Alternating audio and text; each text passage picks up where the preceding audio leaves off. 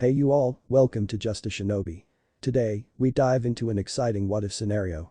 What if Naruto is legacy of Madara's bloodline a Sharingan Naruto? Part 1. If you enjoy this, hit subscribe for more thrilling content.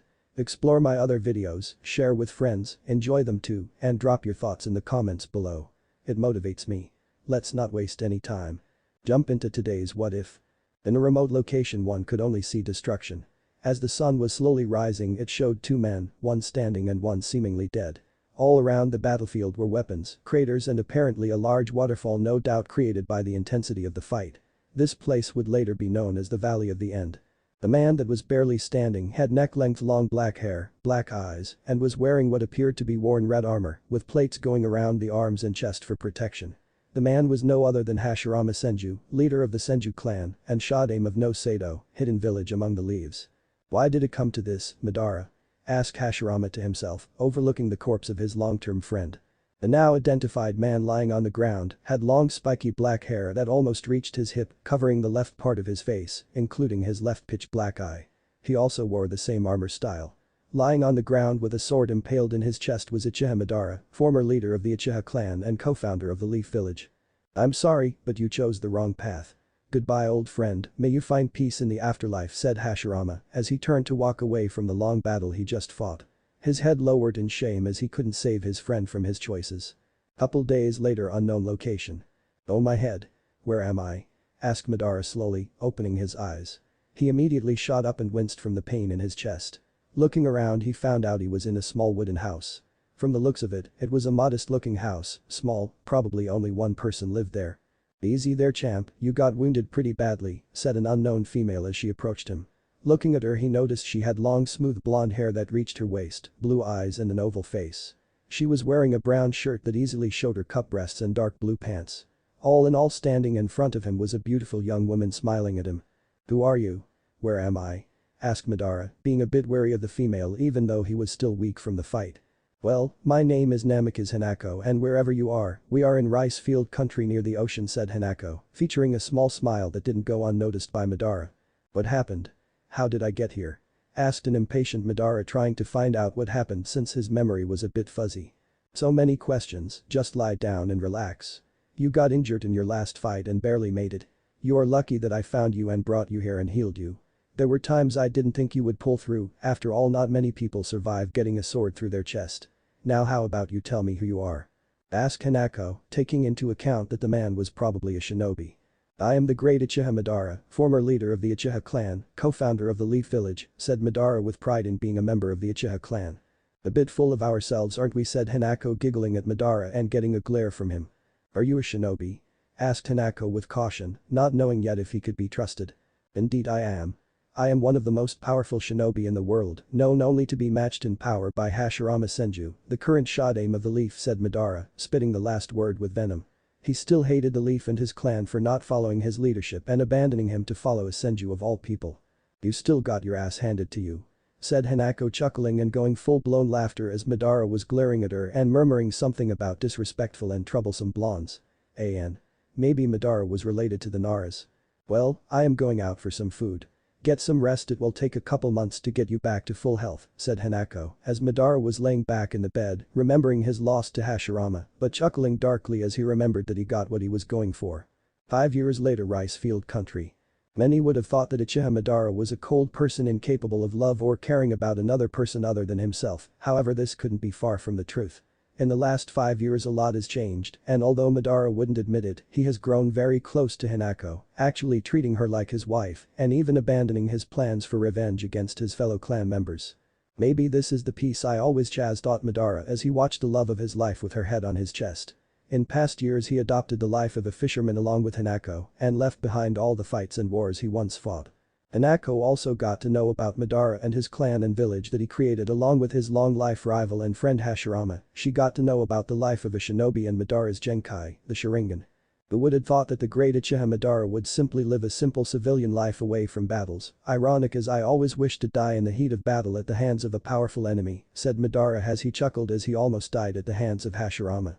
If leaving the shinobi life is what it takes to be and make Hinako happy, I will gladly forget about my past and focus on the future, thought Madara as he drifted off to sleep, embracing the warmth of her lover. Another 5 years later, rice field country. Another 5 years have passed, and now we could see a happy Madara leaning against a tree embracing Hinako in his chest. Both glancing at the sea, they could see a 4-year-old kid trying to stand in the water. He had spiky blonde hair and bluest eyes anyone had ever seen. His name was Namikaze Minato, son of Uchiha Madara and Namikaze Hinako. Seeing their son trying and failing to stand in the water, both parents sighed, feeling happy about having a wonderful child and a wonderful partner that loved the other. Although Madara had abandoned his shinobi ways, he decided to train young Minato to defend himself should the need ever arise. Madara also explained to him that he decided to give him her mother's name because the Uchiha were known and feared all over the world. He also explained to him and showed him his Sharingan, saying that one day he would also wield it and that he should be proud of his heritage. A few weeks later. Madara was currently heading home after going into town to buy groceries. On the way home, he felt a burst of chakra in the direction of his house. Even though Madara had abandoned being a shinobi, he still kept most of his skills sharp, never knowing when you might need them. Quickly rushing through the woods, his house came into view and he saw a bleeding Hinako and young Minato trying to hold off a couple of rogue shinobi. Without hesitation, he quickly disappeared in a burst of speed and stopped just in time to block a sword that would have killed his only son. Activating the Sharingan, he just glared at the 4 shinobi in front of them. By the looks of them, they were merely level. Aim Shinobi, seeing the Sharingan glowing in all its power, the leader of the group asked, "Whoa, are you?" Stuttering after seeing the Sharingan. The shinobi knew too well the power of that Genkai and its clan members. "I am Madara, Uchiha Madara," said Madara as wind blew the hair on his back, giving him an aura of power that intimidated even the most powerful enemies. After hearing the name, the aim shinobi paled and took a couple of steps back at seeing that man in front of them, the legendary Uchiha Madara, former leader of the Uchiha clan. Without hesitation, Madara activated his Susanoo and quickly killed the 4 aim shinobi without remorse. Looking back, he saw that Minato was passed out from chakra exhaustion. Approaching his lover, he looked at her eyes and his heart filled with remorse for not being there, not being able to protect the one person that mattered the most in his world, the love of his life. "Take care of our son," said a weak Hinako, giving one last kiss to her lover. She closed her eyes never to open them again. Madara just stood there frozen, looking at his now dead wife. In his mind, he was getting flashes of the last 10 years of his life. In the last years, all he got was happiness, only to get that stolen from him. Taking one last look at his Hinako, he made a decision that would influence the entire world. "I was too naive to think this would last, too naive to believe the world had changed, too naive to leave my plans behind. I will lead the world to true peace and happiness. I will honor your memory, Hinako. I will create a world made of love and happiness, and I will make sure that you will stand by my side," thought Madara as he picked his son and jumped into the woods, leaving behind his former home. A month later. Madara and Minato were standing a few miles outside the main gates of Konoha. As Madara looked at Minato one final time. "Minato, my son," said Madara, getting Minato's attention.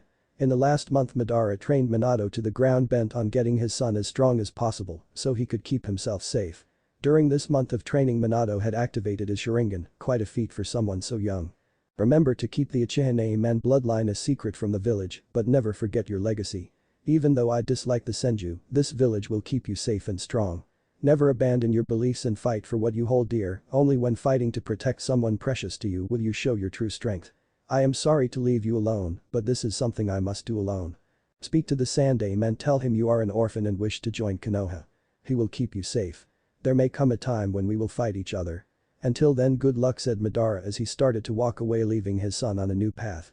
"Well, I guess this is it," said Minato as he walked through the main gates of Konoha and said to himself, "I will make you proud, Tausen, and I will honor your memory, Kasen." 20 years later, undisclosed location outside of Konoha. Thought out the entire room and screams echoed. This scream seemed to belong to a young baby. The baby weighed 3 kilograms and had spiky blonde hair and a pair of dark blue eyes. Pretty much a carbon copy of his father, Minato Namikaze. "Congratulations, Kushina-san, he's a beautiful boy," said the nurse as she handed the newborn baby to her mother. The woman in the bed could only be described as a radiant beauty. With long smooth crimson red hair going all the way to her waist, blue eyes and ample cup breasts adorned her well-developed body. She embraced her son for the first time. "Hello, Sachi," said Kushina. Minato turned to his son and said, "Welcome to our family, Naruto." Previously. "Hello, Sachi," said Kushina. Minato turned to his son and said, "Welcome to our family, Naruto." Current time, undisclosed location outside of Konoha. "Rest, Kushina, you will have plenty of time," said a Bawako as she picked up Naruto for his first bath. Bawako is a woman with 170 centimeters, long brown hair trapped in a ponytail with brown eyes. She is around 50 years old and is the wife of Sarutobi Hiruzen the Sandaime, the previous leader of Konoha. "How are you feeling, Kushina?" asked Minato, concerned with her loving wife. "Just tired," she replied. "Thank you," he said. When suddenly a voice unknown to both Minato and Kushina echoed through the room.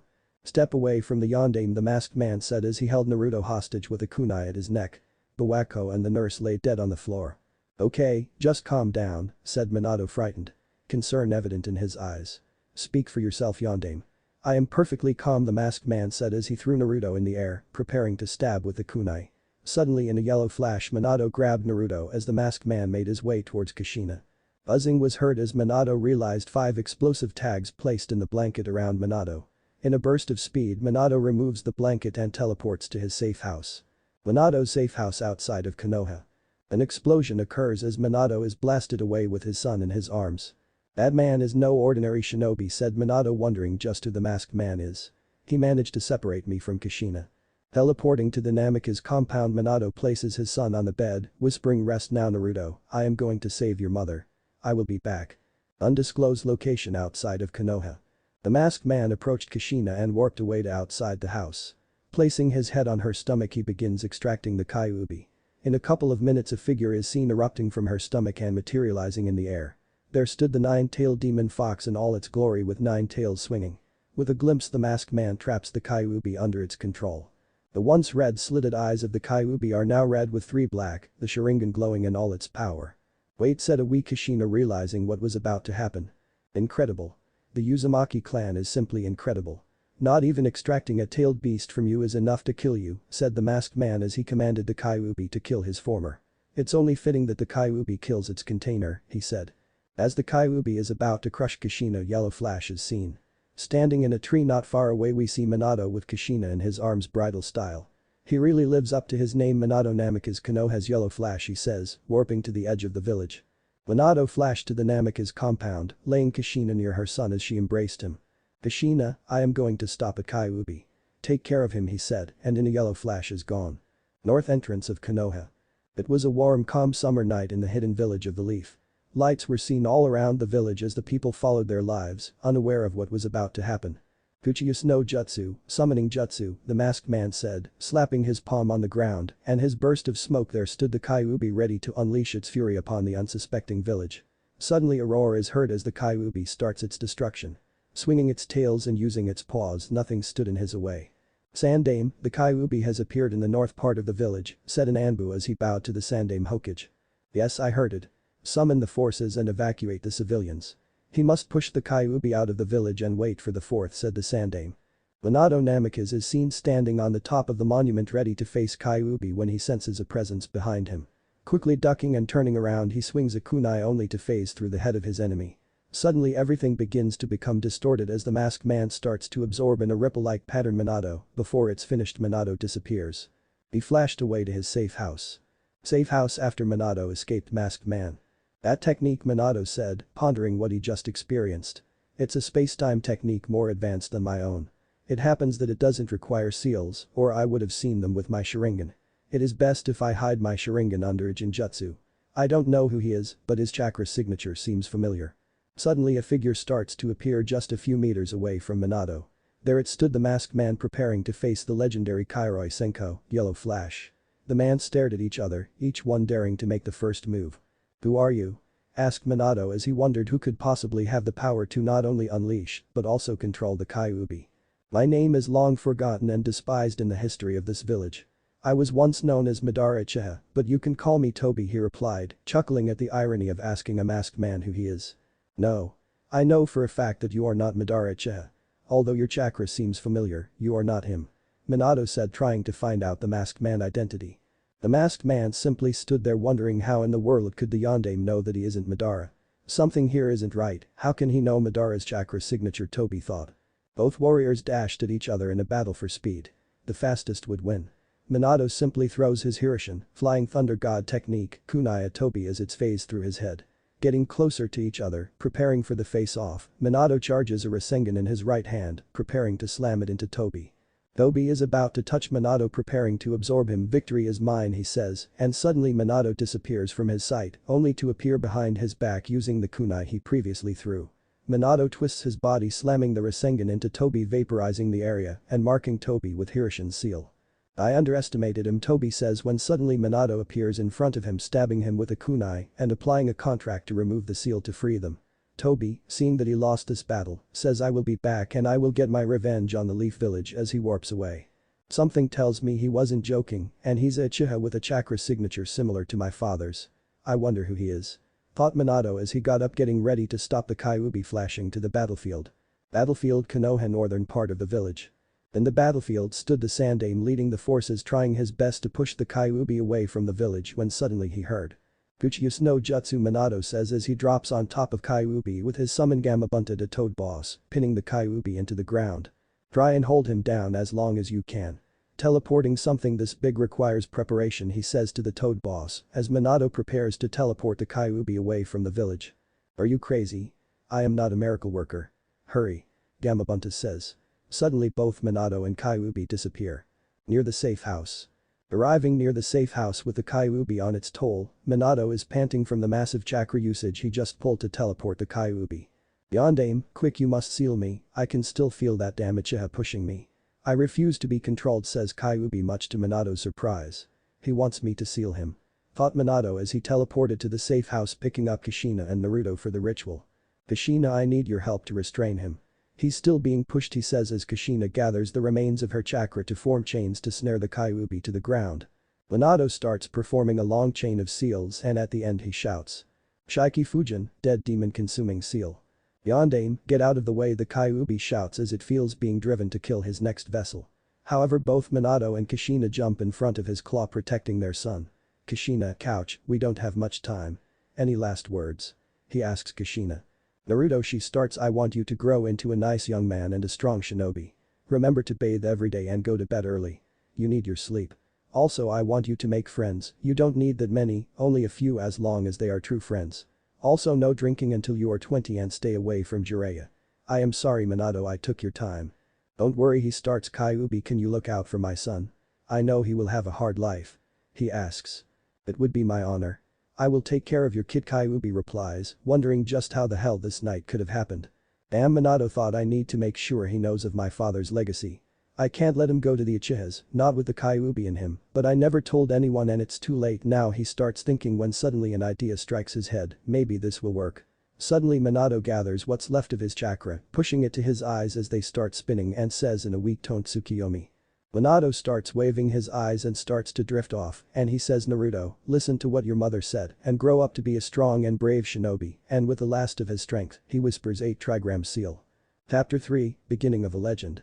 In every shinobi village there is a reminder of their previous leaders and heroes to honor their memory and sacrifice they made to protect and defend their homes. In Konoha there is a certain mountain that shows exactly that. The mountain was actually called the Hokage, leader of the Leaf Village, mountain, and in it were carved the previous and current of the Leaf, and there it stood the faces of the legendary shinobi. Senju Hashirama, Shinobi Hokage, leader of the clan, one of the founders of the Leaf Village and the first user of the element. He was a caring and kind person dedicated to serving his village, however he ended up dying during the First Shinobi War. His fight against Uchiha Madara had taken its toll and left him permanently weakened. He was at the time of his death a shell of his former self. But even now, about 80 years after his death, he's still remembered by everyone in the village. The second face belonged to Senju Tabarama, Nidaime Hokage, who was Hashirama's younger brother and became after his brother's death. He too was a very strong shinobi, in fact each of them was hailed as the strongest shinobi of their time. Tabarama was known for his extremely high water affinity that allowed him to use high-rank moves in places without water by condensing the air around him. He too lost his life fighting in the Second Shinobi War, but before his death he appointed Hiruzen Sarutobi, one of his students, as Sandaime Hokage. The third face on the monument was Sarutobi Hiruzen of the Sarutobi clan, known for their monkey summoning and extreme skill in Taijutsu, hand-to-hand combat. Hiruzen is currently around 55 years old, he's one of the most powerful shinobi in the village, but in his prime, he was hailed as Shinobi no Kami, god of the shinobi, mostly because of his skill in ninjutsu that allowed him to combine different elements to his attacks. Hiruzen is the current leader of the Leaf Village after his successor the Yondaime died.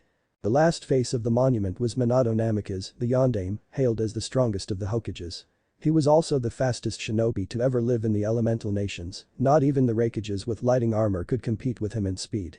He was known for his use of the Hiraishin no Jutsu, Flying Thunder God technique, a rank technique of his creation that allowed him to move at almost the speed of light. This technique was the reason that he was known as Yellow Flash, due to his blonde hair. The only thing that people managed to see was a yellow flash due to his speed. In the Leaf Village he was a hero that sacrificed his life to kill the Kyubi no Yoko that attacked the village 5 years ago.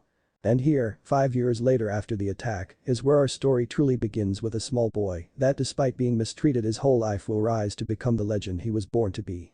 Konoha 5 years after Kyubi attack October 10th. It was a warm night in the Leaf Village, the sun was just going down, it was starting to dim. The town lights were coming up and we still could see many people going around the village doing their business. Unlike many other villages, even though Konoha was the most powerful village in the elemental nations, it didn't seem militaristic or cold. Many people if they saw Konoha would say that it wasn't a shinobi village, however the mountain that surrounded the north part of the village was a dead giveaway. In it were carved the faces of the most powerful shinobi to ever live. It was October 10th, the village was covered in decorations and celebrating the defeat to the Kyubi that attacked 5 years ago. Everyone in the village was happy, it was a time of peace.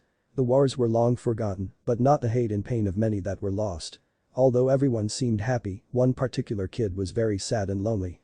Uzumaki Naruto was an orphan of the Kyubi attack, he was about 120 centimeters, 3'11", and had spiky blonde hair, the bluest eyes anyone ever had, and in each cheek he had 3 whiskers marks, a birthmark.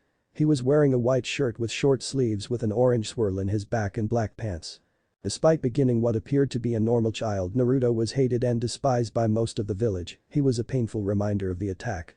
He was expelled from the orphanage at the age of 4 and lived in the streets for about a month until the Hokage's Anbu found him and took him to the Sandaime.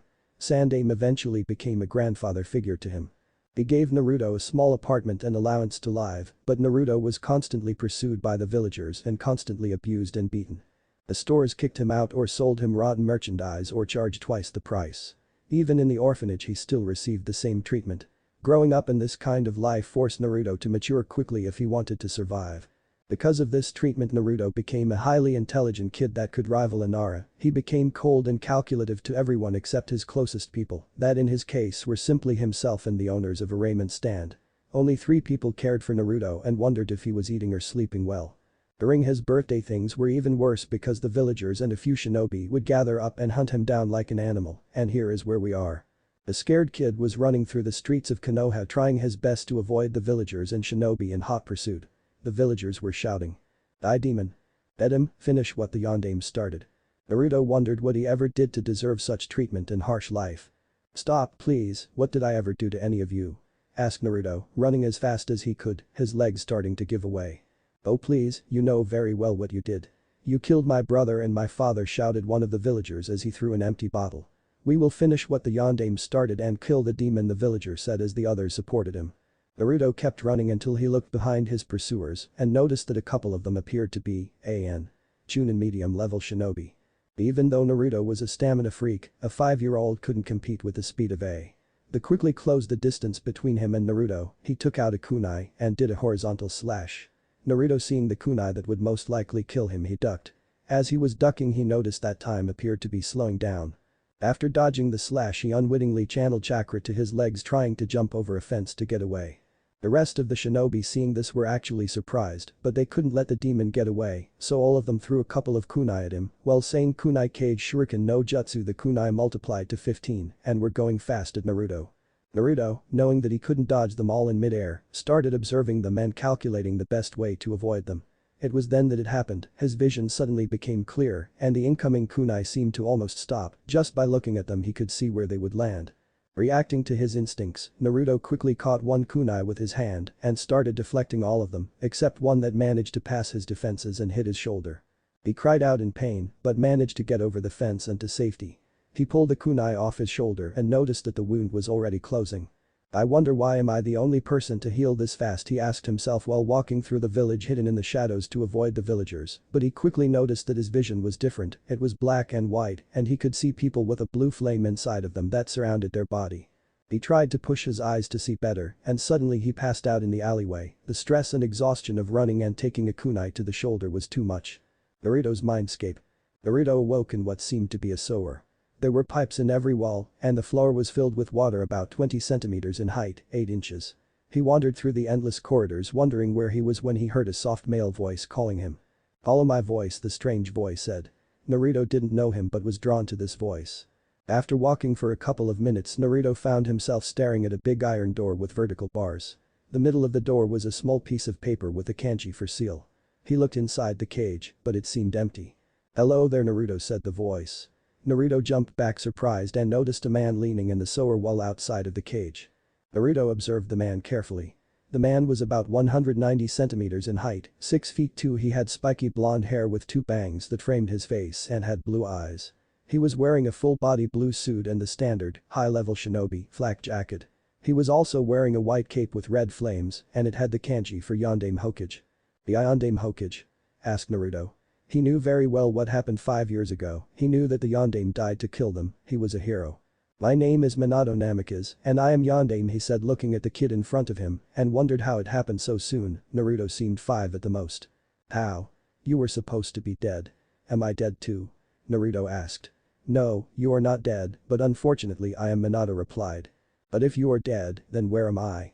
And how do you know my name?" Naruto wondered what the hell was going on. "Naruto, I am going to explain everything to you, listen closely, okay?" he asked, to which Naruto nodded. "We are inside your mind, this is your mindscape, it's basically a representation of your mind in physical form, understand?" Naruto nodded. "Now the truth is that I am your father." Naruto froze when he heard that. "No, it can't be, Gigi told me he didn't know who my parents were," Naruto thought. "I am my father?" "How?" Naruto asked. "Well, about how you will find out when you're older," Minato said, chuckling, "but it is true, I am your father and I'm sorry I wasn't here with you, but I had to stop. But listen, I don't have much time. You probably wondered why this village treats you like a monster." To which Naruto slowly nodded. "Well, there isn't any easy way to say this, but 5 years ago when you were born they attacked the village. Sandaime said that I killed them, but that is impossible. Kyubi is a massive chakra without actually a physical body, so it can't die. The only way I had to stop it was to seal it inside a newborn baby. I'm sorry to say, but I had to seal it into you," he said with a bit of shame, wondering how Naruto would react. "What? What do you mean by sealed?" "I am the," he asked, now realizing what all the names the villagers called him by. "No, you are neither a monster nor, you are my son. And by sealed I mean that he is trapped in your gut, behind these bars." "Kyubi, come forward," Minato explained. Suddenly behind the bars of the empty cage, Naruto saw 2 glowing red eyes with black vertical slits. As the eyes approached the doors, he noticed the form of a fox with tails swinging wildly in his back. There it stood behind the doors, the most powerful being in the world, the most powerful of the 9 Bijuu, the Kyubi no Yoko, the 9-tailed demon fox. Naruto, seeing this, jumped back scared to see the monster that attacked the village and was responsible for many deaths. "No need to fear my kid," they said, watching the poor kid. He knew too well what the villagers did to him. "Naruto," Minato said, getting Naruto's attention, "this is and he's not the demon everyone thinks he is. The attack 5 years ago was not his fault," Minato said and started explaining what happened on that fateful night 5 years ago. From when Naruto was born, to the masked man unleashing the and controlling it to attack the village, to Minato sealing him into him. Naruto was still frozen, absorbing what happened, everything his father was saying. Naruto didn't know what to say, it was just too much. "Naruto," Minato continued, "I'm sorry that I had to seal that into you.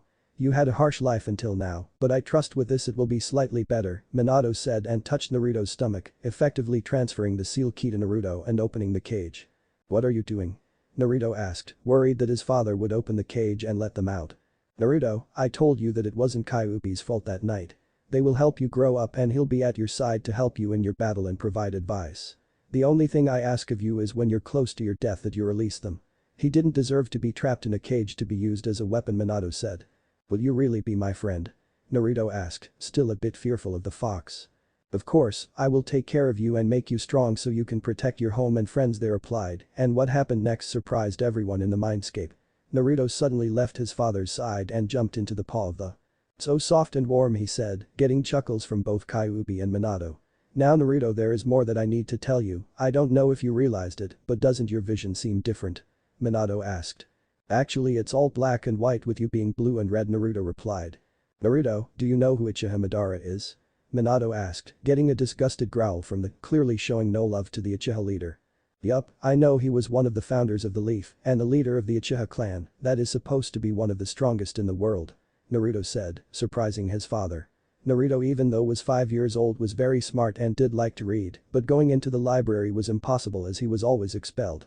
Exactly, but what you and anyone doesn't know is that Madara was in fact my father. I never said anything to anyone because I decided to keep it a secret, he said. Naruto's eyes widened when he discovered that the legendary Uchiha Madara was his grandfather. I am the son of the Yondaime Hokage Konoha's Yellow Flash, and the great Uchiha Madara, there is no way I'm not becoming, Naruto thought. With my you begin my Tausen, father, and Madara being my Ajusen, grandfather, there is no way I'm not becoming, believe it, Naruto yelled, pumping his fist to the air and getting a smile from Minato. I have no doubt you will be, Naruto, Minato said, ruffling Naruto's hair. Now you know that the Uchiha clan have a bloodline, more specifically a right.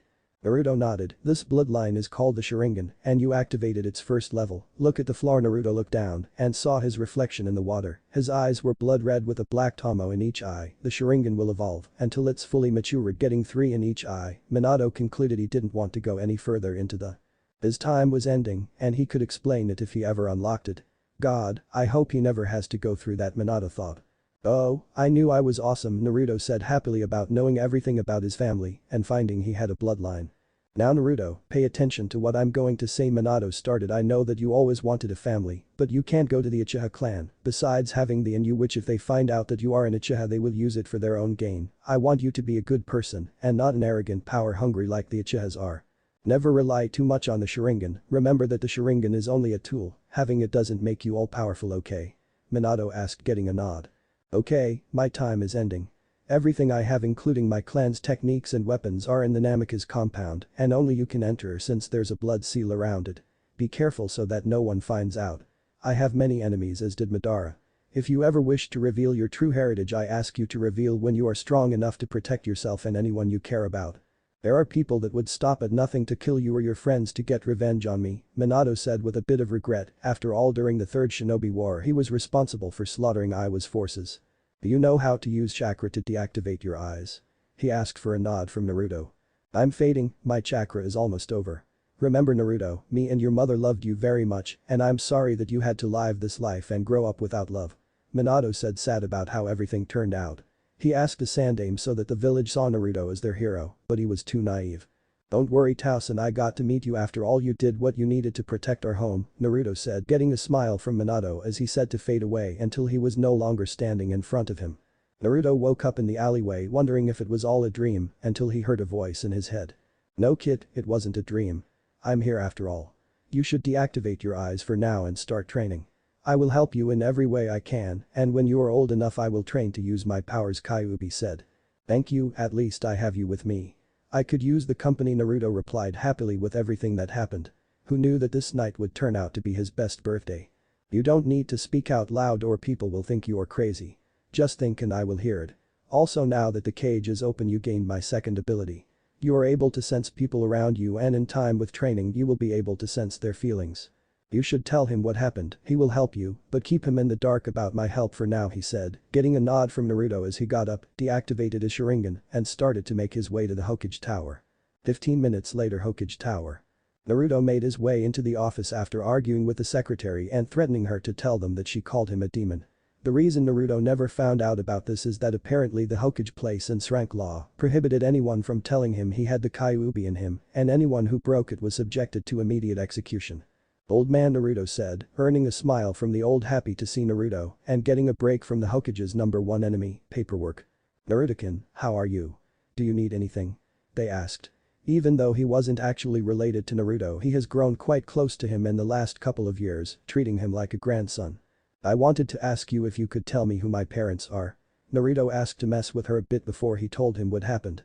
I wonder how he will react, he thought. I already told you, Naruto, I'm sorry but I don't know who your parents are, all I know is that they are heroes that died fighting, Naruto replied. He couldn't tell Naruto who his parents were because he was too young. Gigi, before I tell you what I came here for, can you tell your Anbu to leave? I only want to tell you this. Naruto said, getting a surprised face from the. How do you know that there are Anbu in the room? He asked, to which Naruto replied saying I can sense them above the ceiling. Naruto replied. Very well, he said, and with a flick of a hand he signaled his 4 Anbu bodyguards to leave the room. Now Naruto, do you want to tell me? He asked. Gigi, are you sure you sent them all away? I can still sense another person there, Naruto said, pointing behind that bookcase. Once Naruto said that the 4 Anbu quickly returned and dashed towards the intruder and quickly immobilized it. The intruder had normal Anbu gear, black pants and a steel plate in the chest for protection, but his mask was completely white with the kanji for root.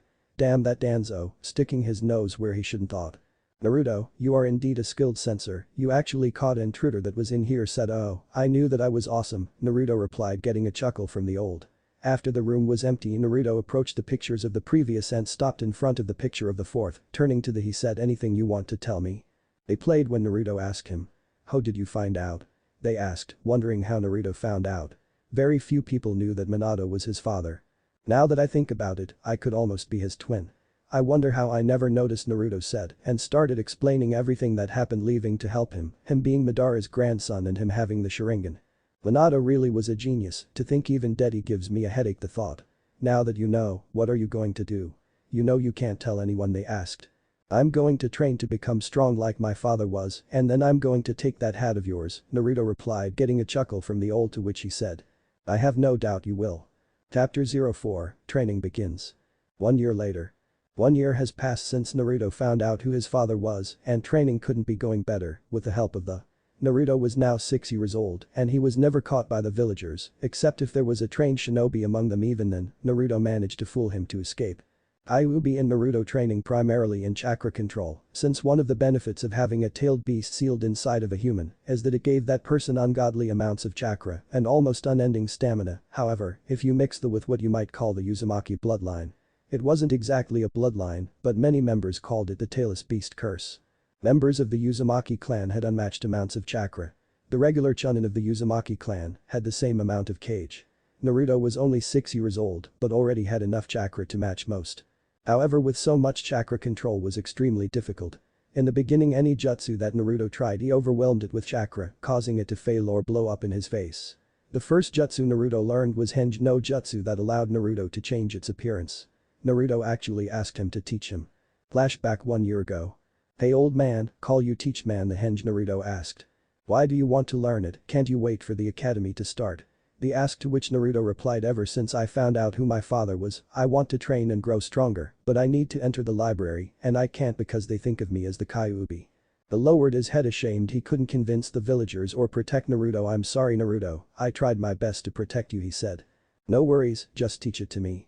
It will help me to get into the library and not get expelled from stores too. Naruto said. Okay, it's very simple. The hand seals or dogborum, then you release chakra to cover your body and think of the image you want to said and which Naruto tried to transform into that and the result was, I don't even know what it was. Go train now, I have work to do, they said. Okay, thank you, catch you later, he replied. Then flashback. But Henge at his side his life got significantly better. Although he hated to pretend to be someone else with the Henge he managed to enter the library and go to stores and get good food for normal prices. What surprised him was that the villagers were actually friendly and good persons, the hate for the simply clouded their judgment. Naruto promised that one day he would get their acknowledgement and if couldn't at least they would respect his power. He wouldn't want to make people fear him, but it would better than discard him like trash.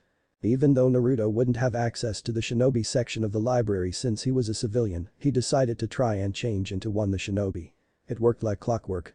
The secretary didn't have shinobi training so she couldn't detect Naruto's Henge. He searched the shinobi section and found what he wanted: introduction to chakra control, basics of chakra, and even read a few scrolls for the basic forms of Taijutsu Academy Taijutsu. One of the best things he could ever hope for was his Sharingan. Even though for now his Sharingan still had one tomo in each eye. Anytime he found any shinobi in the training's grounds he watched with his Sharingan to try and learn what he could. Even though the Sharingan was in its first level he could see glimpses of a few. After watching a spark between two Chuunin, Naruto managed to copy the Kawarimi no Jutsu. Naruto decided one night to sneak around the village into the Namikaze compound. Naruto bit his finger to draw blood and pressed it against the main gates. There was a puff of smoke and the gate unlocked. The compound itself was small, much smaller than that of the Hyugas or the Uchihas. He first thought of moving into the compound, but he couldn't let anyone see him, so he decided to wait until he revealed who he was. Looking around the compound, it had 5 rooms, 3 bathrooms, 3 living rooms and a couple storage rooms. But the biggest room was the library. It had tons of scrolls of Taijutsu, ninjutsu and a few Genjutsu, books written by his father and from Uzumaki clan, including Kinjutsu. There were journals and diaries of the clan. His father must have collected what he found about the clan and stored it here along with his mother, since she also was the last of her clan. After searching, Naruto decided to open a few scrolls until he found his father's personal taijutsu style. The Namikaze were never a shinobi clan, they were only civilians. Minato hoped to start his clan along with the Uzumaki in Konoha. Minato never actually named his style, but it appeared to be a mix between Hyuga's gentle fist style with the Uchiha's interceptor fist, which relied on the Sharingan. The style was based in predicting and avoiding the enemy's attacks, with fast counter-attacks to the enemy's pressure points. One strike was all it was necessary to disable arms, legs and even paralyze completely or kill the enemy. It was similar to the gentle fist style of the Hyugas. Instead of attacking chakra points, it focused on pressure points. Naruto's training program was killer. With the help of the guide he started in the morning and worked all day long so that after sleep he could start again the next day. One fateful day forbade Naruto of his constant ramen eating, forcing him to eat vegetables and a balanced diet. It was a dark day. Along with his training, Naruto also wore weights to increase his muscle mass and speed. Only a couple of pounds so it wouldn't stunt his growth. He was 6 years old after all, but he was already at the level of a genin, except he couldn't do the Bunshin no Jutsu. The minimum number of clones he could was 100, which wasn't very helpful when Naruto only wanted one. At least it would confuse the enemy to no end. The first weapon that Naruto decided to learn was the bow. He read about it in a book, and since he was master with this type of weapon, he asked if he could borrow a few scrolls. Currently Naruto always had with him a wooden bow, to anyone else it was simply a piece of wood, however Naruto was a level 2 bow master, 2 of 5 at 6 years old. The biggest development Naruto had was his tactical mind, maybe it was having a fox sealed in him, which made Naruto extremely cunning and skillful in traps. Combining this with the mind of a prankster, the next few years would be dark times for Konoha. One day Naruto was walking through the village, since his henge wasn't up, he got the usual glares and the occasional empty bottle thrown at him which he simply dodged. Naruto was going for his weekly ramen meal. This allowed Naruto to eat a ramen meal twice a week, which is better than none at all. Stupid fox and his vegetables, he thought. Ungrateful brat. If you eat only ramen you will become a midget. You need a proper diet to grow. Said the. In the last year Naruto and Kyubi have grown closer. As close as a human and a fox can, after you ignore the constant bickering and death threats they both liked and respected each other. Fine, I got it furball, Naruto replied and continued walking to his ramen stand. Naruto was walking, not really paying attention to anything around him until he heard a couple kids arguing about something. Getting curious he looked closer. He found 3 kids around the age of 10, most likely academy students that were messing with a little girl. She looked like she was his age. She had neck-length dark blue hair and wide eyes, trademark of the Hyuga clan. Deciding to help her, he ran up to them. Hey, leave her alone, Naruto said, trying to get the thugs away from the girl. Oh, a kid playing hero. Get lost before we hurt you too, they said, which made Naruto jump in front of them, shielding the girl. Deciding to prove his point, he adopted his bow-style defensive stance. His left leg slightly ahead of his right, knees bent, both hands grasping his wooden bow in a downward position. Stance. He's trying to scare us. Let's teach him a lesson, they said, and pushed forward. One of the boys sent his right arm forward trying to punch Naruto. Naruto simply used his bow to strike the boy's hand out of the way. Naruto then flipped his bow, sending a strike to the boy's chin, like an uppercut. Another boy tried to punch Naruto, to which he ducked and using his bow struck the boy's leg, making him stumble forward, to which Naruto kneed the boy hard in the stomach, leaving him on the ground in pain. Naruto turned to the last boy, who froze his attacks after seeing his friends effortlessly defeated. Picking up his friends, he decided to run away before he also got hurt. Naruto turned to see the girl and asked, "Are you okay?" "I'm fine, thank you," the girl stuttered. Naruto didn't know if she was afraid of him, but he guessed she was just shy. "No problem, I'm Uzumaki Naruto, what's your name?" he asked. "Hyuga Hinata," she replied, looking at her savior. Even though she was still young, she couldn't help but to blush and look down. Naruto was 6 years old, but was quite a good-looking young man. "Come on, let me help you up," he said, grabbing her hand and pulling her up gently. He noticed that she didn't have the cage bird seal in her forehead. He remembered hearing the Hyuga heiress was his age, meaning that the girl in front of him was heiress to the Hyuga clan. She was pretty much Konoha's little princess. "Hey, I'm going to lunch at Ichiraku's, wanna come?" he asked, to which Hinata slowly nodded. They walked together and Hinata, seeing how the villagers glared at Naruto, wondered why. The walk was calm, they didn't talk much since Hinata was terribly shy. Arriving at the stand, Naruto ordered chicken ramen for both of them. "Oh, Naruto, is this your girlfriend?" a young girl from behind the counter asked in a teasing manner. Her name was Ayam. She was in her teens, she had brown hair and eyes and a pretty face. She was wearing simple clothes and had a white apron. "No, nothing like that. "We just met a couple minutes ago," he replied, blushing a bit. Even though he just met her, he could see that she was actually quite pretty and she would grow up to become a very beautiful woman. Hinata didn't say anything, she just blushed really hard and looked away so that no one could see her. They talked a bit during their day. Meal. When they were finishing the food, a Hyuga member appeared and looked at Hinata. His name was Ko, a branch member and Hinata's bodyguard. "Hinata-sama, there you are. Your father is waiting for you," he said, taking Hinata's hand and starting to leave. Naruto-kun, it was nice to meet you," she said, to which Naruto gave her a foxy grin and looked at his meal to finish it. "Looks like you got yourself a little vixen," said, chuckling. "She's not my girlfriend." Naruto thought about getting angry. "You say that now, but I'll see in a couple of years," they said, chuckling. Perverted fox, he thought. After he finished the meal, he paid for it and left for his training. Few weeks later. Naruto was walking to his home. He had just finished his training and it was like any other day, painful. He was sore all over. During the last few weeks he increased his taijutsu training and started with weapons. He could now use kunai and shuriken with deadly accuracy, and with the sharingan he picked it up quickly. During his training he managed to level up his sharingan to level 2. Naruto now had 2 black in each eye and he was very proud of himself. He heard rumors of the Uchiha clan Prodigy that managed to fully master the sharingan at the age of 8. Naruto said that he was going to fully mature it even sooner, and as fate would have it, Naruto didn't know how right he was. During his walk home he sensed 2 chakra signatures moving quietly through the woods. Placing 2 fingers in the ground and focusing on their chakra, he found that one of those chakra signatures belonged to his friend Hinata he met a few weeks ago. Wondering what she was doing this later in the day, he went in search of her. When he arrived near both of them, he saw Shinobi. It was a Kumo Shinobi from his headband. He recognized this Shinobi, who was Kumo's ambassador for the new alliance between Konoha and Kumo. He noticed that he was carrying a bag in his back, to which Naruto, sensing Hinata's chakra, knew she was being kidnapped. Quickly throwing a couple of shurikens at the Shinobi. The Shinobi easily deflected them all and faced the attacker and was surprised. It was a small kid. "Hey kid, leave before I kill you. You're no match for me," the man arrogantly said. But it was true, Naruto was genin level and he couldn't match a jonin's power, however Naruto was cunning. He knew that he needed to alert someone to come and help. "Naruto, switch with me, I'll send a fireball to the sky to alert the Anbu." Naruto agreed and switched with Kyubi. They quickly went through a few hand seals, looked at the sky and yelled Kaiten Gakakyu no Jutsu, fire-style fireball technique. The Kumo Shinobi was impressed.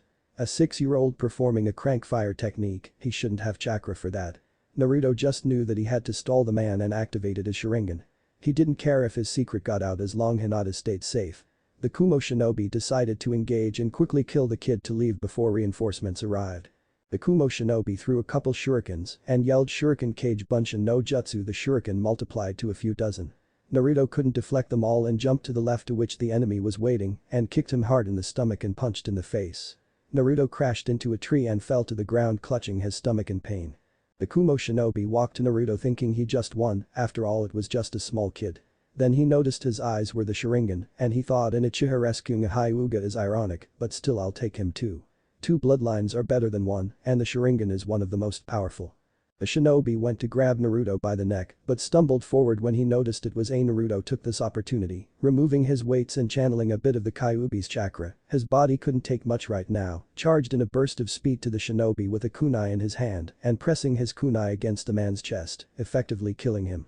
The Kumo shinobi wondered how it happened. How could a kid this age be so fast and defeat him? And then he noticed his blood-red eyes with 3 black in each eye glowing and spinning. The shinobi fell to the ground dead. Naruto knew he just killed the enemy and it was his first kill. Even though he was ashamed of what he did, he needed to do it. The man wouldn't leave without Hinata and he had to protect her. Growing up alone made Naruto overprotective. He would fearlessly jump and destroy another village to protect his friends.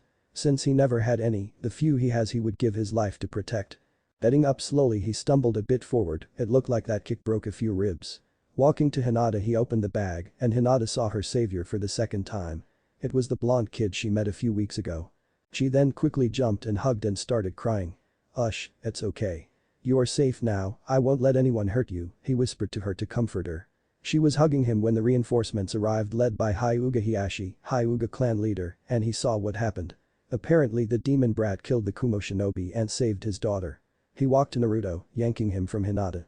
"Stay away from her, even though I appreciate what you did, I would like it if you kept your distance from her," Hiashi said in a cold and hard tone.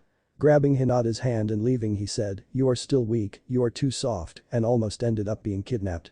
"You are unworthy of being the heir of the clan," he said, and left without even letting Hinata say goodbye to Naruto. They arrived a few minutes later, and the Anbu told him what happened. His eyes widened when he noticed it was Naruto who saved Hinata and managed to kill the Kumo shinobi. "Naruto, are you alright? How are you feeling?" they asked. The first kill was the hardest and sometimes broke shinobi and ended their career before it even started. "I'm alright, only a couple of broken ribs, but the furball will take care of that. Even though I feel bad that I killed him, I knew it was the only option. I knew I needed to delay him as much as I could and if opportunity presented itself, kill him. So don't worry about me. It's the life of the shinobi after all," Naruto said with a weak smile that he was caught. "I understand, Naruto. Don't worry, tomorrow come see me, I'll give you the payment of a rank mission for this," he said, ruffling his hair, and Naruto nodded and started to walk home. Even though he killed a man tonight, he managed to save Hinata, and actually he broke the Uchiha's Prodigy record. "Looks like I got my Sharingan matured at age 6, he said to himself, chuckling as he went home to a long night of sleep. Chapter 5 Couple of Losers. 1 year later, Naruto 7 years old. In the last year many things happened around Konoha and even more with our loud blonde. He was now a 7-year-old kid. Naruto changed his outfit, he now wore dark green pants, a blue shirt with an orange sleeveless jacket. Check profile for image. A couple of weeks ago there was an incident that shocked Konoha.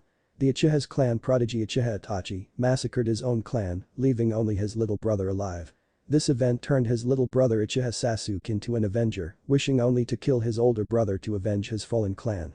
The Uchiha clan, even though they were arrogant pricks, were a powerful and highly respected clan in Konoha. The funeral service was huge, every person in Konoha attended and paid their respects with the Hokage delivering the eulogy. Naruto watched from afar with a sad face. He may not have liked the Uchihas, but in a way they were family. He also felt a bit glad that he never told anyone he was an Uchiha, or maybe he also would be sleeping underground right now. Naruto decided that after this incident maybe it would be better to tell the Hokage about his legacy, but still keeping it a secret from the village for now. What would the village think if right after the Uchiha massacre, the demon brat appeared using the Sharingan and being one of the last Uchihas? "Man, I would be eaten alive," he thought. He would most likely be forced to when ready be a sperm donor to restart his clan. He was the demon brat, he would most likely be used and when not necessary discarded. He thought about approaching Sasuke, but when he saw him in the academy, the kind of personality he had, power-hungry, arrogant, he wisely chose to forget him and let him be. The academy in Konoha starts at age 8 to anyone who wishes to become a shinobi of Konoha. The curriculum lasts 6 years and ends with the students being 14 years old and genin rank should they pass their exams. The academy starts with history, maths and other general topics, then goes for chakra theory and principles to stealth, weapons training, traps and tactical training, and ends with taijutsu and ninjutsu training. When Naruto showed his academy curriculum, he wondered how the hell Konoha was the strongest shinobi village in the elemental nations. This year's class was very special. Naruto's class was filled with clan's heirs. There was the Inyazuka, known for their dog partners and collaboration in jutsu. The heir of the clan was Inyazuka Kiba, a loud and brash kid. He had brown hair and 2 red markings, one in each cheek, symbol of his clan. There was the Akimichi clan. Their heir was Akimichi Chouji, a small boy with large bones, anyone who called him fat gets smashed. Their clan was known for using techniques that relied on high calorie usage, meaning Chouji was always eating. There was the Yamanaka clan. Their heiress was Yamanaka Ino, she had long blonde hair and wore a dark pink outfit. Her clan used mind techniques. They could read thoughts with mere touch, confuse and make enemies attack each other, and even take control of the enemy's body. There was the Nara clan. Their heir was Nara Shikamaru, he had pineapple-style hair and wore a mesh shirt with black sleeveless jacket and black pants. He was lazy and mostly slept through classes. The Nara clan was known for its members having high IQ and being extremely skilled in strategy and planning. Shikamaru's father was actually the head of the strategy division of the village. There was the Aburam clan. Their heir was Aburam Shino, he is a collected guy, distant to everybody. He had black sunglasses and wore a grey clock that pretty much only showed his glasses. His clan rely on using bugs to fight. Their children once born are implanted with bugs that feed on their chakra so they can use them to fight. There was the Uchiha clan. The last member of his clan and heir was Uchiha Sasuke. He wore a blue shirt with the Uchiha crest in the back and white shorts. The Uchiha clan was known for their high affinity for fire and their Genkai, bloodline limit, the Sharingan that Naruto also had. Naruto was an Uchiha after all. There was also a girl named Haruno Sakura, she had pink hair and wore a pink dress. Even though she wasn't from any clan, she was in this class. She was the daughter of Haruno Akira, who was a member of the civilian council. Figures, he thought. The last clan was no other than the Hyuga clan and their heiress Hyuga Hinata. The Hyuga clan, much like the Uchihas, were known for their Byakugan. This bloodline limit when active allowed them to see chakra with high detail, almost 360-degree vision and long range extending to kilometers if trained enough. The clan also have the gentle fist jutsu style, which is renowned to be the strongest form. Hinata and Naruto met a couple years ago after Naruto saved her twice and she developed a crush on him. Both of them met a few times along the years and became close friends, and even though neither of them would admit, they both liked each other more than simple friends. The current year was going down without much trouble, so Naruto decided to accept the suggestions regarding the academy and use a mask. They suggested that Naruto hide his real strength. Deception is the ninja's greatest weapon, and so Naruto opted to show his mask by being a loud, knucklehead, dumb kid. He chose to become the dead last, and it was a wise choice, since every teacher tried his best to make look bad, he couldn't raise suspicion, for now. I bet the civilian council would have me stay weak forever if they could, Naruto thought as he tried to sleep in the classroom. 1 year later. In the last year Naruto grew more than he could hope for. Thanks to his matured Sharingan, he managed to copy an extremely useful technique while watching two Jonin spar. Flashback. Naruto was approaching a training field hoping that it would be empty when he sensed powerful chakra signatures. Suppressing his chakra, something that he taught him, he could actually sneak up on people extremely well. Being a sensor allowed him to know if he was actually suppressing his effectively or not. He approached and started to watch them. "So Kakashi, are you ready for our next youthful challenge?" said that was wearing a full-body green spandex suit and a flak jacket. He had the thickest eyebrows Naruto had ever seen. Not paying attention, the silver-haired ninja identified as Kakashi said something guy. "Damn you Kakashi and your hip ways. Our score stands 50-50, shall we begin?" Guy asked, to which Kakashi nodded. Kakashi had silver gravity-defying hair, he wore that standard clothes, black pants, mesh shirt with Jounin flak jacket, and covering his left eye was the Konoha hit I-8, AN. I think it's called hit 8. Naruto watched in wonder the speed on the battle. His fully matured Sharingan allowed him to follow every single move each one of them did. The battle went for a couple of minutes until Kakashi pulled up his hit eye and revealed a Sharingan. What? How can he have a Sharingan? I thought all Uchihas were killed minus Sasuke. Naruto wondered how could Kakashi have the Sharingan. Kakashi was very popular in Konoha, he was the son of Haddock Akumo Konoha's White Fang, known to be as powerful as a, so he couldn't be Uchiha. Look carefully, he hides it under the 8, so it's probably an implant, he replied. The battle continued and Naruto copied a few jutsu, including one that would help Naruto immensely and would later become his trademark. Kage Bushin no Jutsu, Shadow Clone Jutsu. Then flashback. Armed with the Kage Bunshin that Naruto realized that it transferred his memories to the original he started using for training. For now Naruto's limit was about 1000 clones. If anyone saw him making a saw, many would most likely call a monster. After all, this technique was in a rank Kenjutsu, forbidden technique, for his massive chakra usage that would kill most shinobis. Since Naruto already had Kage level reserves, using this technique barely affected his reserves.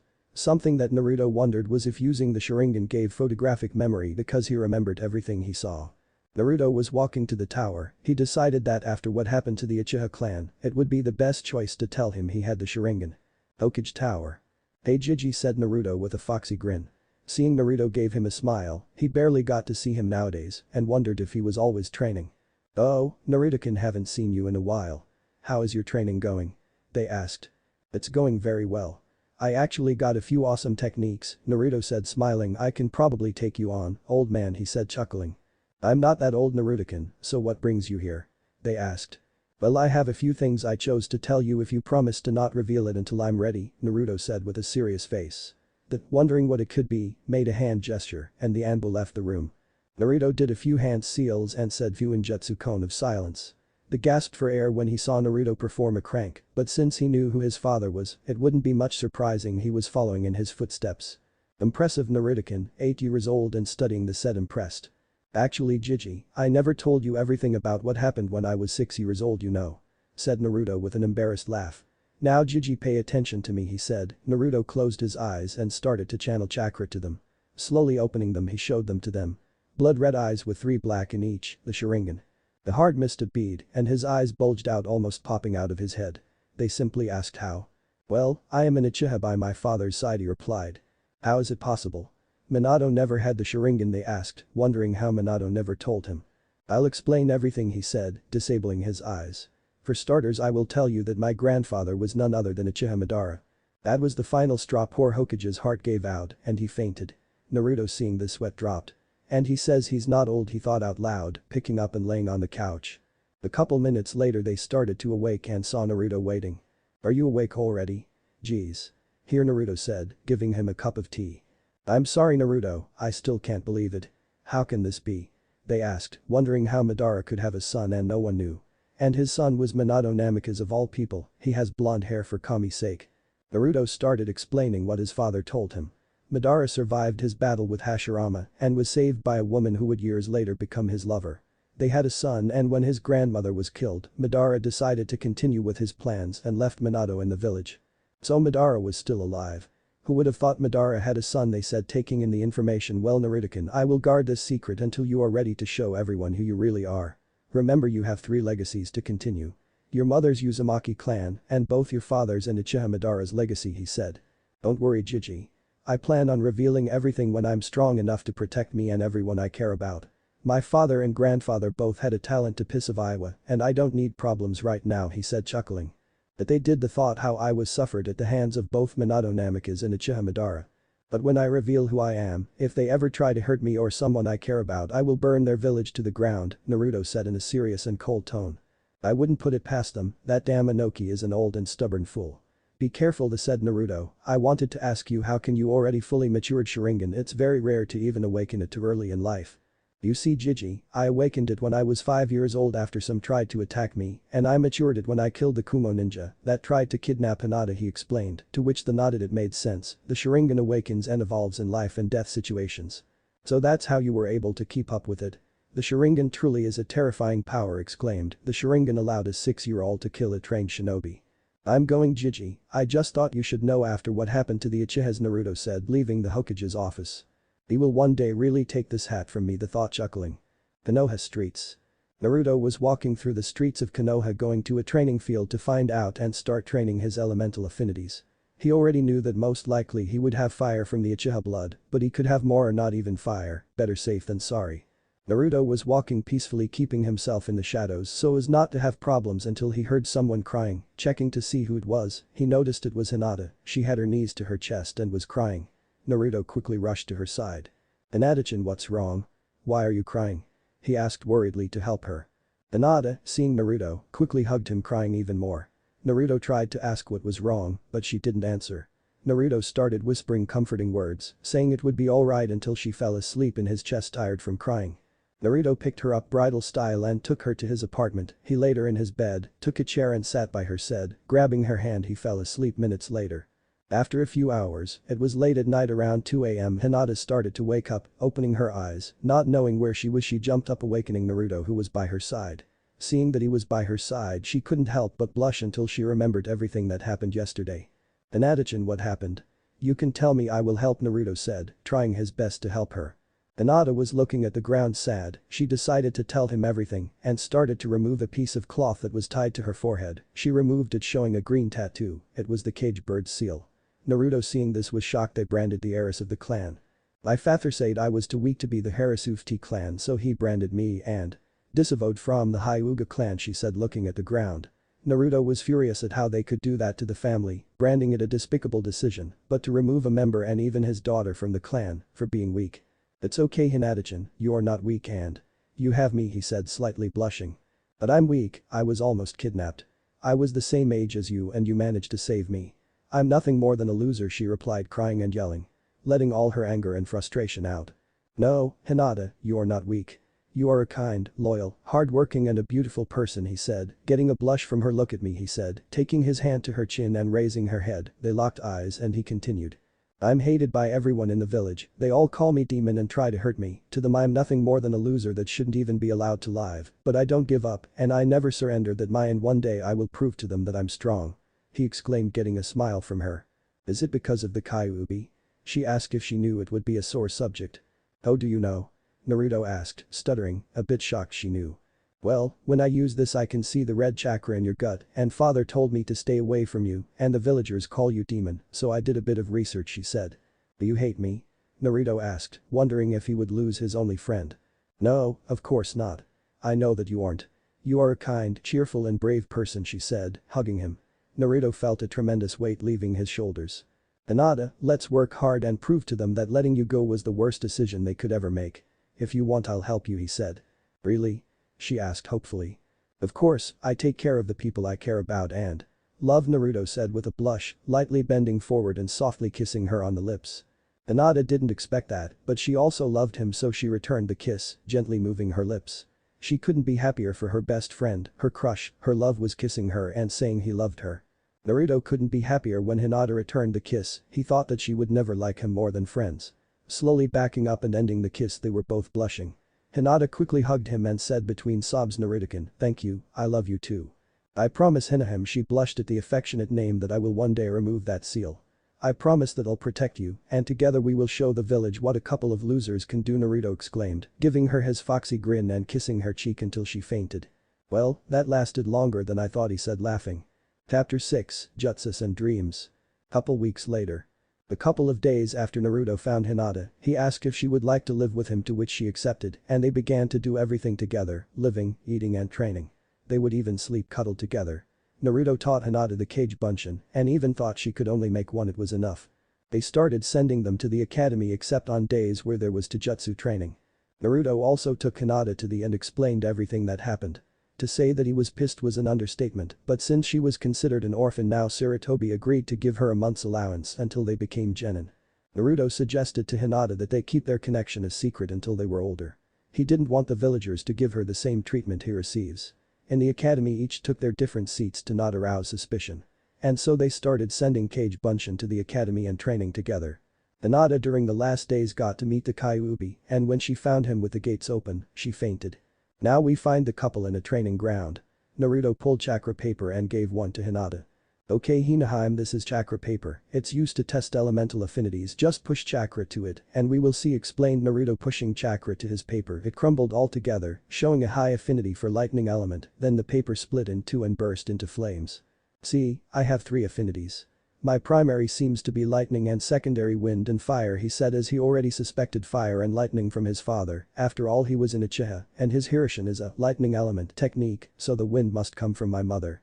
It was a shame that he didn't have any defensive element, but he could always create his own techniques. Hinata pushed chakra to her paper and it split in two, getting both sides wet. Looks like you have wind like me and also water, now then let's start training. I'll start with fire since our village is known for them. You should start with water because wind is extremely rare in Konoha, he explained, and both started the usual way. Naruto made 100 Kage Bunshins and tried to burn a leaf, and Hinata got it wet. Naruto and Hinata both went to the library in Hinges, they didn't want any problems, and got a few techniques for each of their natures. Naruto decided to go into the Uchiha compound, since the Uchiha were known for their fire techniques, and with the Sharingan, they should have plenty of techniques for all elements. Well, actually they would be breaking into a clan library and stealing techniques, but Naruto was an Uchiha, so he should have access to them. Outside the Uchiha compound late night. Both Naruto and Hinata stood outside the Uchiha compound dressed purely in black. Naruto had his Sharingan active as well, Hinata's to check for any other shinobis. Making their way through the gates and into the library that was located in the main house, they spotted their classmate Sasuke, who was awake. They quickly got behind him and knocked him out with a chop to the neck and made their way to the library. The library was huge to say the least, as expected from a power-hungry clan with copying eyes. The library was divided into sections: ninja arts, clan history, records and diaries. Both of them made their way to the shinobi section, and it had ninjutsu, taijutsu, and genjutsu sections. The ninjutsu section was divided into elements: fire element, water element, earth element, wind element, lightning element and non-elemental techniques. Each of this section was subdivided and had scrolls on how to learn each of these manipulations, but also techniques of various ranks. They started going through a few scrolls until Hinata said, "They are all blank," she said, getting a confused look from Naruto. Naruto could easily see the instructions until he discovered it. "I get it, only someone with a Sharingan can read the contents of the scrolls, to anyone else they seem empty. It's a neat trick actually," he said, getting a frown from Hinata. "Don't worry, I'll read them all and teach you the water jutsu I found," he said, making 20 Kage Bunshin and started going through the techniques. Fire element. Pain. Kankakik no jutsu, great fireball technique, crank. Sends a massive fireball to the enemy. Pain. Senka no jutsu, phoenix fire technique, crank. Sends small fireballs to the enemy that burn on contact. Pain. Rika no jutsu, dragon fire technique, crank. Sends a torrent of fire shaped in the form of a dragon towards the enemy. Pain. Rika no jutsu, great dragon fire technique, brank. Sends a torrent of fire shaped in the form of a dragon towards the enemy. Improved version of Ryuken no jutsu. Pain. Kurikan no Jutsu, Fire Dragon Bullet, Brank. Created by Sandame Hokage. Sends a volley of small fireballs that melt anything or explode on contact. Pain. Zukaku no Jutsu, Cranium Carver, Brank. Sends a fireball to the ground that explodes creating a massive heat wave. Pain. Heisakish no Jutsu, Ash Pile Burning, Brank. Sends a stream of chakra-empowered gunpowder and surrounds the enemy. The user can ignite the cloud by clicking its teeth, creating a great explosion. Water Element. Izu Bunshin no Jutsu, Water Clone, Brank. Creates a water clone with 10% of the original strength. Izu Shuriken Bunshin no Jutsu, Water Shuriken, Drank. Created and sent to the enemy water-formed shurikens, the numbers vary with the amount of chakra. Izu no Muchi, Water Whip, Crank. The user creates a whip of water that can restrain or do the damage to the enemy. Suiten Sashauha, Exploding Water Wave, a rank. The user expels large quantities of water through his mouth and crashes onto the enemy. Suiten Baku Sashauha, Great Exploding Water Wave, Srank. Improved version of Suiten Sashauha. Suiten Daibakufu no Jutsu, Waterfall Vortex, a rank. Creates a waterfall that then crashes down onto the enemy. Tsuriken no Jutsu, Water Dragon, Brank. Creates a water dragon that captures and smashes the enemy into the ground. Suiten Sujin Heki, Water Wall, Crank. Creates a defensive water wall. Suiten Suru no Jutsu, Water Prison, Crank. Creates a sphere of water that traps the enemy within preventing their escape. Suiten Tepidama, Water Bullet, Crank. The user launches a couple of water bullets at the enemy. Earth Element. Tsuchi Bunshin no Jutsu, Earth Bushin, Crank. Creates an Earth Bushin. Oten. Shinjitsu no Jutsu, Double Suicide Decapitation Technique, Drank. The user grabs the enemy from underground and emerges from it burying the enemy. Oten Doryuiden, Earth Dragon Bullet, Brank. The users send many earth bullets to the target. Oten Doryu Taiga, Mud River, Brank. The user creates a mud river that crashes into the enemy. Oten Yomi Numa, Underworld Swamp, a rank. The user transforms the ground into a swamp that swallows and crushes the enemy. Oten Doryu Heki, Earth Wall, Crank. The user creates an earth wall for defense. Oten. Domu, Earth Spear, Crank. The user creates earth spears that emerge from under the enemy. Wind Element. Fuiten no Jutsu, Wind Release, Crank. The user breathes and releases a small wind that allows for reposition while mid-air. Fuiten Tatapa, Great Breakthrough, Crank. The user exhales a powerful and compressed gust of air that blows the enemy away. Fuiten K's Shuriken, Wind Shuriken, Brank. The user envelops his own shurikens with a wind layer that slices through everything. Fuiten Rinkuiden, Vacuum Wind Bullet, a rank. The user creates bullets of pressurized air that are shot at the enemy. Fuiten Shinkyu, Air Blade, a rank. The user exhales a wind-like blade that slices through anything. Fuiten Atsugai, Pressurized Wind Bomb, a rank. The user exhales a large sphere of pressurized air that explodes on contact. Fuiten Repashu, Wind Wave, Crank. The user claps his hands together and unleashes a powerful wave of air not needing to inhale. Lightning Element. Raiden Raikyu, Lightning Ball, Crank. The user creates a ball of lightning that is hurled at the enemy, shocking him. Raiden Cage Bunshin no Jutsu, Lightning Clone, a rank. A shadow clone created with lightning chakra. When destroyed, this chakra is transferred to the enemy, shocking him. Raiden. John, False Darkness, Brank. The user emits a lightning spear from his hand that impales the enemy. Raiden Jibashi, Electromagnetic Murder, Brank. The user creates a wave of electricity that shocks everything around. Raiden Reikmchk, Flash Pillar, Brank. An illusion technique blinds the enemy with bright light. Ninjutsu. Hakuanjo no Jutsu, Bringer of Darkness, a rank. The user traps the enemy with a black void, blinding the enemy and dulling other senses. This illusion cannot be disrupted only if the user cancels it or is forced to release it. Meijin Jigoku Gauka no Jutsu, Hellfire Technique, Brank. Creates an illusion that makes the enemy think he is being burned alive. Meijin Jubaku Satsu, Tree Binding Death, Brank. Illusion technique that grows a tree behind the enemy, freezing him place and allowing for the user to attack the enemy. Meijin Kasagi no Jutsu, Shackling Stakes, Crank. The user locks eyes with the enemy, effectively paralyzing him in place. Sharingan required. Meijin. Kokoni Arazu no Jutsu, False Surroundings, Crank. The user casts an illusion over an area, altering its appearance. Meijin. Nij Kokoni Arazu no Jutsu, Double False Surroundings, Brank. This technique places an illusion within the original illusion to mislead the enemy, should he break the first one. Okay Hinata-chan, I've got most of them memorized, let's go, he said, and both left the Uchiha compound with a large inventory of techniques for later practice. They left the compound and were walking home. It was still early or late depending on the perspective. It was around 2 a.m. Hey Hinata-chan, since we still have time, do you want to check out the Hyuga clan library too? Naruto asked. He knew it was a sore subject for Hinata's family, he still remembered helping Hinata achieve one of her dreams. Flashback. Couple days after Hinata started living with Naruto. Naruto and Hinata were eating together after their morning workout and started talking about their dreams and hopes for the future. "So Hinata-chan, what are your dreams for the future?" Naruto asked. Hinata was still a bit shy around him, but it was starting to change. At least her stuttering and fainting was gone, almost. "I know I want to become a powerful kunoichi to prove that I'm not weak, but even though I was disavowed from my clan, I wish I could get rid of caged bird seals and unite the families. I know I may sound naive, but even after my father was expelled from the clan, the branch family were always good to me, and I want to help them back," she said with confidence.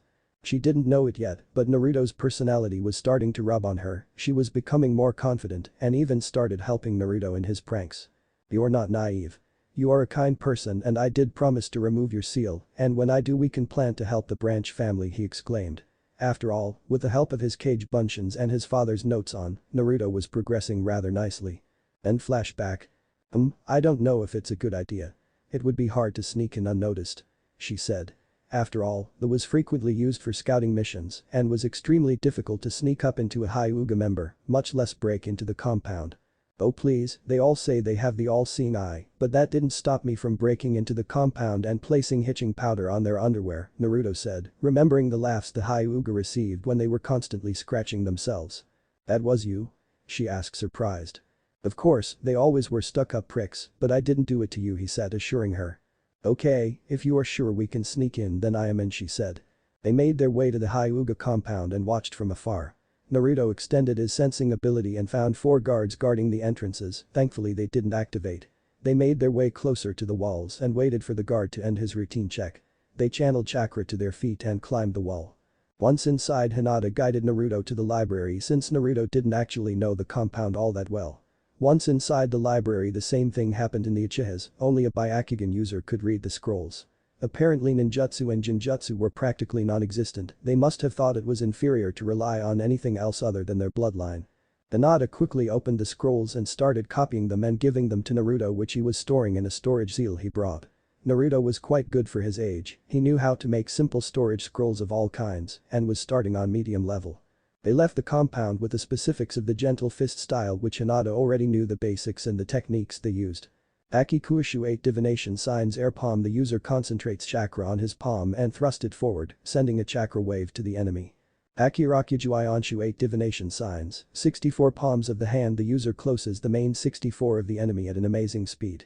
Aki Hyaku Niju Uhachi Shu 8 divination signs, 128 palms of the hand, similar to the previous technique, however it closes 128 points, knocking out the enemy almost instantly.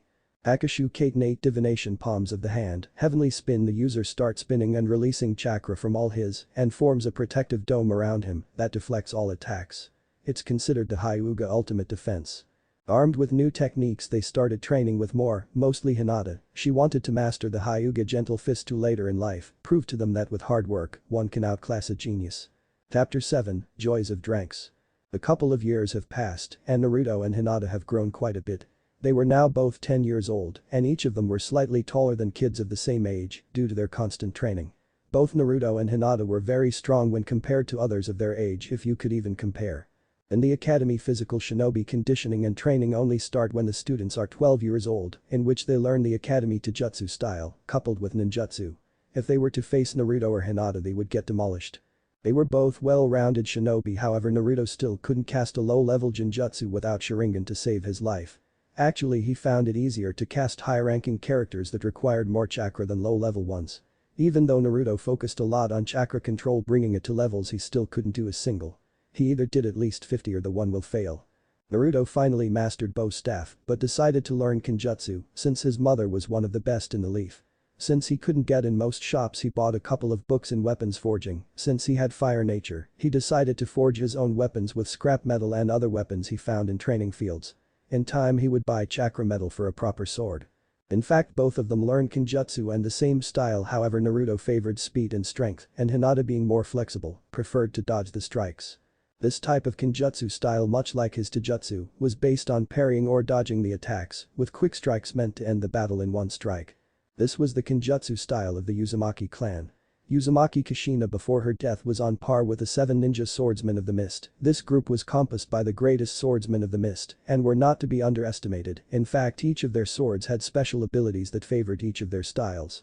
Kushina in fact was known as Konoha's Red Death due to her crimson red hair color. Naruto also learned the gentle fist with Hinata and both practiced until perfected. Even though Naruto's Sharingan couldn't see the chakra points, he adapted the style for pressure points. One of the problems they had was Hinata's low chakra pool, so they focused on that for almost last year and managed to increase her levels quite a bit. She had low chakra levels and cage level control. Naruto had high cage chakra levels and level control. Naruto realized that Hinata was actually quite proficient in the gentle fist and asked her why did their family treat that badly when she was quite talented. The fact was that in order to learn the gentle fist effectively and train their stances and techniques, one would have to use another as a test subject and closing was quite painful, so Hinata refused to do that to the branch members. Hinata was too kind to even try and harm someone in order to train, but with Naruto that wasn't a problem. Naruto used the shadow clone techniques to provide Hinata as many guinea pigs as she wanted, and in doing so her techniques skyrocketed and she even managed to hold her ground against Naruto in Taijutsu. In ninjutsu they both mastered their chosen affinities and the jutsu they had. Hinata started in wind and Naruto started in lightning. One interesting fact that Naruto discovered was that he had a high lightning affinity similar to Nidame's water affinity. In fact, Naruto wasn't really a sensor in the normal terms since he didn't sense chakra. Naruto, due to his lightning affinity, could actually feel the bioelectricity of the people around him. Knowing that he had such an affinity, he started investing more and more in this element. He went to his father's library and gathered all the lightning techniques that he could. Now we find Naruto walking through the village heading for the tower. The villagers still sent the usual glares and they would still try and harm him, but now with his training he managed to escape. He could have fought them, but he chose not to harm them. He didn't want to give the poor more paperwork. Hokage Tower. He arrived at the tower and made his way up. Arriving at the Hokage's office, he turned to the secretary.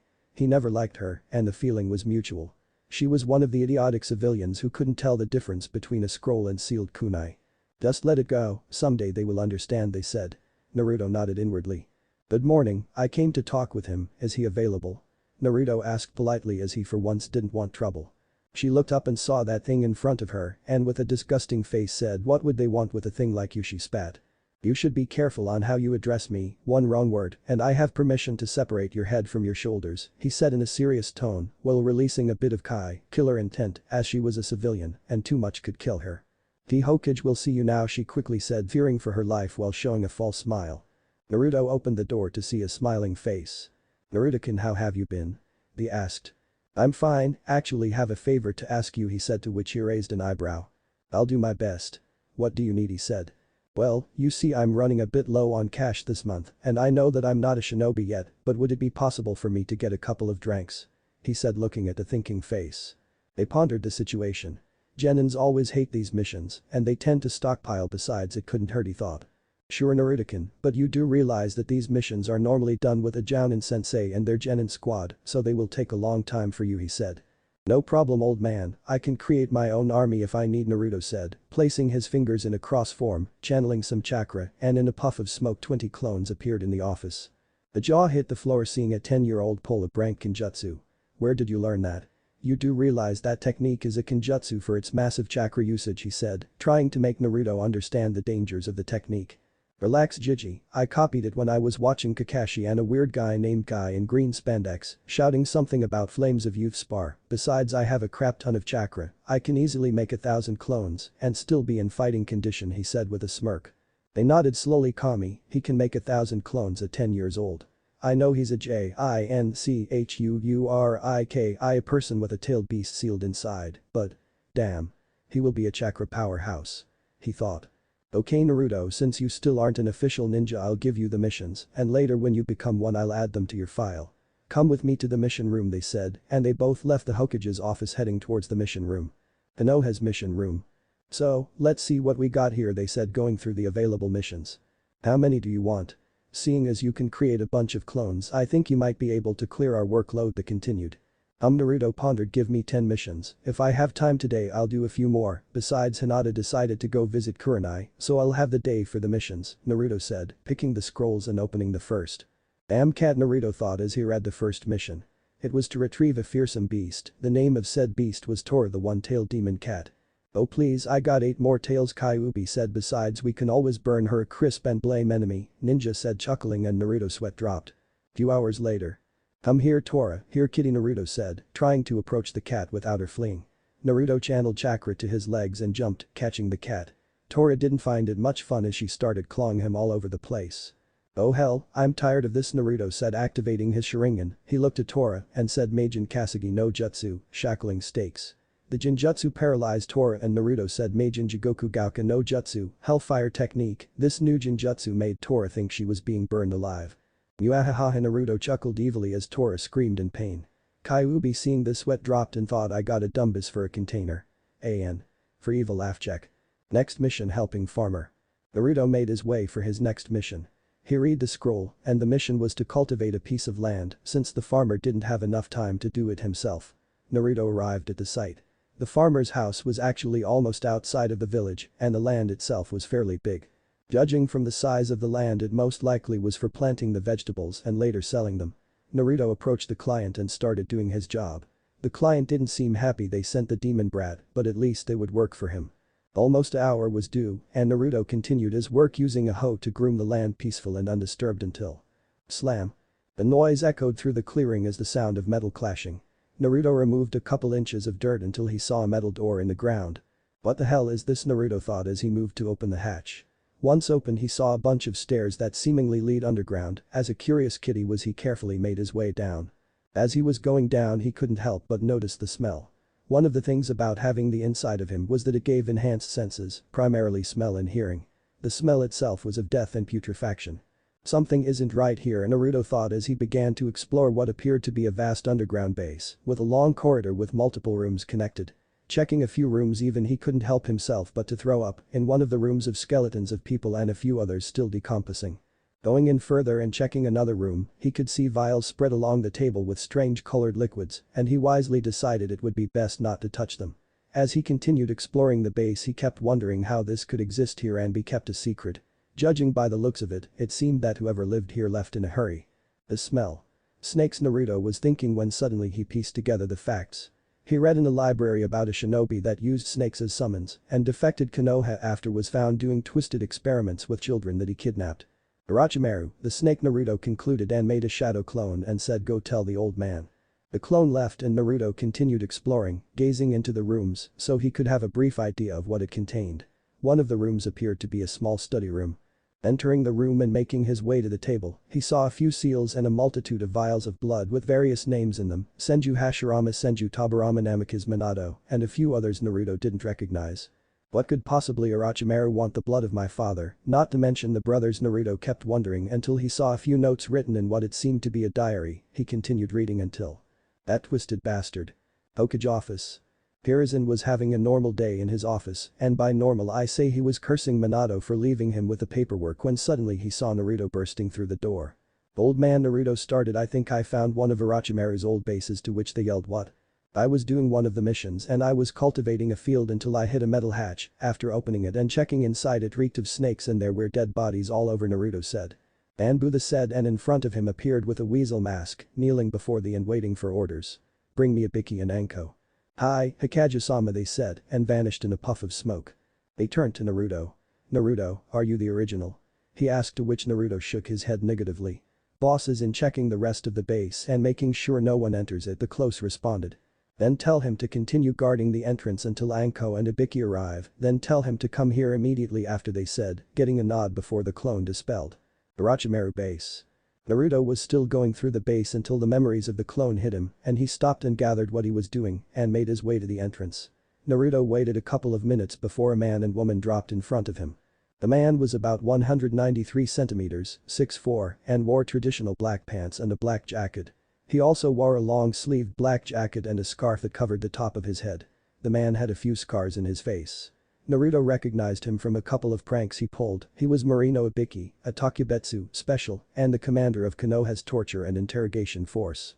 Besides, Ibiki was a woman who was approximately 167 centimeters, 5'55". She wore a full-body mesh armor with a short brown skirt and a long trench coat that barely covered her cup breasts. She had purple pineapple-style hair and brown eyes. Naruto assumed that this woman was Anko. Naruto facing both of them turned towards the woman and said, "I assume you are Anko." "I'm the sexy and single Mitarashi Anko," she exclaimed, pumping her fist in the air, to which Naruto's sweat dropped. "I was doing a drank and came across this base, and after exploring it I concluded it belonged to Orochimaru, so I informed them. My work is done, knock yourself out," Naruto said, and left towards the Hokage's office. Hokage's office. Naruto arrived at the Hokage's office and saw him with a saddened and thoughtful look. Naruto assumed it had to do with Orochimaru, after all he was one of Hiruzen's most prized students, a genius that comes once in a lifetime, however he got caught in his own ambitions. "I'm here, old man," Naruto said, getting the attention. "I don't even know if this should be called luck or not," said sighing. Was Naruto's genius of an answer. "You said that you were low on cash and wanted a few dranks missions, and you ended up finding one of my old students' laboratories." Naruto nodded and continued, "Since you found it, I'm upgrading the mission to rank. You are never to speak of it, and everything you found and saw inside you are never to reveal. Are we clear?" they said in a serious and demanding tone. "Hi, Hokage-sama," Naruto replied as if he was a usual shinobi that brought a small smile to the man's face. "I would call it luck," Naruto said, grinning. "Well then, I'm gonna get going. See you later, Gigi," he said and nodded. Once Naruto left the room, he leaned back in his chair, lost in his thoughts. The wonders of dranks, the thought, chuckling to himself. He got out of his thoughts and got back to work. He looked at the amount of paperwork and yelled. "Damn you, Minato." Chapter 9, Academy Days and Graduation. 4 years later. The sun is just starting to appear and shine above Konoha. People are starting to open their shops for another ordinary day. However, to some people this is no ordinary day, if you can say so. 4 long years have passed, and now both Naruto and Hinata are 14 years old, and today is graduation day. During these last 4 years their growth was tremendous, and if we were to estimate their current level of power, one can say that in terms of skill, Hinata's Taijutsu is Kage level, same as Naruto's ninjutsu and Taijutsu. However, if we were to be realistic, their Taijutsu is level because, even though they both use gravity seals to increase strength and speed, their bodies are still developing and can't compete against adults, with also lacking experience. However, these rules do not apply to ninjutsu. Even Naruto, with his massive chakra reserves that dwarf even the of the leaf and reasonable control.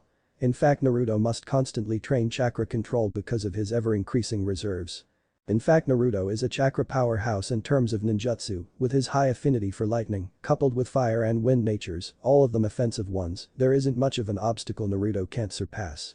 In the last 4 years, Hinata has become master of her own Taijutsu style, derived from the gentle fist, to which she calls flowing fist, which, much like the name says, Hinata, due to her natural flexibility, flows through the enemy, dodging all offensive attacks while closing the enemy's chakra points. Even though her own Taijutsu style is extremely strong, she still is very proficient in the original gentle fist. In Naruto's case, his Taijutsu style is very different. He trained his father's style and mastered it. However, if the enemy had some sort of shield, attacking the enemy pressure points would be pointless, no pun intended. So Naruto developed his own style, combining the best defensive style of the Goken, strong fist, and pressure point damage, with the defensive style of the Uchiha's interceptor fist, creating what he calls Dragon Fist. However, he can add one small twist, if you can call it that. Naruto, after his training in lightning, managed to envelop his own fists and foots in a coat of lightning chakra, which if makes contact with the enemy, can either massively increase the power of the strike or send the lightning chakra to the enemy's chakra circulatory system to effectively numb the area of the hit. This Taijutsu style is called Raken, Lightning Fist. Actually, since both Naruto and Hinata have wind affinity, they can create invisible chakra wind blades in their fingers. Invisible to anyone, of course. Using this technique they can inflict damage to wherever they hit, damaging their muscles and disabling the enemy. In the ninjutsu department, one can say Naruto is a monster, with his 3 affinities completely mastered, and all of them offensive. Naruto is a force to be reckoned with. His arsenal contains a vast amount of techniques for every affinity, including a few creations of his own. Even though Hinata has high chakra levels if compared to anyone her age, she has level chakra reserves when should be.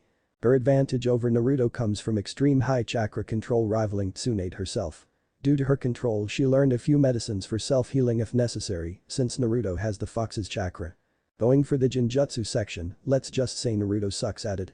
The only Jinjutsu Naruto is even able to cast without the Sharingan activated is Kakuangyo no Jutsu, Bringer of Darkness, a Jinjutsu created by the Nidaime and considered a Kinjutsu due to the fact that even after activated it continues to drain chakra constantly.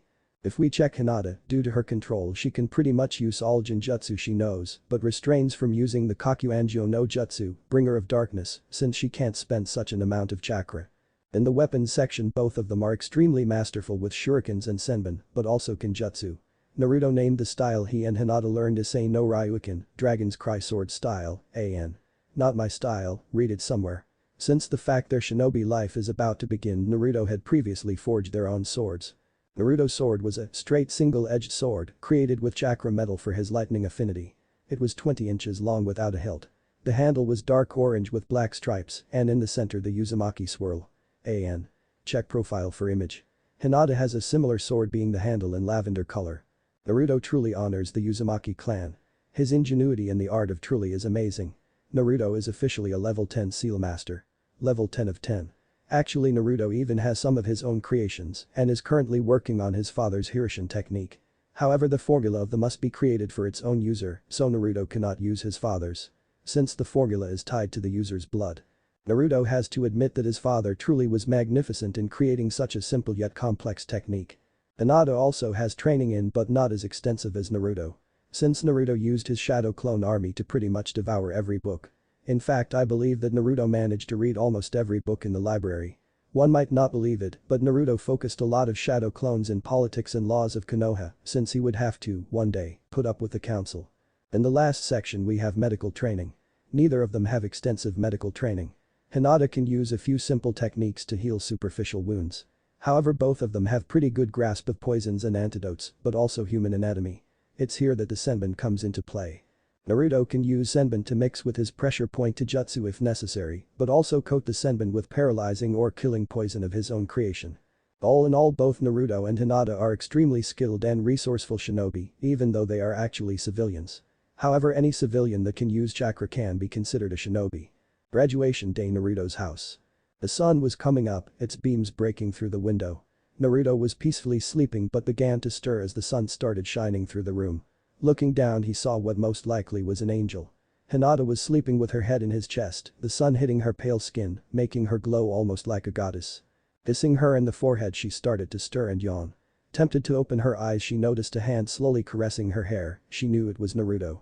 She didn't want to leave his warmth and tried to snuggle closer to him, burying her face in his chest. Naruto, seeing this, chuckled. Hinata, he started, we have to get up, don't forget it's graduation day, he said as he made a cage bunshin to go make breakfast. I don't want to get up. She pouted, you are required to be my pillow, she stated, to which he smirked. Pulling her chin up, he slowly placed a kiss in her lips, waking up his sleeping beauty. Come on now, Haim, he said, rolling both of them with him on top of her, he placed a few kisses along her neck making her giggle. Fine, she said, finally agreeing with the blonde. Getting up and starting to get dressed. Hinata, it's time, he said, and Hinata nodded. Today was the day their masks would come off. They were more than powerful enough to protect themselves and let the world see who they really were.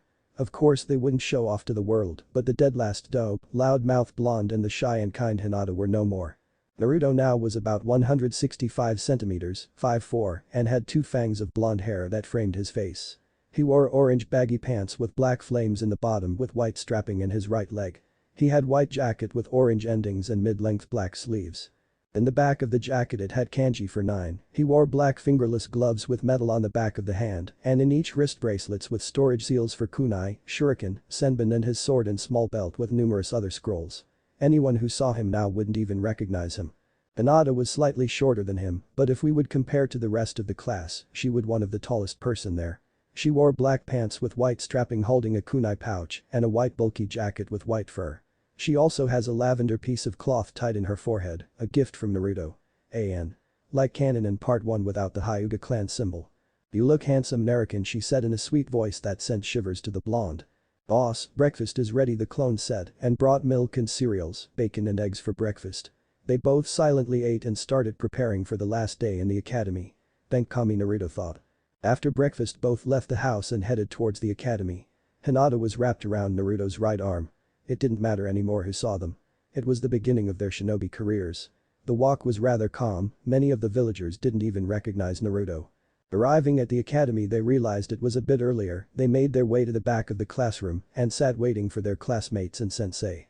Soon after their arrival the classroom started filling and moments later entered the almighty Uchiha Sasuke, followed of course by his horde of horny fangirls. Sasuke scanned the room and spotted both Hinata and someone with her. Discarding it he made his way to the first row and took the seat by the windows so he could gaze outside when bored. Moments later Yumi no Iruka walked through the door. Said person had black pants and a standard flak jacket. He had brown hair tied in a ponytail and a large scar across his nose. "Good morning classes," he said. Checking the classroom and noticing he didn't get their attention, he used his patented big head jutsu and yelled silence.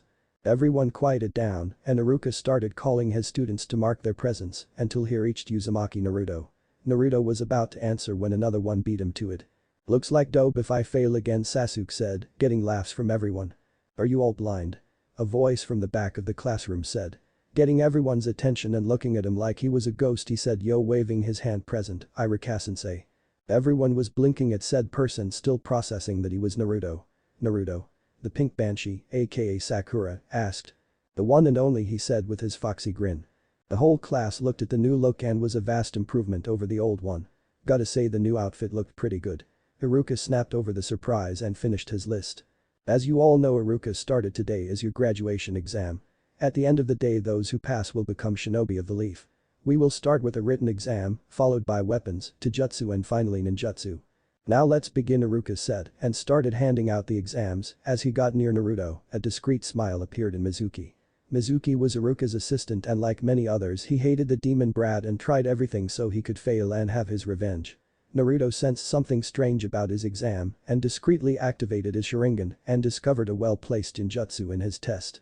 Making a half-tiger hand seal and saying in his mind Kai, the Jinjutsu dispelled and showed the real exam that Naruto started filling, and after 20 min he was already done, as was Hinata, and both waited for the rest of the class. "Okay class, time's up," Iruka said and Mizuki got up and started collecting the exams. After which the class moved to the training field for the weapons exam. "Alright class, you have here 10 kunai and 10 shuriken that you must throw and hit the marks," Iruka explained and started calling names, and each of the students moved forward for the evaluation. "Uchiha Sasuke," Iruka called and suddenly every fangirl was yelling, "Sasuke is the best, go Sasuke, show them." Hinata seeing this rolled her eyes and thought, "And they call themselves Shinobi, Sasuke doesn't even care about them." Sasuke picked up the weapons and expertly threw them at the same time like the elite he was. Every single kunai hit dead center in the dummies, as well as most of the shuriken, except one that missed the high scoring area. "Well done Sasuke, you got 19 out of 20, Iruka said, and the fangirl group went wild. Sasuke was going back to his place and bumping into Naruto said, "Beat that dope." "Uzumaki Naruto," Iruka called. The blonde simply took the weapons and realized that they were blunt, simply shrugging them off and discreetly channeling a bit of lightning chakra through them so they would stick to the dummy. He threw them all at the same time, hitting every single target dead center. Iruka's eyes widened. "Good job Naruto, you got a perfect score, 20 out of 20, Iruka said, congratulating him. The fangirls of course started yelling that Naruto cheated and Sasuke simply scowled the blonde. "Hyuga Hinata," Iruka called. Hinata, much like Naruto, walked up and picked up the weapons and without flinching, effortlessly threw them, hitting every single target like Naruto. Iruka's jaw dropped. "What is up today? Hinata never was good at weapons." Congratulating Hinata, Iruka finished the rest of the class and moved to the taijutsu exam. "Okay class, for the next exam you must hold your ground against Mizuki for 2 minutes. Mizuki won't go very much on the offensive, but be prepared," Iruka explained. "Uzumaki Naruto," Iruka called. "Finally, I get my hands on the demon," Mizuki thought. Naruto, seeing the twisted smile on Mizuki's face, decided to make him suffer a little bit. Taking his stance, knees bent with right leg slightly forward. Right arm extended forward with the right palm facing the enemy while the left arm coiled near the waist. Iruka's eyes widened when he recognized a stance, but that's the gentle fist stance, Iruka said. "Poor dope, he doesn't even know what he's doing," Sasuke said, getting laughs from the rest of the class. "Looks like Naruto is going to play around for a little bit," Hinata thought with a giggle.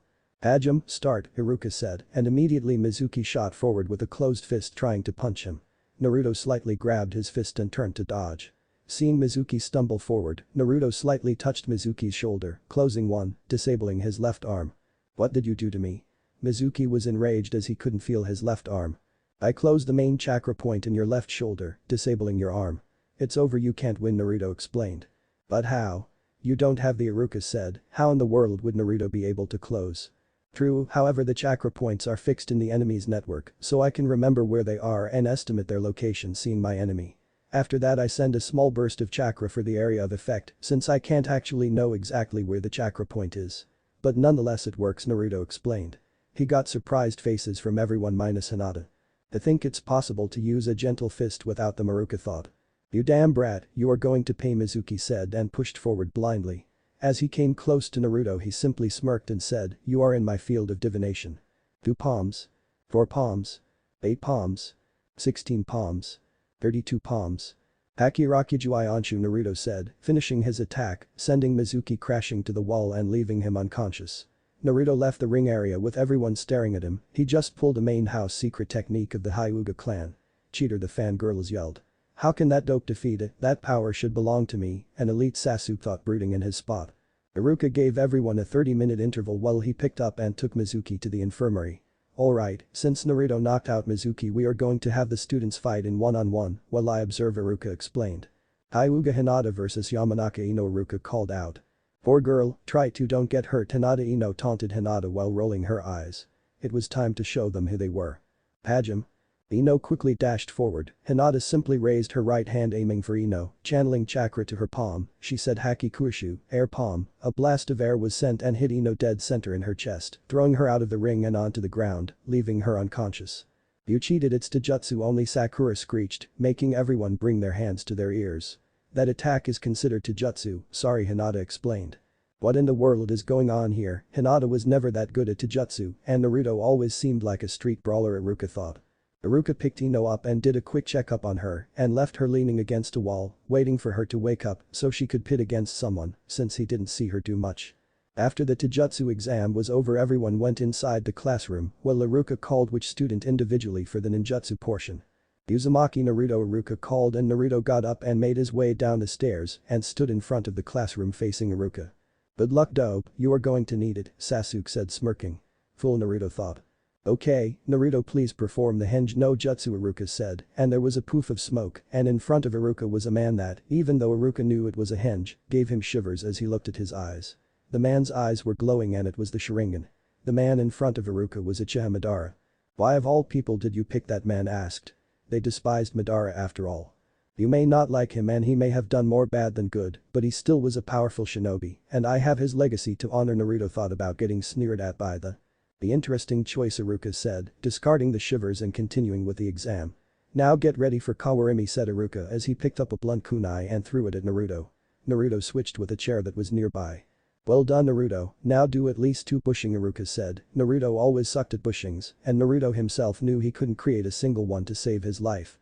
Bunshin no Jutsu, Naruto said and tried to release the least amount of chakra possible. There was a poof of smoke and in the ground there was a dead clone. The whole class started laughing. Still can't do it, damn, Iruka-sensei. Is it okay if I use another type of, Naruto asked. Sure, no problem, Iruka answered, wondering what kind of Bunshin Naruto was going to do. Page Bushin no Jutsu, Naruto said. There was a poof of smoke and in front of Iruka were 10 perfect clones of Naruto. Naruto smirked at the reaction of his teacher.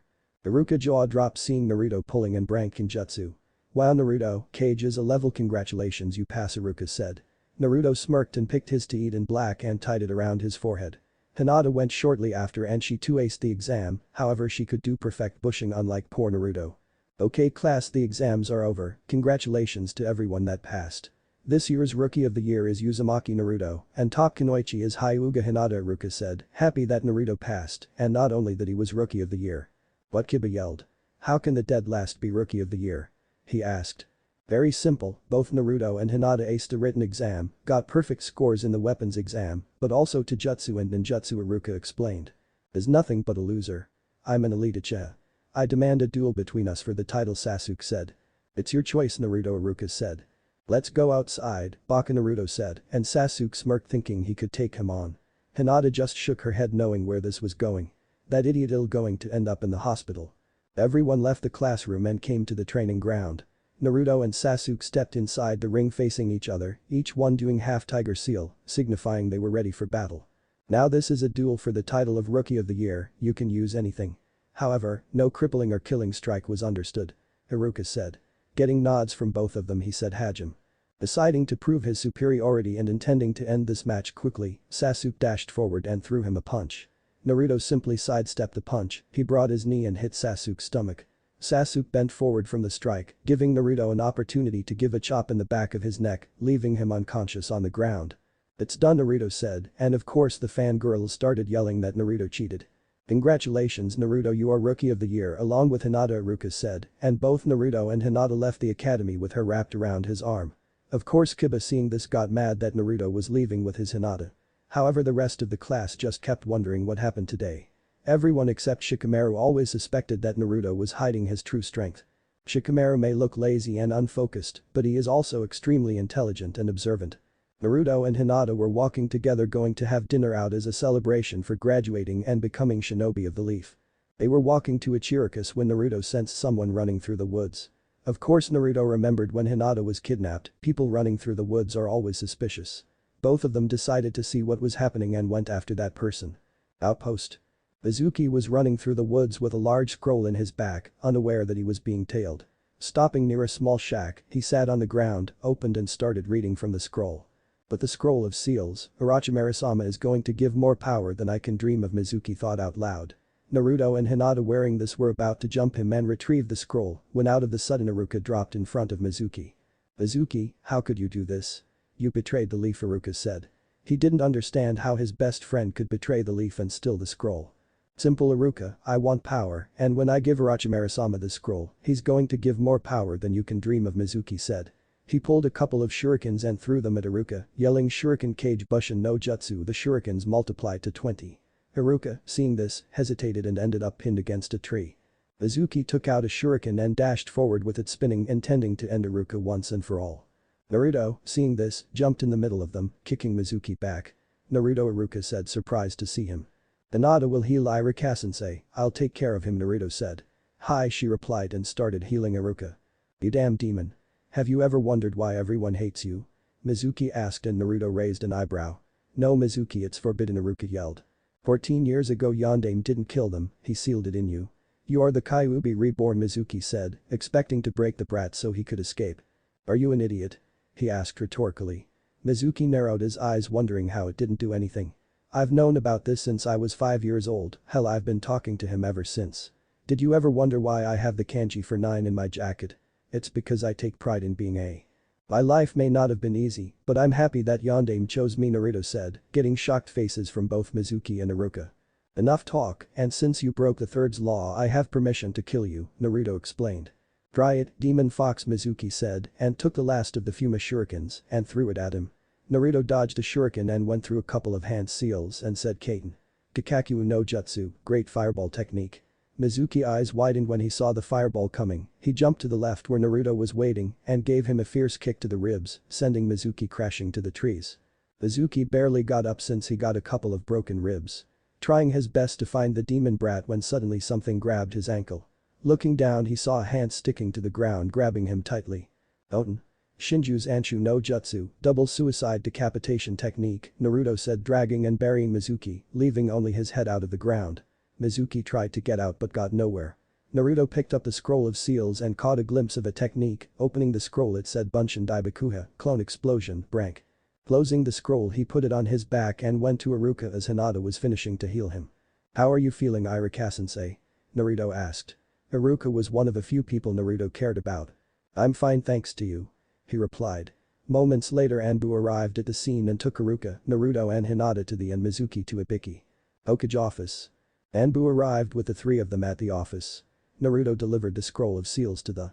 Well done, Naruto, due to yours and Hinata's help, we managed to secure the scroll of seals and catch a traitor. I'm considering this a prank mission. I saw what happened through my crystal ball and I know you learned a jutsu from the scroll. Just be careful with that one. Anything else I might do for you in compensation? They asked. He was secretly happy that Naruto took his training seriously. Actually there is Jiji, Naruto said and got smacked in the head by Iruka. Show some respect to the Hokage, you brat, Iruka said. Don't worry so much, Iruka, they said. I want to ask you if I could be on the same team as Hinata-chan and without Sasuke. We both know there will come a time I will need my eyes and I don't want problems. He said and raised an eyebrow considering the request. I know what you are thinking, I bet you were considering placing me along with Sasuke and Hinata, since Rookie of the Year goes with Kunoichi of the Year and we have to create a heavy assault team. Naruto explained and continued, however you can still get the same benefits if you have Kiba, Sasuke and Sakura for the heavy assault team and you can have a perfect tracking team along with heavy assault with me, Hinata and Shino, since I have my eyes and I'm a sensor. Naruto finished. Eyes? Iruka asked. Seeing Naruto asking him what to do silently said it's up to you, Naruto, they said. Irika-sensei, if you promise to not tell anyone until I reveal it, I will tell you, Naruto said, and Iruka replied, you can trust me, Naruto, you know that. Look into my eyes, Naruto said, and closed them. Slowly opening them for dramatic effect, they were blood red with 3 tomatoes in each eye. Naruto's eyes were a fully matured Sharingan. Holy shit, Iruka yelled. Naruto simply rubbed the back of his head.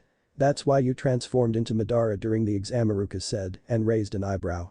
Of course, sensei, I have a legacy to keep. After all, Madara was my grandfather, Naruto said. Iruka's jaw dropped after hearing this. Naruto was the grandson of one of the most powerful shinobi to ever live. Naruto, you really are the #1 unpredictable ninja of Konoha, he said, and both Naruto and the Hokage laughed. Naruto, if you have a fully matured Sharingan, how could you be the dead son up until now, Iruka asked. Deception is a ninja's greatest tool. I listened to some of your lectures, he said, smirking, to which Iruka just dumbly nodded. All is well when it ends well. Naruto, I agree with your request.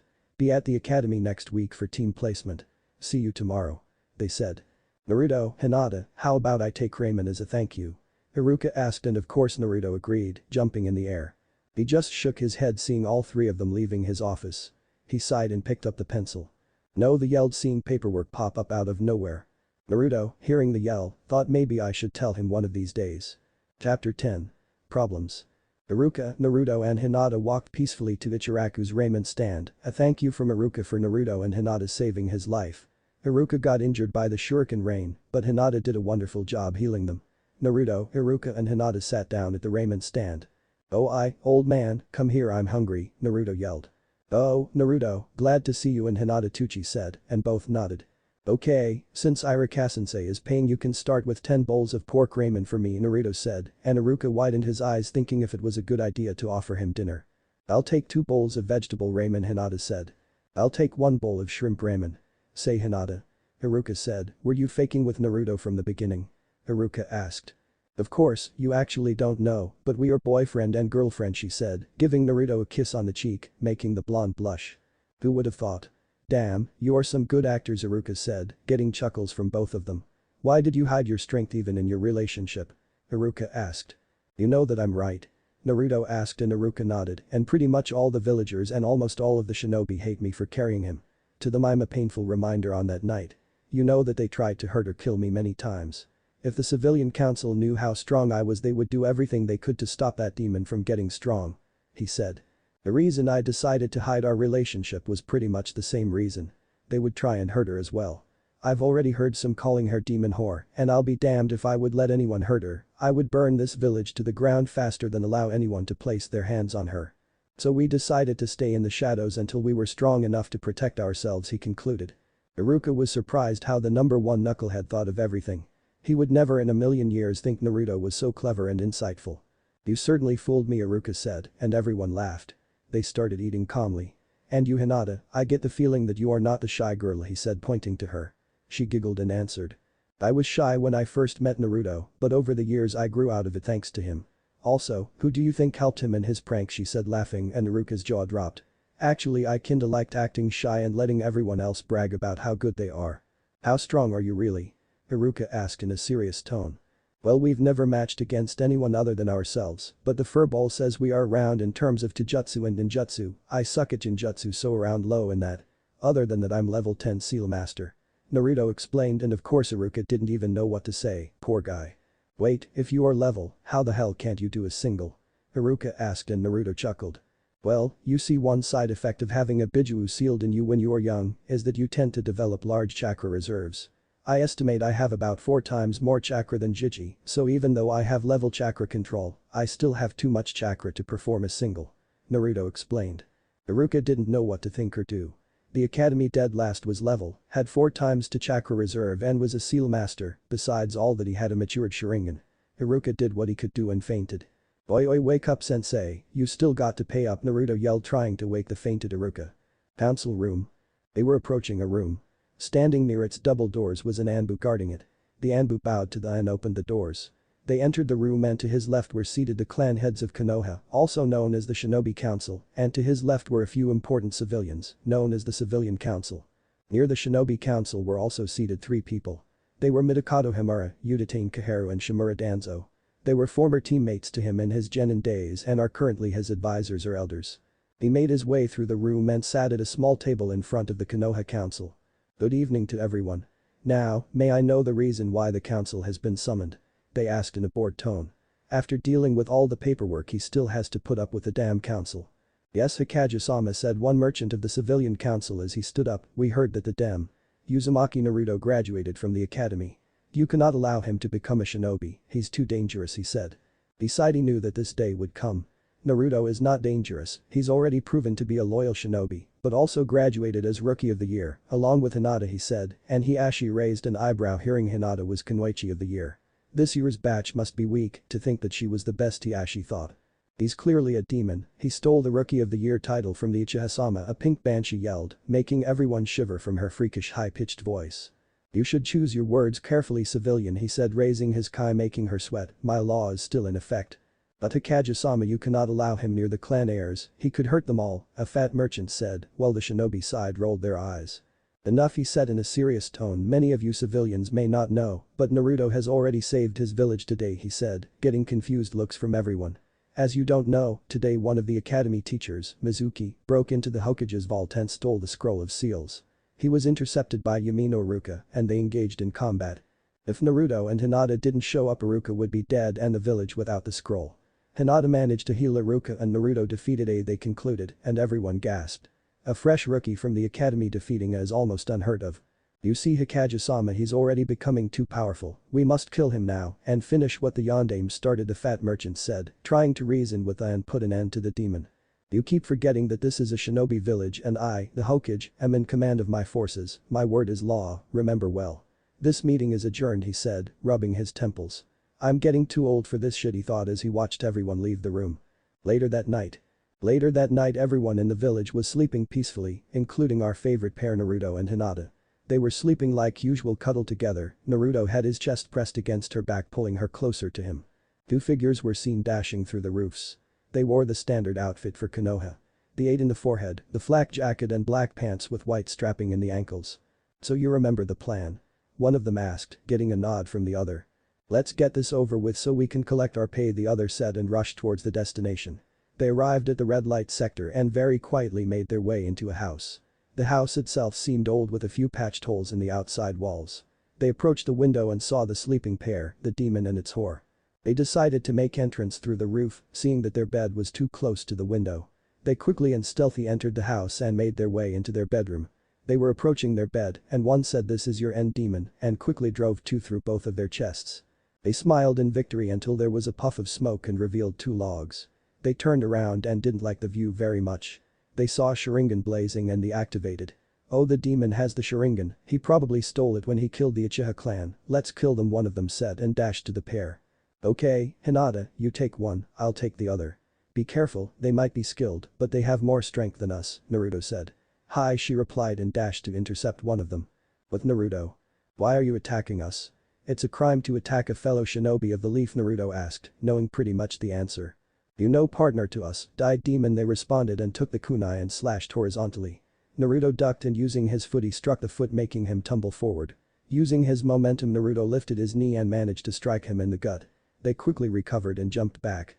Not bad, demon, let's take this up a notch, he said and quickly made a few hand signs and yelled Dotentsuchi no Yoroi, earth-style earth armor, and enveloped his body in a strong earth shell.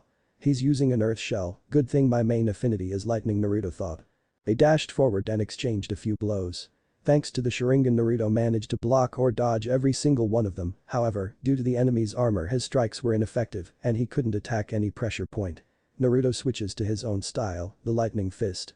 Naruto charged his hands and feet in a coat of lightning chakra. He dashed forward and went for a low kick, then jumped up to avoid it. Naruto quickly recovered and sent a massive punch to the chest, destroying his armor and sending him against a wall. That hurt, you damn brat, they yelled. They both engaged again, but Naruto had the upper hand, deciding to end it and going to help Hinata. Naruto sidestepped a punch and infused his fingers with lightning chakra and pressed hard against the head near the heart, discharging the chakra in his vagus nerve, sending the to cardiac arrest. By the way, the vagus nerve does exist and if pressed with enough strength messes up with heart's rhythm or something similar.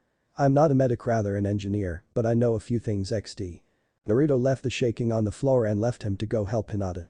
He turned around to see Hinata having the upper hand until she made a mistake and then took the opportunity and went for a horizontal slash. Hinata. Naruto yelled. He deactivated his gravity seal and dashed at the top of his speed to help her, knowing that he wouldn't reach her in time. He did the only thing he could and substituted himself with her. Naruto, now in the place of Hinata, was seeing the blade coming closer and closer. His Sharingan could be seen as a curse, for it was showing his death in slow motion. He tried to bring his kunai to block the sword, but it was too late. Just as the blade was about to make contact, Naruto unwittingly channeled a massive amount of chakra to his eyes until they started spinning and reversing its colors. Suddenly everything became even clearer and time seemed to slow down even more. Naruto was watching the blade come closer and closer, and just as it was about to make contact with his skin, the strangest thing happened. The blade continued in its path as if slicing cleanly through him, but Naruto didn't feel any pain. The enemy didn't know what was happening. His blade seemed to phase right through the demon, as if he wasn't even there. The blade left his body as if nothing ever happened. It was then he looked at his eyes. Instead of the blood-red eyes with black, Naruto's eyes switched to being pure black, and in the middle, a glowing red cracked circle with 3 red orbs on it. They didn't know what it was, but it was too late. Check profile for image. Naruto caught the Jonin's hand as it left him and broke his wrist, making him drop the sword. Naruto looked him in the eyes, with his Sharingan spinning, and said Jinjutsu force sleep, as he said he fell to the ground unconscious. Naruto turned to Hinata, who was so stunned with what happened that she didn't even see him approach. Hinata, are you alright? Are you hurt? Naruto was concerned with her. I'm not hurt thanks to you, she said and hugged him and cried. I can't believe they would drop so low to attack us in the night. I guess I was too optimistic. Naruto thought. They separated until Hinata looked at him and gasped. Narukin, your eyes, she said. Naruto didn't know what she was talking about and went to the bathroom and looked in the mirror and raised an eyebrow. What the hell is this? He thought. That kid is the next form of the Sharingan, known as the Eternal Sharingan. You are very lucky to have awakened it. That particular eyes only awakens in life and death situations or through intense training, he explained. So that's why that blade passed right through me. It must be a power of it, he thought. I guess, but I never saw that one in particular.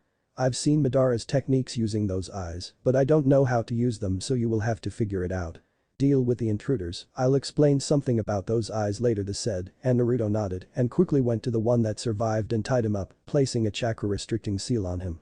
Couple of minutes later, the body of the dead was sealed in a scroll that Naruto would later take to the. He picked up a glass of water and splashed it on the Jonin's face, waking him. Hi there buddy, let's talk now, Naruto said in a sweet voice that sent shivers even to Hinata, that had her active to see if he would lie. Damn demon, I'm not saying anything, you might as well kill me now, he said, trying to hide his fear at being at the mercy of the demon after trying to kill his lover. Where's the fun in killing you? Naruto said and activated his normal Sharingan and said Meijin Jigoku Gauken no Jutsu, Hellfire technique, that was trapped in the Jinjutsu and felt like he was being burned alive since he was tied up and had chakra restriction seal. He couldn't break the illusion. This went on for a few minutes until he decided he couldn't bear it anymore. Look, I'll talk. Please stop, he begged until Naruto ended the jutsu and looked at him with his Sharingan along with Hinata checking for lies. Listen well, I'll only say this once, Naruto said with his Sharingan glowing, making the nod quickly. Why did you decide to attack us? Naruto asked. He wanted to know why all of a sudden they decided to take such a direct approach against him. It was a deal, me and my friend would kill you for a payment. Explained, looking at the corpse of his friend and thinking it was a mistake to accept it, but it was too late now. I see. And who requested the mission? He hesitated in telling him who asked for the death of the demon. Naruto deactivated his Sharingan and locked eyes with the cold blue eyes that seemed to penetrate his soul, made him flinch. It was Tuno Kanta, a merchant of this village who belonged to the civilian council. The answer, and Naruto already suspected it would have been one of the civilians with wealth enough to wire to. Hinata, he's telling the truth? Naruto asked and Hinata nodded. Naruto turned to the tie-up and smirked. What are you going to do to me? He asked in a fearful voice. He didn't want any more pain, he preferred a quick death. As much as I would like to kill you now, I won't. I'm delivering you tomorrow morning with your friend over there, and after that I'm calling for the execution of said civilian. Naruto said and went behind him and knocked him out with a quick chop to the neck. What do we do now? Hinata asked. They were too pumped up to sleep now. It's 4 a.m. The Hokage's office opens at 7, so in the meantime I'm placing a few security seals around the house to make sure this doesn't happen again, he said. Naruto went to Hinata and kissed her. He hugged her and whispered, I'm sorry, it's my fault. They were after me, Naruto said. He was sad and mad that the villagers would even try to kill her. It's not your fault. And besides, don't think this is enough to drive me away from you, she replied and gave him a passionate kiss. "Thank you," Naruto said, happy to have found the woman he would spend the rest of his life with. Naruto went to the walls and quickly placed security and privacy seals and a chakra detector seal lock at the door. With his cage bunshin, it only took him around an hour to fully seal his apartment, making sure that whoever tried to break in would have a nasty surprise. They both laid in bed with Hinata snuggled together until she fell asleep in the safety of his arms. This wasn't how he intended to start his day. Naruto drifted off to sleep and went to his mindscape to talk with him. "So what did you want to tell me about my new eyes?" Naruto asked excitedly to unlock the eyes that made Uchiha Madara so powerful. "Okay kid, this is going to be a long story so shut up and listen well," they said, and Naruto nodded. It all began a few thousand years ago. The human race was living peacefully among each other until one day a fearsome beast appeared. No one knows where it originated, but it was too powerful for humans to defeat. Many thought it was a punishment from the gods. The beast itself had 10 tails and was known as the Chuunin, 10 tails. Nothing seemed to be able to stop until a man appeared and faced the beast alone. The man managed to defeat the beast by sealing it inside his own body. He would later be known as the Rikudo Sennin, the father of all ninjutsu. The man was hailed as a hero for defeating the beast and was considered by all a god among men. However, he aged and sooner or later came to his old age. Knowing that in his death the beast would be set free, he split its chakra in 9, thus creating what you know now was the 9-tailed beasts, going from one tail to me, the 9 tails. "You are with me so far?" he asked, seeing Naruto nod. He continued. During his life, Rikudo Sennin had 2 sons. The older son received his eyes and founded the Uchiha clan, while the younger one received his body strength and was the progenitor of the Senju clan. In his deathbed, Rikudo Sennin had to choose which of his sons would carry on his legacy. Due to the younger son's ideals, he chose him, however this didn't agree with his brother. His older brother thought that since he was the eldest, it should be him to lead the world in his father's place. Angered at his younger brother and father, he tried to fight his brother for the place, but he lost. Having lost, he realized that he needed to gather more forces and end the Senju line before it even began, but he realized that being alone, it would take too long to build a clan, so he did a blood ritual to transform, so to speak, ordinary civilians into Uchihas. "Okay, the story ends here. You understood everything?" they asked, and Naruto replied, "Yes, I think I got it." The Rikudo had 2 sons, and the older one did blood ritual to increase his clan faster so that he could defeat the brother. "That's right, now about your eye. You see, the descendants of the older brother are pure-blooded Uchihas, while the others that were born out of the ritual were known as half-blooded Uchihas. Nowadays no one even knows that distinction anymore. The key difference between the two is the activation of the. If you were part of the half-blooded side, you would have to kill someone close to you and experience the emotion of that loss in order to awaken it, and, even after awakening it. As you were using your eyes, you were constantly losing sight until becoming permanently blind unless you removed your eyes and placed in its place the eyes of your brother, father or someone directly related to you. In doing so you would achieve the eternal Sharingan. However, the pure-blooded Uchihas achieved this differently. They activated those eyes in the heat of battle and in life and death situations, and when they achieved it, it was already in its eternal form. The line of pure-blooded Uchihas was Uchiha Madara's line. Since he only had Minato and his brother didn't have any son that we know of, currently you are the last of the pure-blooded line. The conclusion. Does that mean that one day my sons will be able to have them? Naruto asked.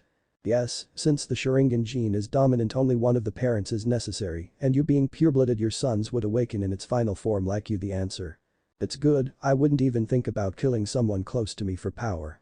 I have a question though. I've read that Madara stole his brother's eyes. Naruto wondered. You can't trust everything you read. He might have stolen them, but he didn't need them, he replied. Now that I think about it, that Baka is constantly bragging about being an Uchiha, and he isn't even pure-blooded, Naruto said, laughing. Thanks. It's almost 7 a.m. I'll see you later, Naruto said and left the mindscape. Naruto got up and picked up the scrolls containing the 2. He and Hinata got dressed and made their way to the tower to start the day by giving the old man a nice early, fresh headache. Hokage Tower. He was currently leaning in his chair enjoying a cup of hot tea to jumpstart him in his paperwork. It truly was the nightmare of all cages. Suddenly there was a knock on his door. "Come in," the old man said. The door opened and he saw an unhappy Naruto carrying 2 scrolls with Hinata. This can't be good, he thought. "Naruto-kun, how are you doing?" he asked. "We are doing fine, better than these 2 in fact," Naruto replied and tossed the scrolls to them. "Naruto, what is this?" they asked. "Open them and see for yourself." They opened both scrolls and saw it was a sealing scroll. He channeled chakra through both of them and on the floor appeared dead while the other was tied up but awake. "Naruto, what's the meaning of this?" they asked in a serious tone. Naruto walked to the tie-up and removed the duct tape from his mouth and asked, "Would you do the honors?" To which he quickly replied. We were hired by Kanta to kill the Dem. Naruto didn't allow him to finish the sentence and it sent him a cold glare with his Sharingan. The man gulped and continued Uzumaki Naruto. Geez, what a mess. The other is dead I suppose. They asked and Naruto nodded. I had to end him quickly otherwise Hinata wouldn't be here he said and placed a hand on Hinata's shoulder pulling her closer. I should have suspected, yesterday's council meeting was about you and didn't end well he said, sighing. At least neither of you got hurt. Don't worry Naruto, the man responsible will be considered a traitor for attacking a shinobi and will be dealt with the said glaring at the. It was pitiful to see his shinobi fall so low that they would try and kill a fellow partner. You know old man, I actually find it funny he said chuckling. Seeing the confused face of the he continued, they tried to kill me because they were afraid I would grow too powerful and would someday attack the village. However they ended up giving me more power he said activating the Sharingan and shifting into the EMS and showing it to the. Naruto, is that what I think it is? He said with his eyes widened. Yup old man, I present to you my eternal Sharingan he said smirking, making his eyes spin. He started explaining everything he knew about the pure-blooded uchihas and the activation of this eye. He had his jaw on the floor while he was processing everything he heard. He snapped out of his stupor and said so that means that Itachi will end up blind unless he gets the eyes of Sasuke the said. That's right, however Sasuke must have unlocked his and knowing him, if he ever finds out about it, he probably wouldn't hesitate to end the life of someone close to him, Naruto replied in a serious tone. I'll try to keep to a watch on him. Naruto in the meantime keeps those eyes hidden, now even more. Uchiha Madara was one of the strongest shinobis to ever live because of the Sharingan. You still need to learn how to use them so keep it quite okay. They asked and Naruto nodded and left the room. The flirt his chakra and in front of him appeared an Anbu. Take the one alive to Ibiki and Anko. Also get to Kanta and send him to Ibiki as well the order. I'm really getting too old for this shit the thought. Chapter 11 Teams and Missions. The remainder of the week went by without any trouble at all. However both Naruto and Hinata were extra weary when walking outside of their house. Naruto placed a few layers of defensive seals in his house, so his house was very secure, anyone who tried to force their way in would meet a pleasant 100.000 volts through their skulls. During the last week Naruto and Hinata did a bit of research about the possibility that it could be their sensei. Also Naruto managed to finish his Hirishin seals. He pressed harder so he could use it to always be present should Hinata need him at any time. However he still hasn't mastered the technique so it isn't battle ready. Flashback. Both Naruto and Hinata were at home, Hinata was preparing dinner while Naruto was in the living room working on his seals.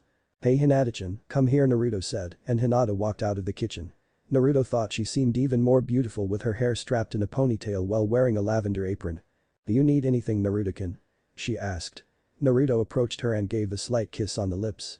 I have a present for you he said with his hands behind his back, taunting her to try and take it from his hands. Finally giving up she pouted and Naruto smirked giving her a wrapped gift.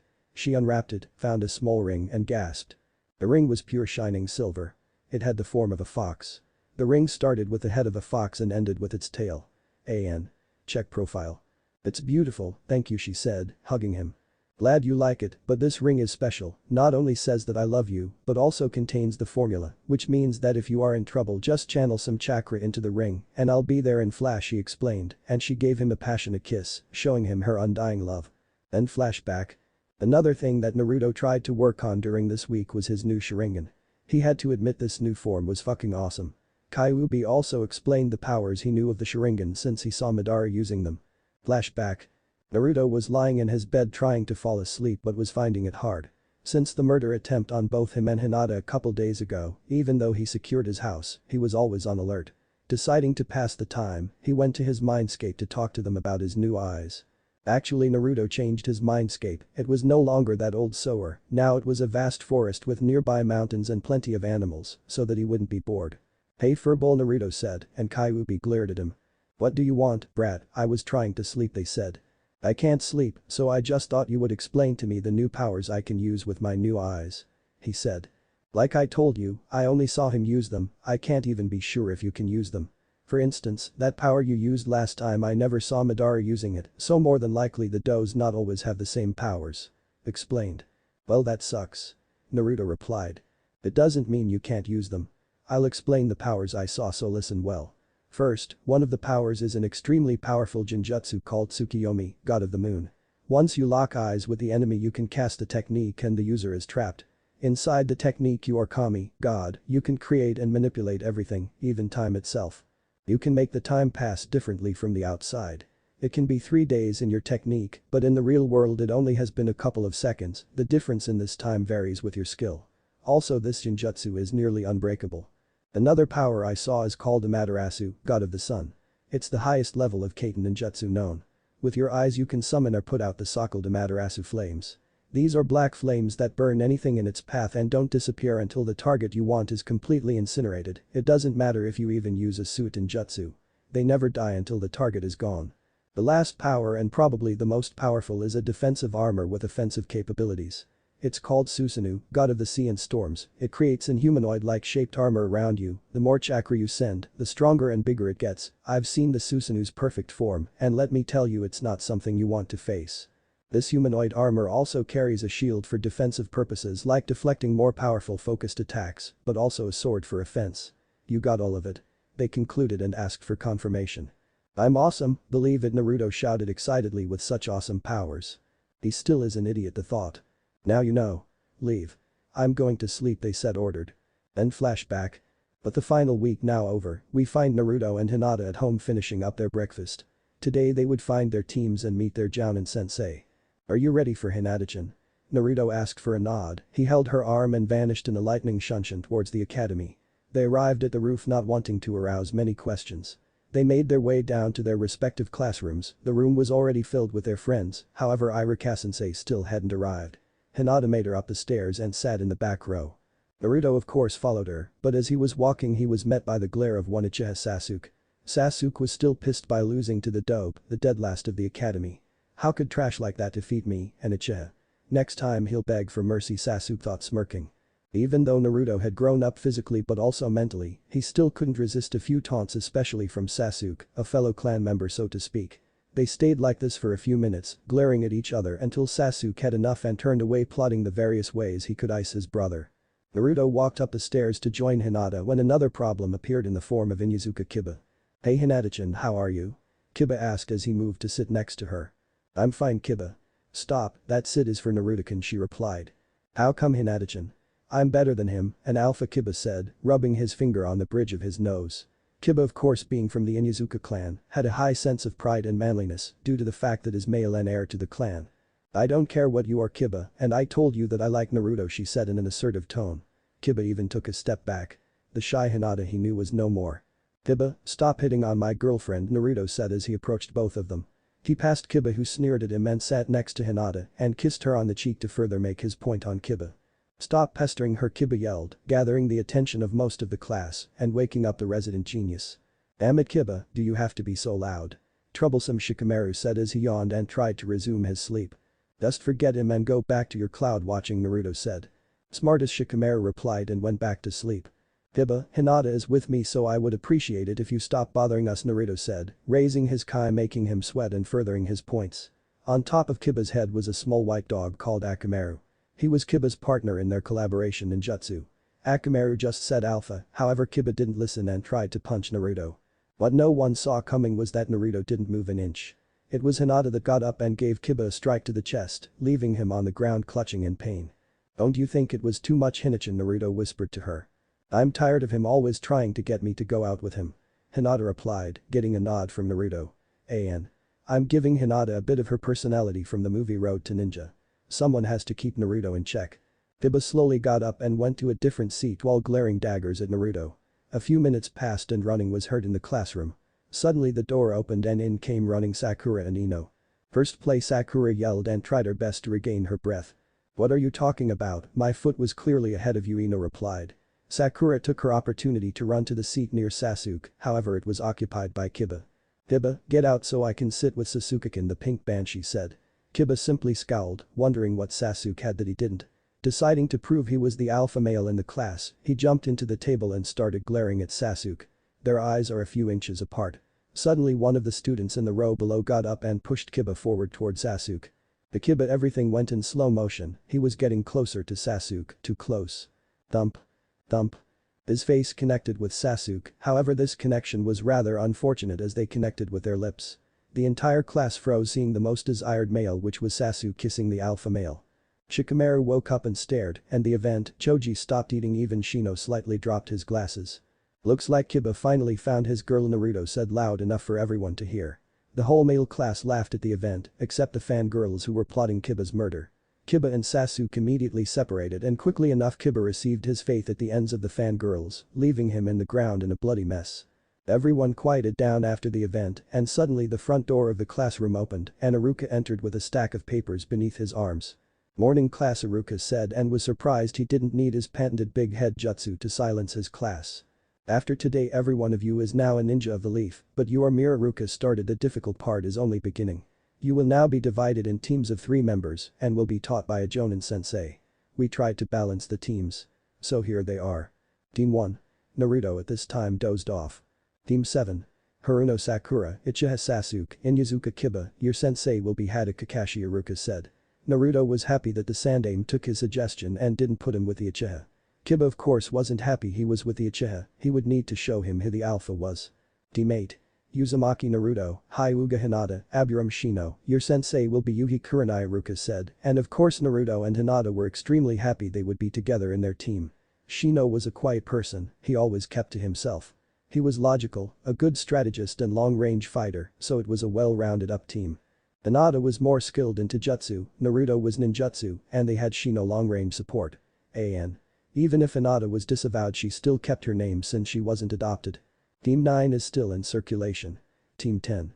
Yamanaka Ino, Nara Shikamaru, Akamichi Chouji, your sensei Sarutobi Asuma.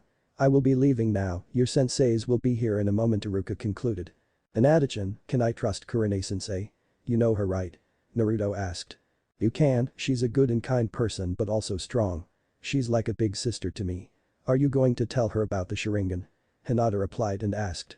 I think I should, I mean we are going to be a team, right? He asked and Hinata nodded. The classroom door opened and 2 entered. The first one had traditional clothes. He wore black pants and a flak jacket. He was a tall man with black spiky hair, brown eyes and beard. He also had the 12 Guardian Ninja sash with the kanji for fire. This person was Sarutobi Asuma and was the son of the Sandaime Hokage, Sarutobi Hiruzen. The other was a very beautiful woman. She had shoulder-length black hair, red eyes. Her regular outfit consists of a red mesh armor blouse with only the right sleeve visible, over this is very broad material which resembles bandages with a pattern on it, similar to those of rose thorns. Her hands and upper thighs are also wrapped in bandages. She is Yuhi Kurenai, Konoha's Genjutsu mistress. Team 10. Meet at the training ground 12 in 30 minutes, Asuma said and left. Team 8. Meet at the training ground 8 in 30 minutes, Kurenai said and also left. Naruto got up with Hinata and Shino and they both walked out. Once outside the classroom, Naruto went to Shino and grabbed him and used lightning shunshin towards the training field. Kurenai was currently waiting at the training ground, she thought it would be a while until they arrived. She sensed chakra around her, she got up and saw their team arriving with the shunshin. She saw it was Naruto that used it. Naruto, you can use the shunshin? She asked, one normally doesn't see a genin using the shunshin. Even though it is a drank technique it uses quite a bit of chakra. Yes I can, Kurenai-sensei, Hinata-chan can use it also, he replied. What do we do now, sensei? Hinata asked. We introduce ourselves. Names, likes, dislikes, dreams for the future, stuff like that. I will go first. My name is Yuhi Kurenai. I like learning new things and working in my garden. I dislike perverts and traitors. My dream is to be the best Genjutsu user and a strong kunoichi. You're next, Naruto, she said. My name is Uzumaki Naruto, I like Hinata-chan, training and ramen. I dislike traitors and ignorant people. My dream is to be the best Konoha has ever seen, he said looking at the Hokage mountain, more specifically at his father's head. He turned around to Hinata. My name is Hyuga Hinata. I like Naruto-kun, cinnamon rolls, training and flower pressing. I dislike people that hurt Naruto and traitors. My dream is to become a strong and brave kunoichi and get rid of the Hyuga's pride. She said, spitting the name Hyuga. Even though she hated her father she would do her best to help her former clan. My name is Aburame Shino. I like bugs. I dislike people who mistreat and don't understand bugs. My dream is to become a good clan head. Shino said. Very well, Kurenai started. Naruto and Hinata have already been training for some time so they can work well together. I expect the same for you, Shino, she said, getting a nod from him. I don't expect any type of problems between you, so we are officially a team. Now I'm going to test you to see your abilities. It's now 9 o'clock, your objective is to capture me until noon. Got it? She asked, seeing all of them nod she disappeared into the forest. The group came closer and started discussing their plan. Kurenai was hiding in the forest, near a tree using a low-level genjutsu, when she saw Naruto approaching at full speed towards her. Figures, the report said he was the dead last, but also brash and loud she thought. Naruto threw a blind punch to which Kurenai dodged and returned his punch. However, to her surprise, her punch went through him, revealing it to be a bug clone. She shook them off and jumped back. She scanned her surroundings, and her eyes widened when she saw a fireball coming to her. She jumped to the left where Hinata was and got hit a few times before substituting with a nearby log. Her team regrouped to plot another plan, since the first almost worked. Kurenai was watching even more carefully since she was caught off guard in a bug clone. She had a few close chakra points, but nothing too major. Kurenai was jumping from tree to tree when against her came a barrage of shuriken. She dodged to the left and engaged with Hinata and Taijutsu, noticing she was being overrun. Kurenai jumped back and something caught her ankle. She looked down and saw Naruto pulling her down, trapping her. Naruto jumped off the ground and Kurenai was replaced by a log. Damn, she always escapes, Naruto said. If I used real attacks I could easily win, Naruto thought, disappointed. Kurenai decided to hide herself in a high-ranking genjutsu while she was resting. Their team was no pushover. She felt her chakra almost all gone. Shino's bugs must have been draining her while she was distracted. She snapped out of her thoughts when she heard Suiten Sashauha, exploding water wave, Hinata said. Raiten Jibashi, electromagnetic murder, Naruto said. The combination of this was an electrified wave of water forcing Kurenai to jump up. Naruto was expecting this and gave her a drop kick, sending crashing to the ground. Kurenai got up but suddenly was unable to move. She looked around her and heard Yuinjutsu 4-corner trap seal, Naruto said. They finally caught Kurenai, trapped in a trap seal. This technique works by placing a seal in 4 places forming a square. When the target is inside, the user can activate and automatically freeze the enemy in place. Congratulations, you are all very good. Hinata, your taijutsu along with Naruto is impeccable and so is your ninjutsu. Shino, you provided long-range support and you drained a good chunk of my chakra. Your clan skills seem good, but you will need elemental ninjutsu as well. Naruto, I didn't know you knew, Kurenai explained. Since we are going to be a team, there are a few things I need to tell you. I believe I can trust you, Kurenai-sensei and also Shino, Naruto replied, getting nods from both of them. First, Kurenai-sensei already knows this but not Shino. They say that the Yondaime killed them, but that is a lie. They cannot be killed. It's true that his physical body can be destroyed, but he would reform later on. Since he couldn't be killed, Yondaime's only choice was to seal him inside a newborn baby. Me. Kyubi is trapped here in my gut. Naruto was a bit hesitant about his reaction. I understand if you want to change teams, Naruto said, looking at Shino. Nonsense, Naruto. For starters, I already knew about the Kyubi since my bugs could detect its chakra. Besides, I can relate if on a small level. My clan uses bugs that are inside of us as well, so the village always is a bit uncomfortable when dealing with us. Shino in a stoic voice. Thank you, Shino, just one thing, the Kyubi, it's a, he nodded. He's a nice guy once you get to meet him, Naruto said, and Shino raised an eyebrow. Naruto, how can you say he's a good guy? He nearly destroyed the whole village, Kurenai asked, outraged. Sensei, I can't tell you everything, but I can tell you that the Kyubi was being controlled by the Sharingan and was forced to attack the village, Naruto said. Kurenai wanted to argue, but Naruto wouldn't budge. Speaking of Sharingan, Naruto said, and activated his I'm a Sharingan user. Since we are a team, I'm trusting you with this information. I'd like to keep this a secret until I reveal it, Naruto said, and Shino kept his stoic face. However, Kurenai was doing a very good impersonation of a fish out of water. Naruto, are you an uchiha? Kurenai asked. I am on my father's side, I'll say no more until I reveal my heritage. Naruto concluded. And you already have it fully matured, Kurenai said. Yup, I awakened when I was 5, and when Hinata was kidnapped I killed the kidnapper and got the 3, Naruto said, and Kurenai's jaw hit the ground. Are you saying that you killed someone when you were 6 years old? Kurenai asked. The only thing I can say is it was pure luck. He underestimated me and paid the price, Naruto explained. Don't worry, Naruto, we will keep it a secret, you can trust us, Shino said. Naruto, I have one question. You obviously are very skilled, so why were you the dead last? Kurenai asked. What do you mean? It's true that I was the dead last during the academy to hide my true strength, but in the last exam I graduated as Rookie of the Year, Naruto said. But I read your report and it said that you were the dead last in everything, Kurenai replied, confused. I get it, the person who filled the reports must have been ignorant, and since I was the Kyubi she filled me in as dead last, probably putting Sasuke as Rookie of the Year. It doesn't matter, actually it's even better. Now the enemy will underestimate me, Naruto said, and Kurenai just shrugged it off. Okay team, meet here tomorrow at 8 AM. We will train in the morning and do missions in the afternoon. Kurenai said. The day ended with Naruto and Hinata going home, happy that both of them were on the same team. Chapter 12 Mission to the Wave. The past few days flew by with Kurenai's team. They would train in the morning and do a couple of missions in the afternoon. Obviously Naruto always complained since Naruto wanted to test his skills in the real world, but Hinata was always present to bonk him in the head. Who would have thought that of the little shy Hinata? Kurenai was very surprised with the skill level that Naruto and Hinata displayed. If she had to judge, then the Kyubi nailed it by saying they had Jonin level skills. Their team was in fact composed of one Jonin sensei, 2 greens and a poor loss in the middle. Naruto, Hinata and Kurenai would never leave Shino behind, so they began focusing more on him so he could be brought up to speed. Naruto, with the help of Kurenai, started on cage level exercises for his chakra control. He had 2 exercises that he needed to do to bring his control to the highest level possible. The first was waterfall climbing. This exercise allowed, when mastered, the user to control vast amounts of chakra with great precision, since climbing a waterfall is extremely hard. The last exercise allowed one to have perfect chakra control, almost rivaling Tsunade the Slug Sannin. This particular exercise was rather practical to perform.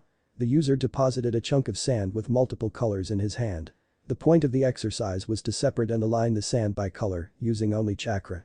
It was considered mastered when the user managed this in less than 10 seconds. Hinata didn't have any weakness per se, she had overall good skills, whether it be in Taijutsu, Ninjutsu, Genjutsu or even Kenjutsu. Her chakra control was flawless since it was a basic requirement for her, Gentle Fist, or her own version, the Flowing Fist. Shino, however, was at another different level. His Taijutsu was low genin level since he was a long-range fighter, their typical weakness. His ninjutsu was the 3 basic academy jutsus coupled with his clans. His genjutsu was non-existent. Overall he was about mid-genin in skill. However, they would change that. Naruto placed a few restriction seals on him since it was too abrupt if he started using gravity seals. They decided to start his elemental training since everyone on his team already had theirs mastered. Surprisingly, he had earth and water, both defensive elements. His team was the perfect storm of offense and defense. In fact, his nature served him well above anyone else. As a long-range fighter, normally his weakness would be close combat, which was solved by his training and affinities. Along with all this training, they also did teamwork exercises. One of the things that made Konoha as the strongest in the elemental nations was their notion of teamwork and loyalty above all else. Their teamwork was excellent, neither of them had any problems with each other. Currently we find Team 8 or Team Kurenai heading towards the Hokage's office after a morning of training. I should clarify the last statement, it was training for Naruto, Hinata and Kurenai, but for Shino, one would call it torture. The poor man was driven to the ground in order to gain the physical attributes he needed. Hokage's mission assignment room. The old man was sitting in the middle of the table smoking on his pipe while handing missions to the shinobi. To his left was Iruka, the school teacher of the students of Team 8. He was deep in thought, remembering his prime, the thrill of the fights, and the adrenaline pumping through his system. Not many shinobi have the privilege of growing old. The shinobi's life expectancy was actually around 30 years, and reaching old age was very rare. However, any shinobi that reached such an age began to reminisce about all they did in their life. Shinobi since birth are trained to fight, and fight they do. It is all they know throughout their lives. There is no greater death than death at the hands of your enemy in the midst of battle. However, being taken by old age isn't something any warrior would want. Here is in Sarutobi, third of Konoha and hailed as Shinobi no Kami, god of shinobi. The man that had seen 2 great ninja wars and lived has been reduced to nothing but a paper pusher. Don't get me wrong, he loved his village and his place, but his time was nearing its end. It was time to pass his hat and have the younger generation assume his place. He was snapped out of his thoughts when he saw a teammate walking through the door. It always brought a smile to his face seeing Naruto and even Hinata. He was like a grandfather to both of them since Hinata was expelled by her father. He didn't know why, but Naruto's smile always managed to cheer him up, no matter how depressed the man was. Naruto was, for lack of a better word, a bundle of happiness. It surprised him how, despite the glares and hatred he received, Naruto managed to keep a cheerful and loving personality. Teammate reporting for the mission, Hokage-sama, Kurenai said, bowing to the. Even though he was clearly old, he still was a very powerful shinobi and one of the strongest in the Leaf Village. Teammate, welcome. Let's see what we got here. They received the drank mission scrolls from Iruka. We have been cleaning Inyazuka's kernel, capturing Tora, helping an old lady move to a new house. They never managed to finish. Old man will take catching Tora, Naruto said, smirking. They raised an eyebrow, no one liked chasing that damned cat, and Naruto already did it in the past. Are you serious, Naruto-kun? Hinata asked, not really in the mood for running after a damn cat. What people don't know is that Tora is actually a ninja cat trained specifically for helping genin teams with their teamwork. Just trust me, Naruto replied, picking up the mission scroll. Hey old man, what is the record for catching Tora? Naruto asked with a knowing grin. I think it's around 3 hours, but why do you ask? Do you intend to break it? They asked. Something like that, Naruto replied. He went back to the middle of the room and took a small scroll from his pocket. He unrolled the scroll to show a small intricate seal in it. He placed it on the ground. Naruto bit his thumb drawing blood and slammed it in the seal, saying Kuchius no Jutsu, summoning jutsu. There was a puff of smoke. When the smoke cleared, in the middle of the scroll was Tora. The Hokage's eyes almost popped out of his sockets and Naruto just laughed at everyone's expression. Mission accomplished, Hokage-sama, and I believe it's a new record, Naruto said, laughing his ass off and delivering the cat to the. How did you do that, Naruto? Kurenai asked. Even she had to chase that damn cat in her genin days. I already had to chase her a few times in the past and somewhere along the way I got tired and placed a summoning seal in the cat. So I just offer a bit of blood and chakra and I can summon Tora through the seal on this scroll. Naruto explained and Kurenai just nodded dumbly. Kurenai-sensei, since I already got Tora and set the record for about 15 seconds. Do you want another mission? Naruto asked. Kurenai didn't have time to answer as suddenly there was a puff of smoke in the Hokage's desk, revealing a small dog. He had brown fur and wore a Konoha hat around his head. A dog? Naruto asked, wondering who it was from. This is Pakin, a messenger and tracking dog from Kakashi, they explained. Hokage-sama, I have a message from Kakashi, Pakin said, handing the scroll. They opened and it said. Hokage-sama. Our client Tazuna lied about the mission parameters. It appears that the wave is under Gato's control and he wants Tazuna dead. We were attacked by the demon brothers Gumzu and Maizu of Kurigakure and we defeated them. We decided to continue, however I request backup since most likely we will be attacked again, this time probably by Jonin level, missing ninja. Hada Kakashi, Jonin-sensei of Team 7.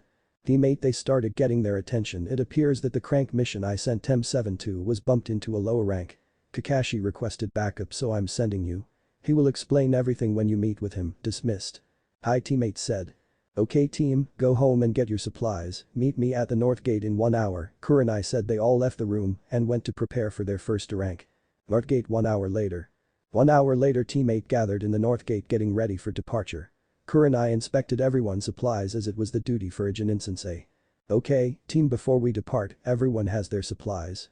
Kunai, shuriken, food, first aid kit, soldier pills, Kurenai asked and got a nod from everyone. Since we will be traveling at high speeds, we'll reach Team 7 in a couple of hours. However, we don't know which route Kakashi took, so we will be taking the main one, Kurenai said. No need for sensei. Do you still have the message Kakashi sent? Naruto asked. Yes, I do. Why? Kurenai asked, wondering what good it would do. Naruto bit his left thumb, drawing blood and spreading across his right hand palm. He went through a few hand seals, board dog bird monkey ram, and slammed his hand on the ground and said Kuchius no Jutsu summoning technique. There was a poof of smoke and when it cleared, in front of him stood a medium-sized brown fox with 5 tails. Flashback. Hey kid, come into the seal, I want to talk to you, they said. Naruto is currently 10 years old. He sat on the ground in the lotus position and started meditating. After a few seconds, Naruto stood in front of the one that was currently laying on the ground beneath a large tree. You need something, Kurama? Naruto asked. Actually, Kurama was his real name. It appears that young Naruto grew up on the and he trusted him with his name. I'm giving you your birthday present, Kurama said, smirking. Is it a big flashy jutsu? Naruto asked excitedly. During Naruto's birthday, October 10th, Konoha always celebrated the defeat by Yondaime. Some of the villagers would gather up and try to harm Naruto, so his birthdays were always a dark day for Naruto, but the Kyubi, Hinata and the Hokage always managed to cheer him up. It's a great technique and you will be the first to use it. I trust you will use it wisely, Kurama said, and in front of him materialized a rather big scroll. This is the summoning contract for the Fox clan. Open it and write your name and blood in the first slot, Kurama explained. Naruto did as he was told. He opened the scroll and bit his thumb. He wrote his name in the first slot and pressed all 5 fingers down, making a handprint. Now, summon a fox to help you bite your thumb and go through these hand seals, board dog bird monkey ram, and pour chakra into the technique. Give it a try, Kurama explained. Naruto did the technique and when it was over, in front of him stood a small fox. Thanks, Kurama, you're the best, Naruto said. Of course I am, I'm the 9-tailed fox, king of the Bijuu, strongest being in the world, Kurama boasted about himself. You still have that stick up your ass, Naruto said, laughing, while dodging the Kyubi tails that were trying to smash him. Then flashback. Naruto, you need help? The fox asked. Yes, Kinto, we need to track Kakashi-sensei to provide backup. This paper has his scent. Naruto said and gave the paper to Kinto so he could track him. "I have him, when you are ready," Kinto said, and teammate dashed out of Konoha heading towards Team 7. "I didn't know you could summon Naruto," Kurenai said. "I have the fox summoning contract." "It was a gift from the Naruto," explained, getting a nod from Kurenai. She didn't want to pry too much. Few hours later with Team 7. Team 7 had just left the boat that they used to cross into the wave. Everyone was walking at civilian pace since they had Tazuna with them. Tazuna was, as he put it, a super amazing bridge builder. They were traveling in diamond formation, Sasuke in front, Sakura and Kiba to the sides, and Kakashi in the back with Tazuna in the middle of them. They were walking calmly, but they had their guard up since Kakashi warned them about a possible Jonin encounter. Suddenly Kiba sensed someone in the bushes and quickly picked and threw a kunai into it. "Aka, stop applying with kunai," Sakura yelled. "I'm not playing, I thought someone was there." Kiba replied and went to check the bush only to find a small white rabbit. "Kiba, you idiot, you almost killed this poor rabbit," Sakura said, and that sent Kakashi thinking. White fur in spring, that's strange, unless it was used as a kawarimi, substitution technique." "Get down," Kakashi yelled, and everybody hit the deck with Kakashi dragging Tazuna. Just as he yelled above them, a huge broad metal sword flew by their heads and got stuck in a tree. Moments later, on top of the sword appeared a person. He was a tall and noticeably muscular man with pale skin, short spiky black hair, brown eyes, and small eyebrows. He was wearing bandages like a mask over the bottom half of his face. Under his mask, he had a relatively narrow jawline and jagged teeth. He wore his forehead protector sideways on his head. "What's this, a bunch of kids playing ninja?" the shinobi said. "Mamachi's Abusa, a rank from Kurigakure known as Demon of Kurigakure, Mist Village," Kakashi said, preparing to face him in battle. "Oh, look, if it isn't Sharingan no Kakashi," the shinobi now identified as Abusa said. "Just hand me the old man and you can go." "You know I can't do that, Zabuza," Kakashi said and lifted his 8 revealing a fully matured Sharingan in his left eye. "I got the Sharingan right in the beginning, I'm honored," Zabuza said, removing his sword and making a few hand seals. He said, "Kurigakure no Jutsu, mist technique." The air started becoming thicker and after a few seconds the whole area was covered in a thick mist. Kakashi barely managed to see his own hands right in front of him. "Team, keep your senses sharp. Zabuza is a master of the silent killing technique," Kakashi said, and his entire team shivered. "I demand you show your face, Abusa, and face me," Sasuke yelled. Was someone he could try his power on, and once he defeated him, he would be closer to killing his brother. "Are you serious?" Zabuza asked rhetorically, projecting his voice around the area so as not to reveal his position. Zabuza started unleashing Kai, killer intent, and Sasuke started shivering. Sasuke couldn't take it anymore and brought his kunai to his neck, preparing to kill himself. "Relax, Sasuke, I won't let my teammates die," Kakashi said, reassuring his team. Suddenly Zabuza appeared in the middle of Sasuke, Kiba and Sakura, who were guarding Tazuna. He brought his sword and started a horizontal slash ready to kill them all. However, Kakashi was faster and impaled Zabuza, revealing him to be a Mizu, water, Bushin. Another Zabuza appeared behind Kakashi and cleaved him in half, only to have Kakashi burst into water. Zabuza, seeing this, suddenly felt sharp metal to his throat. He slowly turned and saw Kakashi with a kunai ready to kill him. However, Kakashi wasn't expecting this Zabuza to be a clone. Seeing the Zabuza in front of him burst into water, he looked around only to be met with a fierce kick to his stomach, sending him crashing into a nearby lake. Zabuza went to Kakashi and went through a couple of hand seals and said, "Suiten Suru no Jutsu, water prison." The water around Kakashi started to erupt and circled around him, trapping him. Zabuza stood there with his hand on the water sphere holding Kakashi in place. "Shit, I got caught," Kakashi thought. "Everyone, take Tazuna and run. His Mizu Bushin can't go too far from the original," Kakashi said. His team was in a bad place, he could only hope his backup arrived in time. "Zabuza can't stand up to me, I'm an elite," Sasuke said and dashed forward heading to the enemy. Zabuza created a few Mizu Bushings.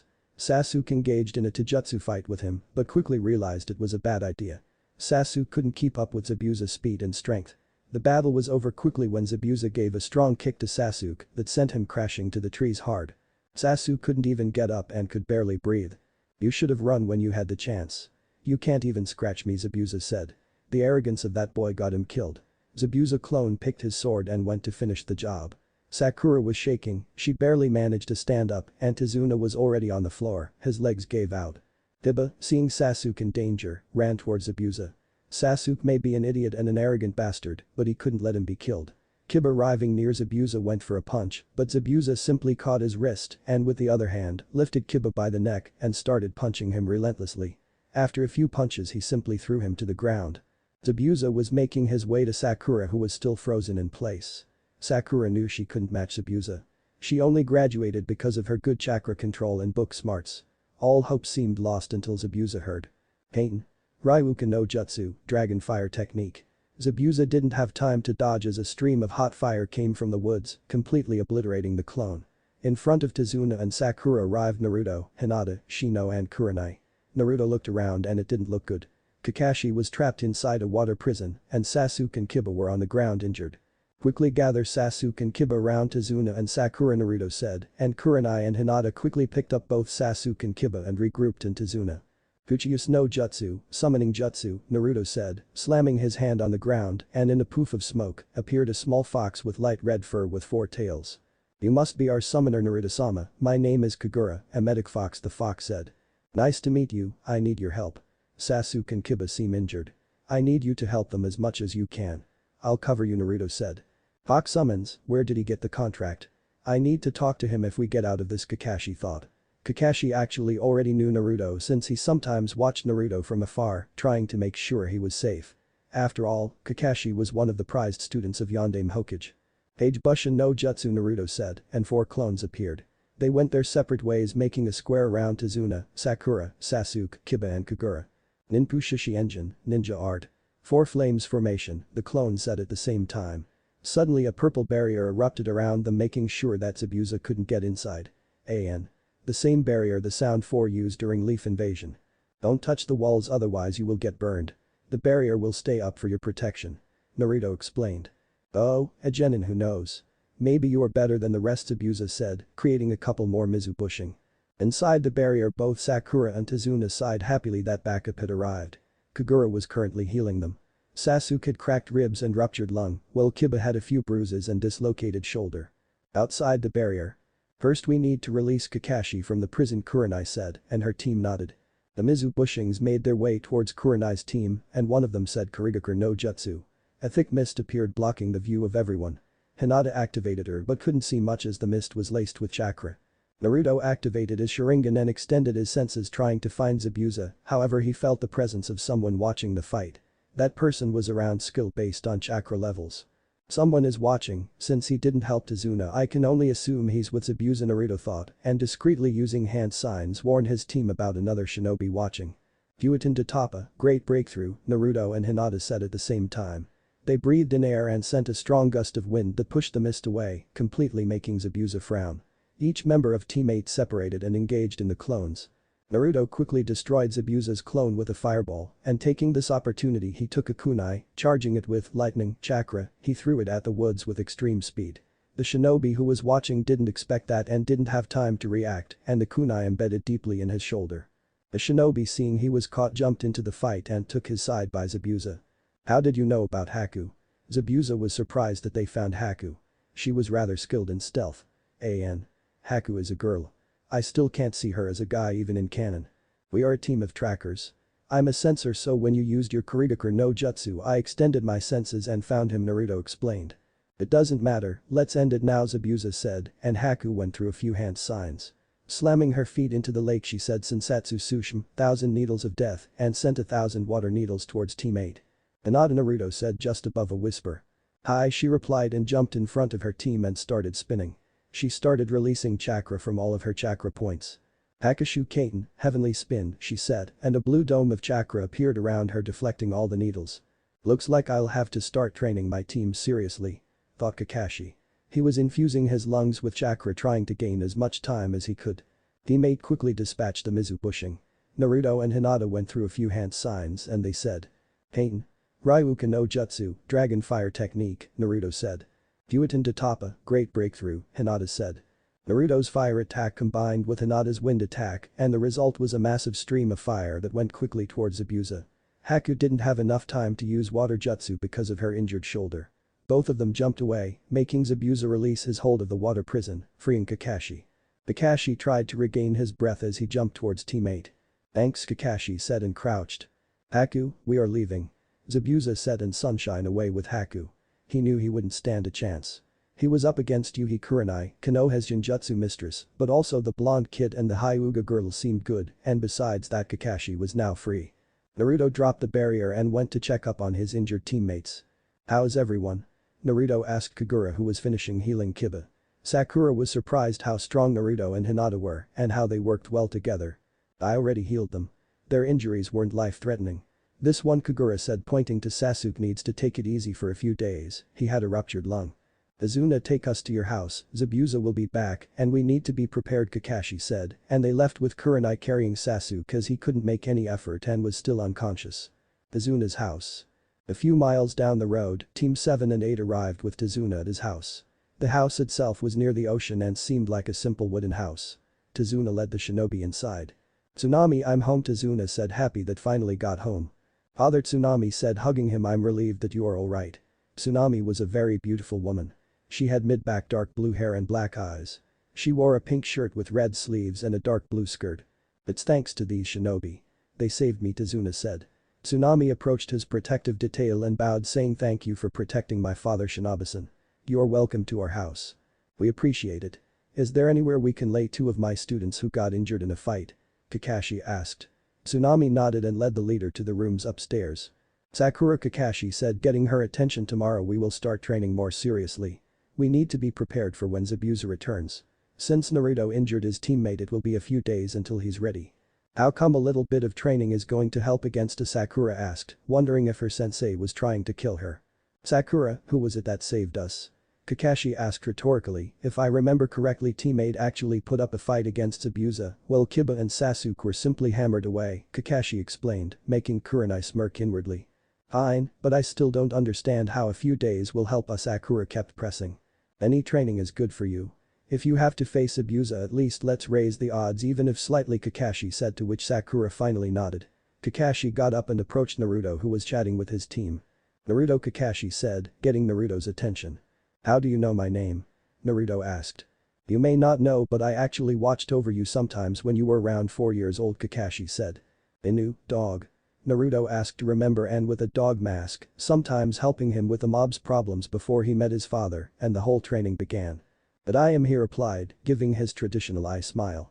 Kakashi said, placing his hand on his shoulder, we need to talk privately. Naruto nodded and they both shunshined to outside of the house into the nearby woods. Naruto and Kakashi in the woods. Kakashi and Naruto arrived in the woods via the traditional leaf shunshin that Kakashi used. That shunshin, it's really starting to get old. Why don't you use an elemental shunshin? Naruto asked. Pretty much all of Konoha always used the leaf shunshin, and while it got the job done, it was, for lack of a better word, lame. Kakashi raised an eyebrow to what Naruto just asked. Can you do the shunshin? He asked, to which Naruto nodded and used his lightning shunshin to teleport to a few meters away. Kakashi was actually surprised to see a genin use the shunshin no jutsu, much less an elemental version. I see you can, Kakashi started, and by the looks of it, you already have the lightning element mastered. How? Naruto studied the man for a moment. Even though he helped him several times when he was young, people tend to change. After a few seconds he found no deception and decided to answer him. I've been training myself since I was 5 years old, Naruto replied, and Kakashi was actually surprised to see someone without a clan training at such a young age. However, he quickly remembered his burden and he needed to be strong to withstand all the hate of his village. I see, maybe I can teach a few lightning jutsu since my affinity is the same, but we are getting off topic here. Kakashi started. How can you summon foxes? Kakashi asked. Naruto froze, wondering if he should tell him the truth about this. There are many people that tried to get close to Naruto to finish him off, however he decided he should trust him. It was a gift from the Kyubi, Naruto said, making Kakashi glare at him. Suddenly the air between the two dropped a few degrees. Naruto, Kakashi started in a very serious tone, however Naruto didn't even flinch. He was already used to it from the villagers and simply shrugged it off. They attacked our village and almost destroyed it. You cannot trust him. Naruto, hearing this, really started cursing his luck. It was always the same. Every time he met someone and talked about it, everyone told him that he couldn't be trusted. Kakashi-san was being controlled by the Sharingan and was forced to attack the village. It wasn't his fault, Naruto said, and Kakashi's visible eye widened. Only Uchiha Madara managed to control them and he was long dead. Kakashi studied Naruto for any signs of lies but found none. However, he decided that he should talk to them about this new development. Better make sure. I'll trust you, but keep in mind that foxes are very cunning, Kakashi said. Kakashi-san remembers that if it weren't for the medical fox I summoned, Sasuke probably wouldn't have made it, Naruto stressed, and Kakashi nodded, seeing it was probably true. Do you remember me of the Yondaime, always seeing good in everyone, Kakashi said, reminiscing about his genuine days where he was always a fool until his best friend died to save him. Yondaime? Naruto asked, wondering how Kakashi knew him until it finally clicked. One of the days Naruto was wandering through the Namikaze compound, he found a picture of his father's genin team. It was a silver-haired boy with a mask covering the bottom half of his face, a pretty girl with brown hair and 2 red marks on each cheek, and lastly a boy with black spiky hair, black eyes and orange goggles. Naruto turned the picture and it said Namikaze Minato, Hada Kakashi, Inyazuka Rin, Uchiha Obito. Ah, Naruto yelled, making Kakashi jump. I remember now. You were on my father's genin team with Rin and Obito, right? He asked. That's right. Your father, Kakashi said, stuttering. Naruto was the son of Yondaime. How could he be so blind? For the love of God, he's pretty much a carbon copy of him. How the hell has Konoha been so blind? He should have been there for his sensei's son. He should have done more. Oh shit, Naruto said, knowing that he let that part slip up. Naruto started panicking on the inside. It wasn't supposed to reveal it yet. Kakashi-san, you can't tell anyone until I reveal it. Naruto said. Don't worry, I know very well why you can't say it right now. Kakashi said, easing the boy's worries. And. I am sorry. I should have been there for you. If I had known I would have taken you in, Kakashi said with his head down. Don't worry about it. I wasn't so bad. If you had taken me and I wouldn't have met Hinata-chan, Naruto said. Kakashi perked up and asked Hinata-chan. Hinata's father disavowed her from the clan when she was 8 years old because she was weak, and since then she has been living with me. Besides, she's my girlfriend, Naruto explained, and Kakashi actually broke out in a fit of giggles. If you are thinking what I think you are, I'm going to hurt you, Naruto said, breaking Kakashi of his perverted thoughts. Okay. But she will be a stunning girl in a couple of years. You did well snatching her while young, Kakashi said, and Naruto growled, to which he simply ruffled his hair. Actually, I was wondering if you could tell me about my parents, Naruto asked shyly. I asked Hokage, but he never had really prolonged contact with them. Of course. I knew them very well. For starters, I can tell you that you adopted your mother's obsession for ramen. Kakashi said, laughing and getting a smile from Naruto. And so they talked for a few hours. Kakashi told everything he knew about them, which was most about his father, since he knew him better than his mother. They talked and the hours were passing by without either of them realizing it until the sky was already dark. Well, Naruto, I think it's time we get back. It's already getting dark, Kakashi said. Thank you for telling me about them, Nice-san, brother, Naruto said, feeling like he bonded with Kakashi. After all, since Kakashi's father's death he grew close to his sensei. The Yondaime was the closest thing he had for a father. Nice-san, you say? Okay, let's go, younger brother, Kakashi said, ruffling his hair and leaving the forest with him. Next day. The next day after the teams arrived, we found everyone quietly enjoying breakfast prepared by Tsunami. They were eating until Kakashi decided to break the ice and explain a few things.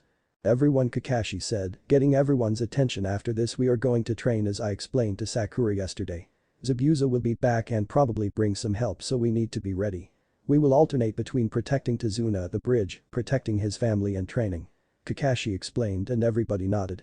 They continued eating for a few minutes until everyone was finished.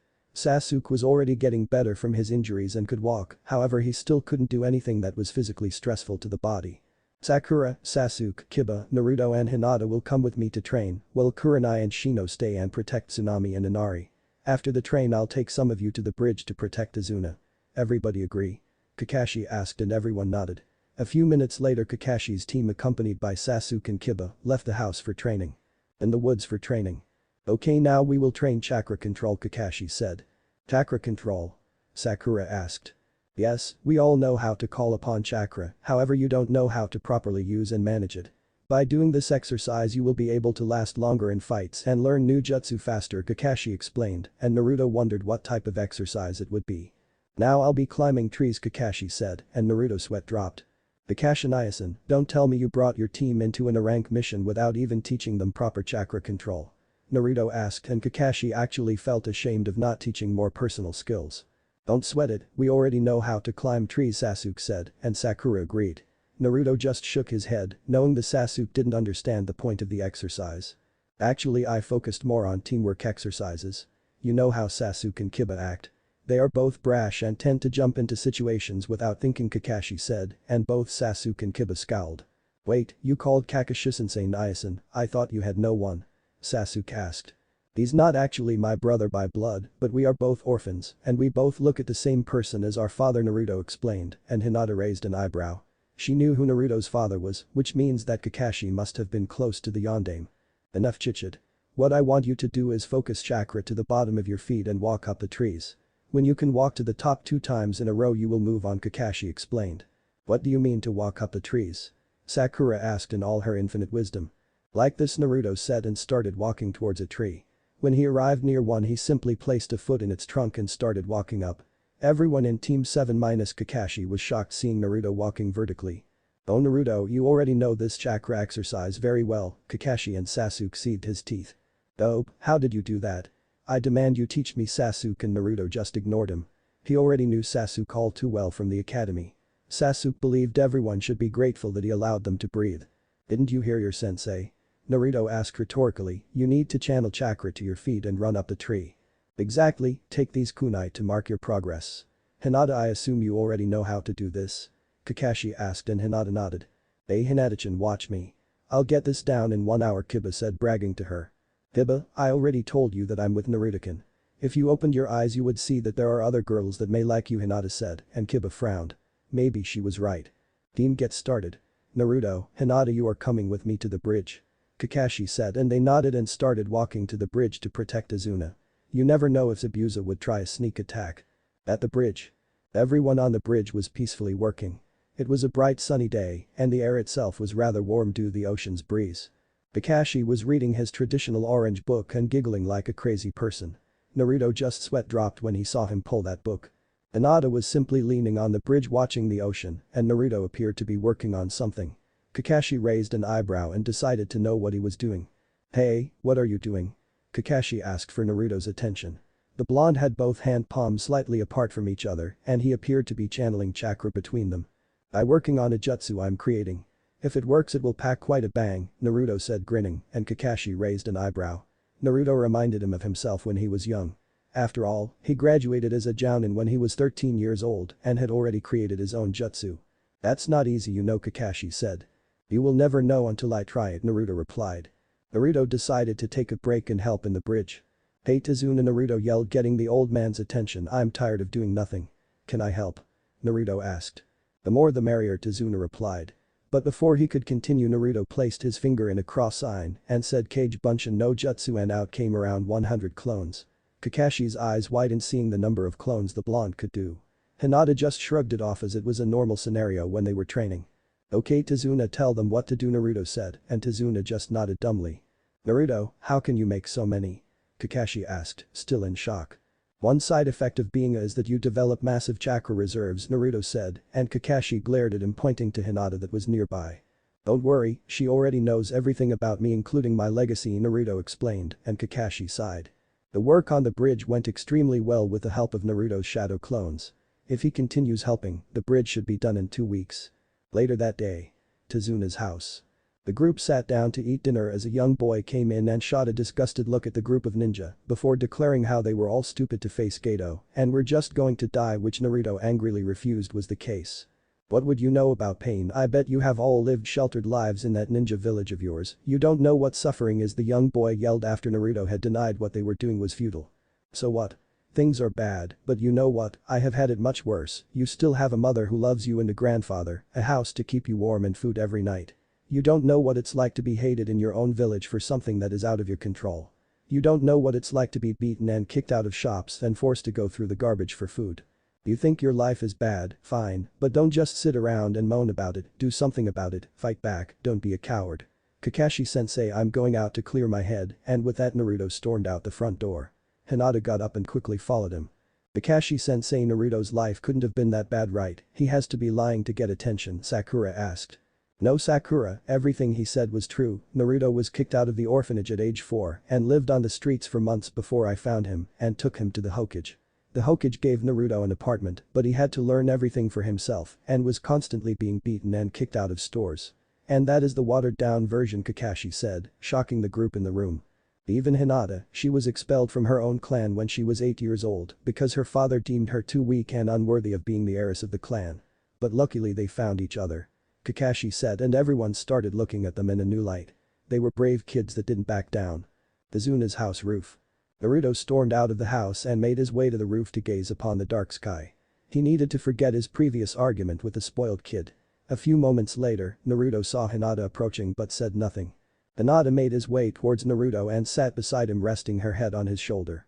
Neither of them said anything and continued to look at the stars in a comfortable silence. Until Hinata decided to break the ice. "You really shouldn't blame him, he's just naive," she said, trying to ease Naruto. "It's just. We all suffered. Me being a Jinchuriki, you getting expelled from your family and even Sasuke getting his whole clan killed by his own brother. Compared to us he has a good life," Naruto replied. "It's true we suffered, but not everyone has the strength to move on and forget the pain. If it weren't for you I would probably still be the same shy, weak girl I was. You were the one that gave me strength. Look at Sasuke, his pain drove to becoming obsessed with revenge." Hinata said. "You are unique, Naruto-kun." Hinata continued. "People that get to know you pull strength from you. You were my beacon of hope. You just need to do it for this kid too," she said. "I'll do my best, Hinata-chan," he replied with a small smile, pulling her closer. "Now that I think about our lives, you never took me out on a date," she said. Naruto was caught by surprise by this, but she had a point. In a relationship it's usual for couples to go on dates. "I never really thought about it, but it wouldn't be a bad idea. We could use the time we have here away from hateful glares of Konoha. How about tomorrow I have dinner?" Naruto replied with a smirk. "I would love to," she said, giving a kiss on the cheek and dragging him inside as Naruto calmed down. Next day 7 p.m. The next day after they set up their date went by normally. Everyone trained with Kakashi and Kurenai, however both Naruto and Hinata trained away from them since they were more advanced. The day the charge of watching Tazuna on the bridge fell on Kurenai with Team 7, and to say they were bored was an understatement. Sasuke actually seemed ready to go on a killing spree just to pass the time. He wanted to train, but he got stuck watching Tazuna, a few workers and a crap ton of Naruto clones working on the bridge. Sasuke seethed his teeth when he arrived at the bridge and saw all the clones Naruto did. That power should belong to him since he needed that to avenge his clan. It doesn't matter, only an uchiha can defeat an uchiha, Sasuke thought. Only if he knew. Currently we find Naruto and Hinata getting ready to go on their first date. They asked for permission from Kakashi and Kurenai since they were on a mission. Neither of them had proper clothes other than their shinobi attire. The only difference was that they left their headbands at home, signifying that they were off service, if one could call it that. They walked through town deciding on where to eat. When they arrived at the center of the town both of them were shocked. This town was poor. There were people asking for jobs, kids living on the outside, and even the resources the markets had to sell were scarce and of very poor quality. Beto had pretty much destroyed this small town. At least if their mission was successful and Tazuna managed to finish the bridge they would be able to recover from this. Not how they decided to spend their first date, but they already loved each other, this date wasn't much. They were walking watching the various shops and restaurants trying to pick a good place when they heard some yelling in the middle of the streets. "Quick, old man. We already told you that you need to pay up," one of Gato's men said. There were two guys trying to collect payment from a shop owner who was on the ground looking terrified. "But I already paid this month," the shop owner replied. "Boss said that you sent more merchandise for shipping, so you need to pay more taxes this month," he said. "If you can't pay up, take your wife as payment," he concluded and started a physical assault on the man. Naruto and Hinata, seeing this, jumped into action. In a swift motion of punches and a few kicks, Gato's men were running away bruised and bleeding, wondering how the kids managed to do this. "Uchiha no jutsu, summoning no jutsu," Naruto said, and in a puff of smoke, appeared a small one-tailed black fox. His name was Kyofu, and he was a spy fox that was extremely skilled in stealth and information gathering. "What do you need, Naruto?" Kyofu asked. "I need you to follow those two men and find where Gato's base is and any other information you can," Naruto explained, and the fox dashed out of sight. Naruto turned to Hinata and said, "Shall we continue?" he asked, extending his right arm, which Hinata took and pulled him closer. Finally deciding where to eat they entered and found the place was welcoming and warm. It wasn't a fancy restaurant, but they didn't care for that. During their lunch they tried to talk, however they already knew everything about each other. It was a rather strange date as most went by in silence, so they simply are in a comfortable silence. When they left Naruto decided it was still early, so he decided to drag Hinata to the local cinema and watch something. A couple hours later they arrived at Tazuna's house. Their date didn't go that well but they didn't care. After all the point of the date was to spend some time together since the mission started it was either training or guarding Tazuna. 1 week later. 1 week had passed and the teams were preparing for the showdown at the bridge. It was a terrifying sight for any civilian to see a shinobi getting ready for a fight. The ground was filled with weaponry, shuriken, senbon, flash tags, explosive tags, ninja wire, giant shuriken, and even Naruto's sword was out of his storage seal. He decided to carry it in his back since he could need it at any time. "Everyone ready?" Kakashi asked and everyone nodded. The fox Naruto had sent to gather information and spy on Gato paid off. The fox found out that Zabuza would attack today since Haku was already healed from her shoulder wound, as was Zabuza from chakra exhaustion. Since Gato plans to betray Zabuza when the fight is over, he may well send someone here. If he does send them, they probably won't be Shinobi.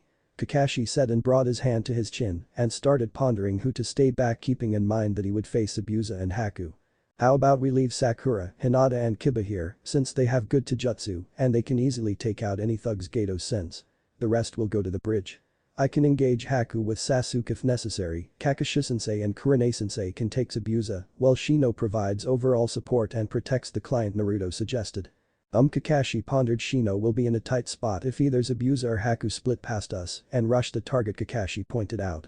Naruto considered this scenario. I can put the same barrier as last time, besides Shino can control his bugs from inside the barrier, right? Naruto asked and Shino nodded. It's good, well then everyone sticks to the plan. Tazuna, you are ready? Kakashi asked and Tazuna weakly nodded. After all, Tazuna would be bait to draw them out. Everyone started moving out and before they left, Naruto gave Hinata a brief kiss while whispering, good luck, if you need me here use the ring, and Hinata nodded. On the bridge. Tazuna was approaching the bridge guarded by Kakashi, Kurenai, Naruto, Sasuke and Shino. They entered the bridge and there was already a mist in the air. Naruto discreetly activated his Sharingan while placing the usual Genjutsu on it. They made their way to the bridge moving as silently as possible. Well, everyone minus Tazuna, who was sweating bullets and breathing hard just from fear itself. Naruto using his Sharingan could see glimpses of two chakra sources. They are already here, both Zabuza and Haku. Just about 100 meters away, Naruto said, and everyone stood in their guard. How do you know that? Kakashi asked. After all, Kakashi's sensing abilities weren't that good and he was considering summoning one of his dogs. I'll tell you later. Can't tell with Sasuke here, Naruto whispered to his heart and Kakashi nodded. Now isn't the time for chit-chat. They continued walking until they stood a few meters from each other. Kakashi, we will meet again. I'll enjoy the bounty on your head, Zabuza in a dreary voice. So many places to choose from. I can slit your throat. Stab into your heart. Destroy your lungs. Burst your kidneys. Or break your spine, Zabuza continued saying while unleashing a lot of killer intent. Kakashi, Kurenai and Naruto seemed immune to it while Shino and Sasuke were sweating and Tazuna was already on the ground as his legs gave out. Naruto saw Zabuza move from his spot but he didn't have time to warn his team. He picked up his sword and jumped in front of Kurenai, blocking Kubikirabacho.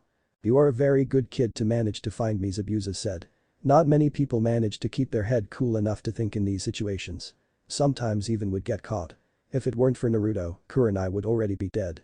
Say goodbye to your mist, Zabuza, Naruto said, going through a few hand signs and unleashing a gust of wind that blew the mist away, getting a frown from Zabuza. I really hate wind users, Zabuza said, shouldering his sword and getting ready for the attack. As we planned, everyone takes their positions, Kakashi ordered. Why should the dope fight while an elite will just stand and watch, Sasuke said in his typical arrogant tone. Now is not the time, Kakashi said in a very serious tone, making Sasuke gulp. You will stay with Tazuna outside the barrier and only jump in if Naruto needs to. Are we understood? Kakashi asked and Sasuke nodded. Get ready, Kakashi said. Tazuna retreated with Shino. Naruto made 4 shadow clones that formed a square around them and said Ninpu Shishi Engine, ninja art. 4 flames formation and erupted a purple barrier with Tazuna and Shino inside and Sasuke on the outside. Kakashi and Kurenai got closer preparing to fight Zabuza and Naruto with his sword on hand, prepared to face Haku. Zabuza mentioned a few water clones that surround Kakashi, Kurenai and Naruto. Naruto turned to Kakashi and he gave him a nod. Naruto disappeared in a burst of speed and 1 second later every single clone burst into water. Looks like you found your rival in speed, wouldn't you say, Haku? Zabuza asked. It looks like that, Haku replied and dashed towards Naruto. Naruto, seeing this, gripped the sword tighter and started running towards Haku. They met roughly at halfway and started exchanging a few blows. Neither of them are gaining advantage. Naruto would easily block every single attack, however he didn't manage to land anything either. They found themselves in a standstill. Naruto was blocking Haku's kunai with his sword. Haku, seeing he had one hand occupied, started going through single-handed hand seals and once finished, said Sensatsu Sushu, flying water needles of death, and immediately 1,000 water needles formed from the clone's water and started raining on Naruto. Naruto, seeing this, knew he hadn't many options to avoid it and decided to test his new eyes and the power he learned to use. He shifted his eyes and said Kamui, might of the gods. Naruto made his body intangible and everyone watched in awe as well as fear as every single needle passed through Naruto's body exiting on the opposite side. It's not possible, Haku said. You aren't a bunshin, I can feel your chakra and your sword pressing against my kunai, she explained. Well, that's one of my most powerful things, Naruto said, smirking. He used this moment of distraction and gave a powerful kick to Haku's chest that sent her flying and crashing into the ground near Zabuza. Zabuza was still wondering how the kid managed to do that and also beat Haku in speed. You are really good for a genin, Zabuza said. Kakashi laughed and said, smirking, what if I told you that Naruto here is actually the dead last? Zabuza's eyes widened. The brat couldn't possibly be the dead last. Konoha has been seriously training there. Zabuza, before we begin our real fight, I have a proposition for you, Naruto said, and Zabuza raised an eyebrow. What do you want? Zabuza said, wondering what the kid meant. I heard that Gato plans to betray you once you get the job done. He plans to kill you and Haku once you kill Tazuna so he doesn't have to pay you. So how about we join forces and kill Gato, and in return you can come back with us to the Leaf, Naruto explained, and everyone raised an eyebrow. Naruto, you just can't offer asylum to a Missingman like that, Kakashi said. Kid, you are crazy, what makes you think I would join the Leaf? Zabuza asked. I bet you are tired of all the running and having to keep looking for missions just to live. And I know the old man well enough. Both of you can be great assets to the village. Zabuza is one of the 7 swordsmen Haku has the ice release, Naruto said, and silently Zabuza agreed. Both of them were tired of the constant running and they wanted a place to settle down. How do you know about my bloodline? Haku asked. She didn't reveal it last time they faced each other. Did you really think we would just train while apart? Information is half the battle, so I sent a fox to spy on Gato's warehouse and he found you training. Naruto explained, and they both scowled. Getting spied on without realizing it. Be that as it may, but I still have a reputation and in my place it's all I have.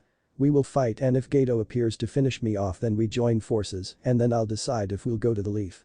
Zabuza said, and Naruto nodded. If Naruto was lying, which Zabuza wouldn't know, Zabuza would be destroying his reputation by betraying his client. Immediately Haku started going through hand seals and said Makuhoushou demonic ice mirrors. All around Naruto ice mirrors started forming, trapping him in an ice dome. Haku walked to one of the mirrors and simply entered the mirror itself, as if she became nothing more than a reflection. Inside the ice dome. Inside the dome, Naruto could see that Kakashi and Kurenai were already engaging Zabuza. Even for both of them, Zabuza was no pushover. Naruto needed to get over with his fight in order to go help them. Also Sasuke was around and he knew that if they needed help he would jump in. Uchiha pride and all. Funny, Naruto was an Uchiha, but even though he had pride in his blood, he was never arrogant about his power. Naruto focused on his battle and noticed that every mirror around him had Haku's reflection in it. He noticed that each Haku was holding 3 in each hand, getting ready to attack. Naruto's eyes widened when he realized that Haku was much faster now. If he didn't have the Sharingan to track her movements, we would need to resort to higher level attacks. Haku looked at Naruto surprised. You are the first person to ever dodge my attack when they are trapped in this jutsu. Naruto simply smirked. Haku continued a relentless assault, switching from mirror to mirror while launching countless Enban to Naruto. This went on for a few minutes. Naruto would simply dodge all without even needing his. How are you dodging my attacks? Haku yelled, finally losing her cool. You can't win, this jutsu spends a lot of chakra and you're already getting low. Naruto simply said. Shut up. Haku yelled and charged at Naruto as fast as she could, but Naruto's Sharingan could still follow her perfectly and saw her every single muscle movement in slow motion as she charged. Naruto took the opportunity and grabbed her by the hands, throwing her into a mirror. Suddenly, near where Haku landed a kunai with an explosive tag. The tag exploded and Haku braced herself for the impact, not getting too much damage.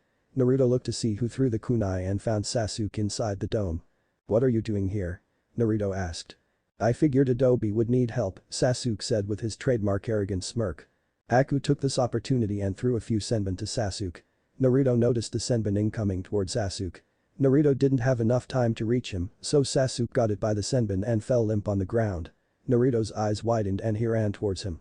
Naruto looked at him and noticed that the senbon hit his neck in a non-vital area, and using his Sharingan, he noticed that his chakra network was still active, so Sasuke was probably in a death-like state.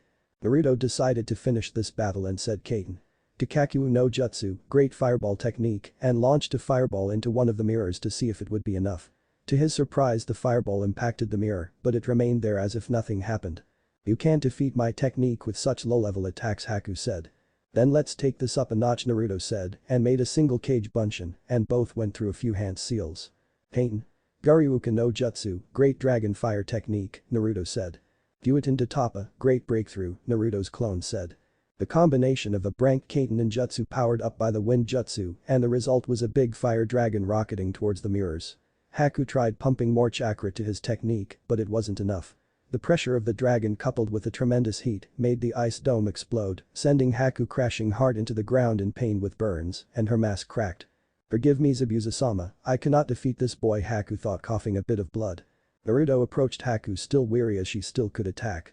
Naruto made a few hand seals and said chakra seal. Placing his hand on Haku, he blocked her chakra and tied her up with ninja wire. He went to see how the other battle was going on. Outside of Ice Dome few minutes earlier. Kakashi and Kurenai were about to face Zabuza. Kakashi pulled up in a headband revealing his Sharingan. "Sharingan again?" Zabuza mocked. "Be proud Zabuza, you the first enemy to ever see it twice," Kakashi said and started going through hand seals. "Kaiten. Kakaku no Jutsu, great fireball technique," Kakashi said and sent a fireball towards Zabuza.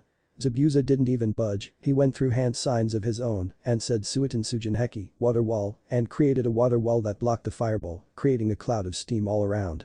Kakashi runs forward and engages Zabuza onto Jutsu. Wrong move as Zabuza was stronger due to being used to using his big broadsword. Kakashi sent a low kick making Zabuza jump up. Kakashi tried to capitalize on this with a punch, but Zabuza blocked it. Zabuza jumped back just in time to block a barrage of shuriken sent by Kurenai. "Tsuryuuten no Jutsu, water dragon," Zabuza said and sent a big water dragon towards Kurenai. She got caught in the ground and was sent crashing into the wall, disabling her momentarily. Kurenai Kakashi yelled and made his way towards her to check on her condition. When he arrived near her she was regaining consciousness. They made up a battle plan that would end Zabuza when they heard an explosion coming from the ice dome. Naruto, they both thought. But what both Zabuza saw was a big stream of fire coming from the dome, with Haku flying towards the ground and Naruto simply walking out of the ice dome, now practically all destroyed. The brat managed to defeat Haku, as no ordinary. He must be at least Jonin to defeat Haku without getting hurt. Zabuza said watching Naruto tie Haku up and making his way towards his battle. "Need help?" Naruto asked, not even slightly winded. His massive chakra reserves weren't even slightly spent, he was practically full. "Sure," Kurenai got hit. "Let her rest for a bit while she prepares," Kakashi said and Naruto started sinking into the ground. "How many does he know? It is fresh and so far I have already seen big Kaiten and Futen and now low-level Doten," Kakashi thought. Something was out of place. Zabuza had his guard up. If one thing he knew was not to underestimate the blonde kid. He managed to easily defeat Haku. Suddenly he felt a presence behind and turned but he was too slow. Naruto emerged from the ground just behind Zabuza and in his hand was a blue ball of chakra. "Rasengan," Naruto said, slamming the blue condensed ball of chakra into Zabuza until he burst into water. "Should water clone," Naruto thought and turned to see Zabuza with his sword ready to chop in half. "This is the end, kid," Zabuza said and brought his sword for a horizontal slash to chop Naruto in half. "Naruto," Kakashi yelled. Naruto activated his once again. He got to admit it's a kick-ass power that most likely confuses enemies to no end. Zabuza was watching as his sword was phasing through Naruto and leaving his body without a scratch. When the sword left him, Naruto gave Zabuza an uppercut and jumped back near Kakashi. Zabuza regained his balance. "What the hell is that attack?" Zabuza asked, getting pissed off. He never saw anything like that. "That's for me to know and for you to find out," Naruto said smugly, making Zabuza even more pissed off. Suddenly a tree started growing behind Zabuza, trapping its branches. "Meijin Jubaku Satsu, tree binding death," Kurenai said, making the tree grow and snaring Zabuza in place without a chance to escape. "You are too dangerous to be left alive. What I'm about to show is my own personal jutsu," Kakashi said and started gathering a great amount of chakra in his right hand. The chakra changed into electricity until it started producing a loud sound. Kakashi dashed forward intending to end Zabuza's life for good. "Chidori, 1000 birds," he was about to slam it against Zabuza when he heard, "Look at that, the demon defeated by a punk," some man said on the far side of the bridge. Kakashi stopped his assault disabling his Chidori and said Gato with distaste. "What are you doing here, Gato?" Zabuza asked, getting the impression the blonde kid was telling the truth. "I'm here to kill you. You are simply too expensive when I can buy a few thugs that get the job done," Gato said, smirking, thinking he was untouchable. "Surrounded by 50 thugs all equipped with weapons. Release me, we are no longer enemies." "You were right, kid," Zabuza said and Kurenai left her illusion down. Zabuza picked up his sword and was about to rush into Gato when Naruto placed a hand in front of him, making Zabuza confused. "I want to try out the jutsu I've been developing," Naruto said. "Hey, old man Tazuna, how are you going to finish the bridge?" Naruto asked. "I've got plenty, why do you ask?" Tazuna said, getting confused. Kakashi-sensei, Kurine-sensei, Zabuza, you are about to watch my very first creation closely, Naruto said, and everyone wondered what he was going to do, even Sasuke, who just got up a few minutes ago. You really think you can defeat us all, one of the thugs said. Naruto simply smiled. Naruto brought his hands closer and slammed them against each other and started concentrating. He slightly separated his hands and started concentrating chakra between them. A few seconds later the chakra started shrinking into a small perfect light blue sphere. Naruto sent the sphere into the sky and it expanded into a flash of light, immediately gathering clouds in the sky. Thunders could be heard as the sky started to get darker and heavy rain started to fall. As the thunder intensified, everyone watched and wondered how the kid managed to make it rain without much difficulty. Is this how you are going to kill us? Rain. Gato said. Everyone thought that what he was doing failed, but Naruto simply smirked. Naruto concentrated chakra in his right hand and sent a small beam to sky, and everyone watched as a massive lightning dragon gathered in the sky, as if waiting for command of its master. Watch closely, Naruto said, and brought his hand down commanding the dragon to attack. Raiden Kirin, Naruto said. The dragon left the sky and rocketed towards Gato and the thugs with such speed that everyone only saw a glimpse of light before the bridge where Gato was exploded with a tremendous source that everyone had to gather chakra to its feet just to not get blown away. Everyone watched in awe at the power of such jutsu. When the dust cleared, there wasn't anything left where the thunder landed. In the place where Gato and thugs were now was a big hole. Even the bridge itself was blown to bits. So much power, Kakashi said as he watched everything with his Sharingan. That technique was easily in rank. Maybe I should go to the leaf. I wouldn't want to be on the receiving end of that, Zabuza thought. That power should be mine, with that I could easily defeat my brother. Yes. That power will be mine, Sasuke thought as he watched in awe the massive lightning strike. What the hell are these shinobi, they can't be human, Tazuna thought in awe and a bit of fear. Awesome, my technique worked. Naruto exclaimed happily and everyone turned to him with theirs fixed on him. Congrats, Kid, Kurama said. It's over. Gato is more than dead, Kakashi said looking at Naruto and laughed. So Zabuza, have you thought about Naruto's proposal? Kakashi asked and Zabuza started pondering. He was tired of this life and if went to the leaf perhaps he could witness that attack once again. That lightning dragon was beautiful. I'll go with you. I'm tired of this life. Besides, I wouldn't want to be on the receiving end of that, Zabuza said as he pointed to a massive missing piece of bridge and Naruto smirked. By the way, Naruto, congrats, that is one powerful jutsu easily shranked, Kakashi said happily that he inherited his father's talents. And the best thing is that its chakra consumption is practically non-existent since the dragon is powered by the natural electricity of the sky, Naruto replied, and Kakashi nodded. Maybe you can teach it to me, Kakashi said. You need a very high lightning affinity as you need to manipulate the very essence of electricity and also manage to gather it up in the sky, but if you have I would happily teach it to you, Niacin, Naruto said. Niacin? Zabuza asked. We aren't really brothers, but we are close enough, Naruto said. Though by demand you teach me that jutsu, Sasuke said walking up to Naruto. No, Naruto simply said. What do you mean no? That power should belong to the Uchiha elite, Sasuke said. The reason I won't teach it to you is because you have the wrong goals. Revenge and lust for power, Naruto said and walked off leaving Sasuke angry. The council will hear about this, Sasuke thought. Okay everyone, let's head home. Tazuna, you can work peacefully now that Gato is dead.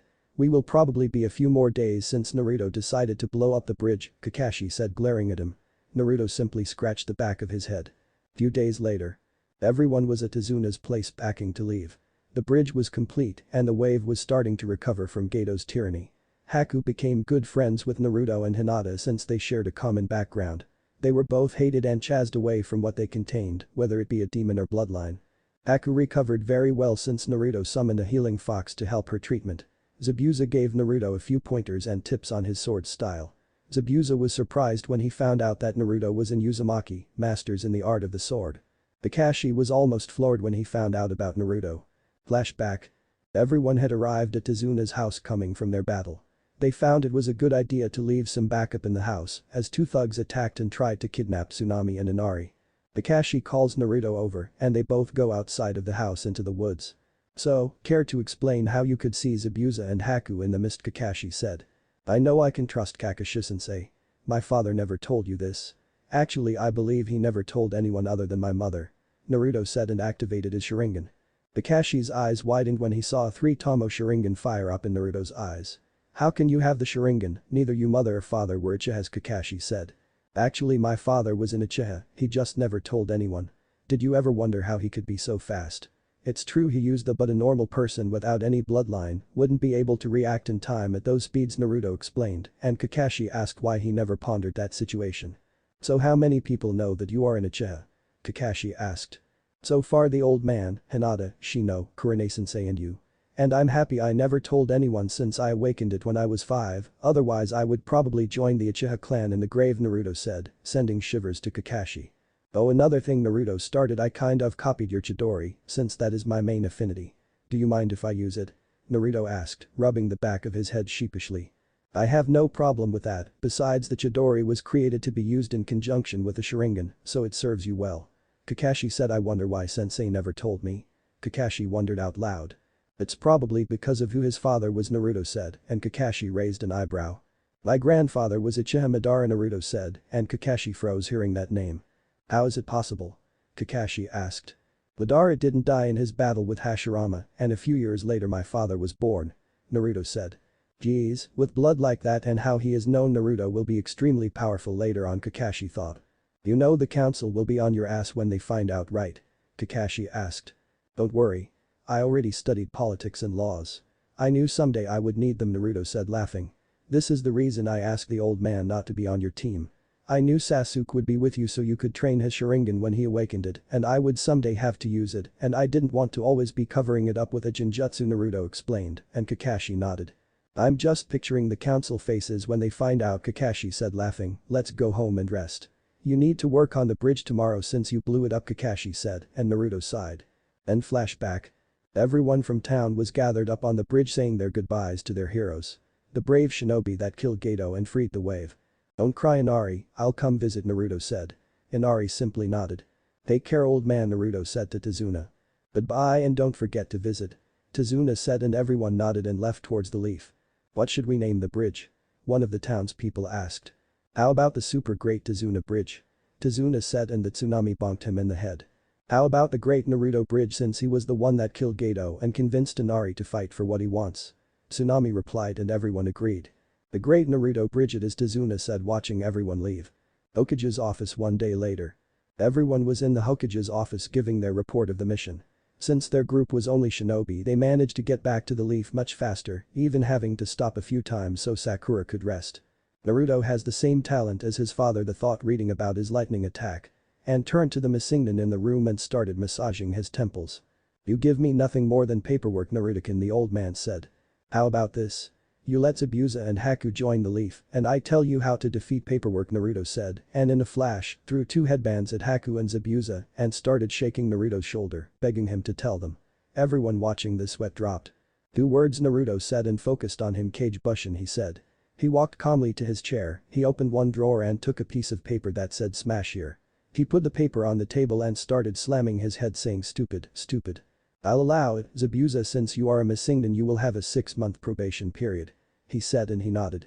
Haku, since you don't have any village affiliation you can join a genin team at your next graduation, how about it? He asked. Actually, Hokage-sama, I would like to become a combat medic. I have good knowledge of poison and medicinal plants. She said and then pondered. Very well, you can start in the hospital. I'll have someone teach you the basics, but you still need to be on a genin team and advance to at least until you can dedicate full time, they explained, and she nodded. Everyone dismissed, they said, and created 3 shadow clones to do paperwork.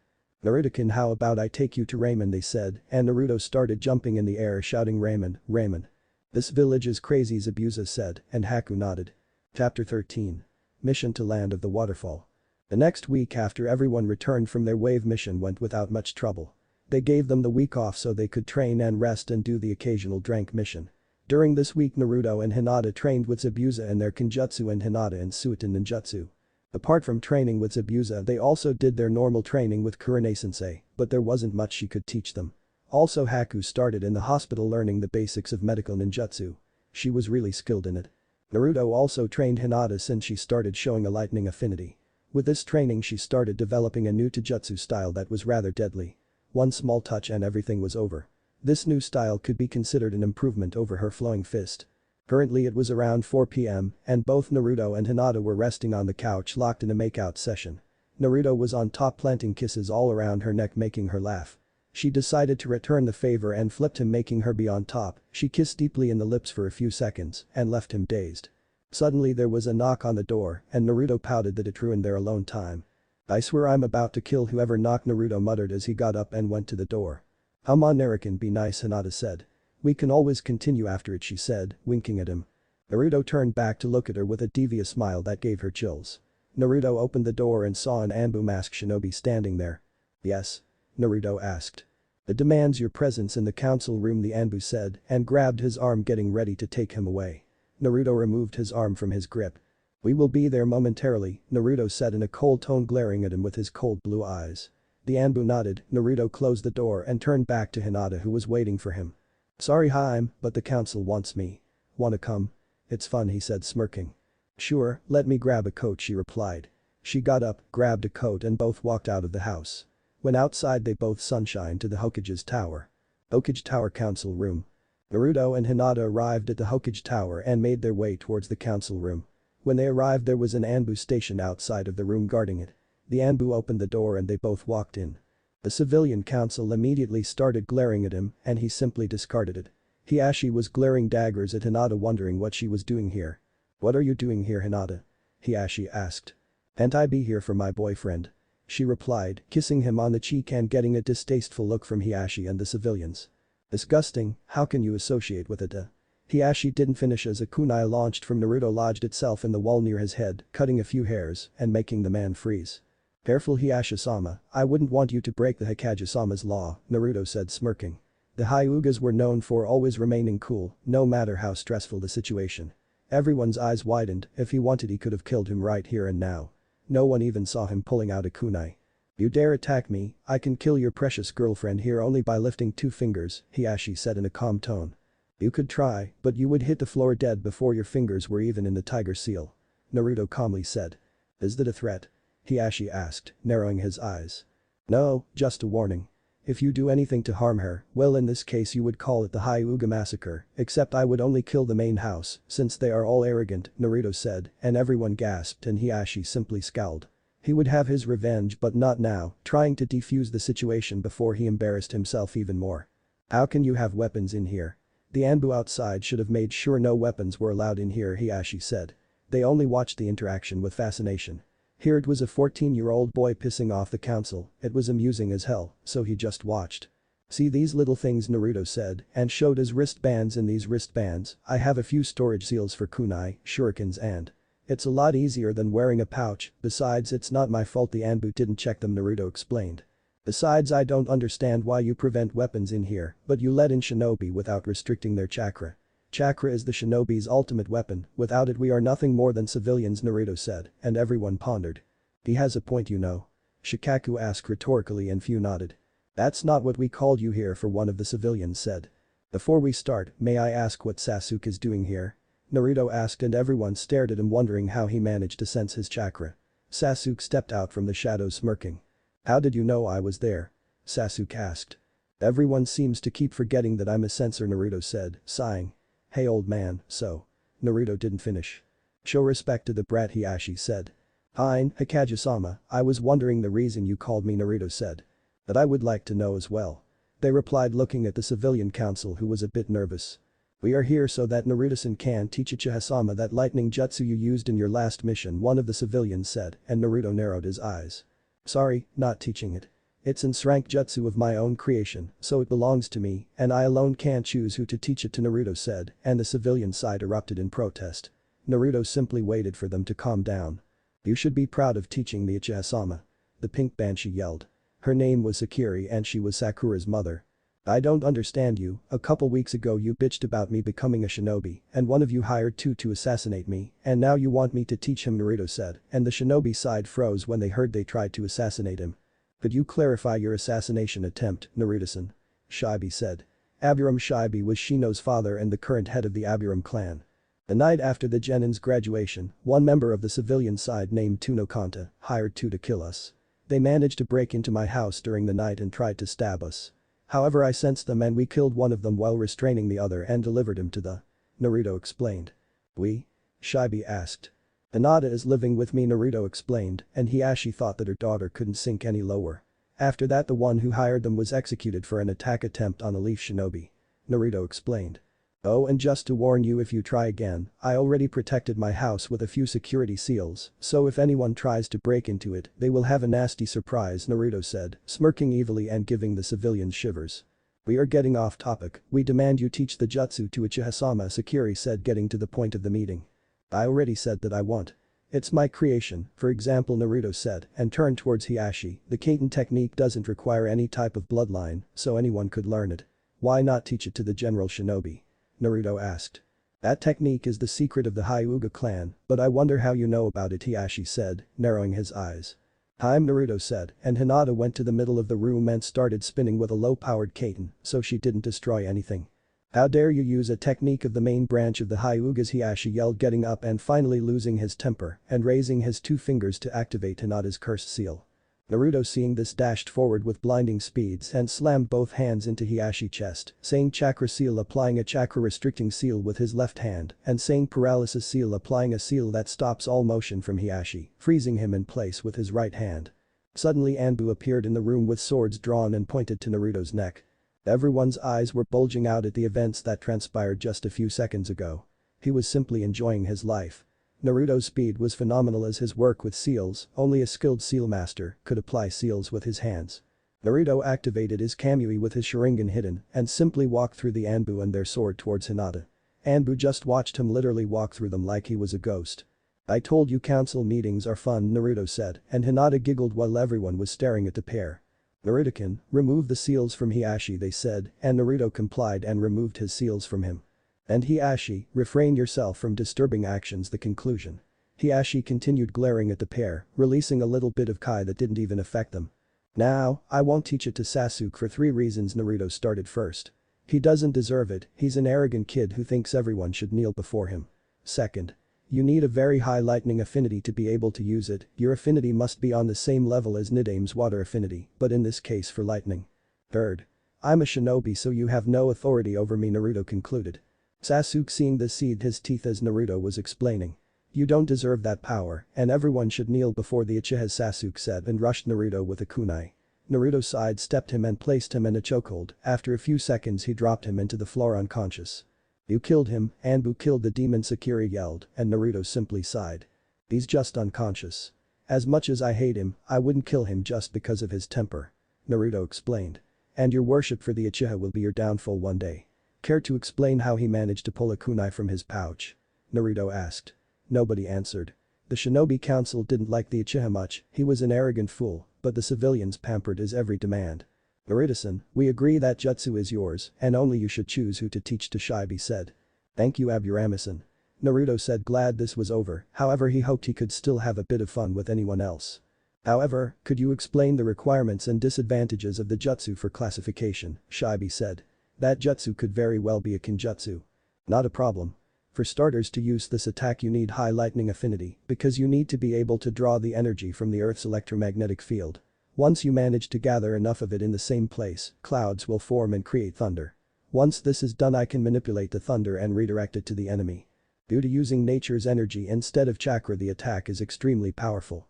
The only drawback is that after using it you can only use it in the same place after a few minutes so that the energy from the field can stabilize, Naruto explained, and everyone thought about the possibilities of that jutsu. It could easily topple a building or destroy a small army. You are skilled, Naruto-san, my son was right about you, Shinobi said, and Naruto nodded. Can we leave now?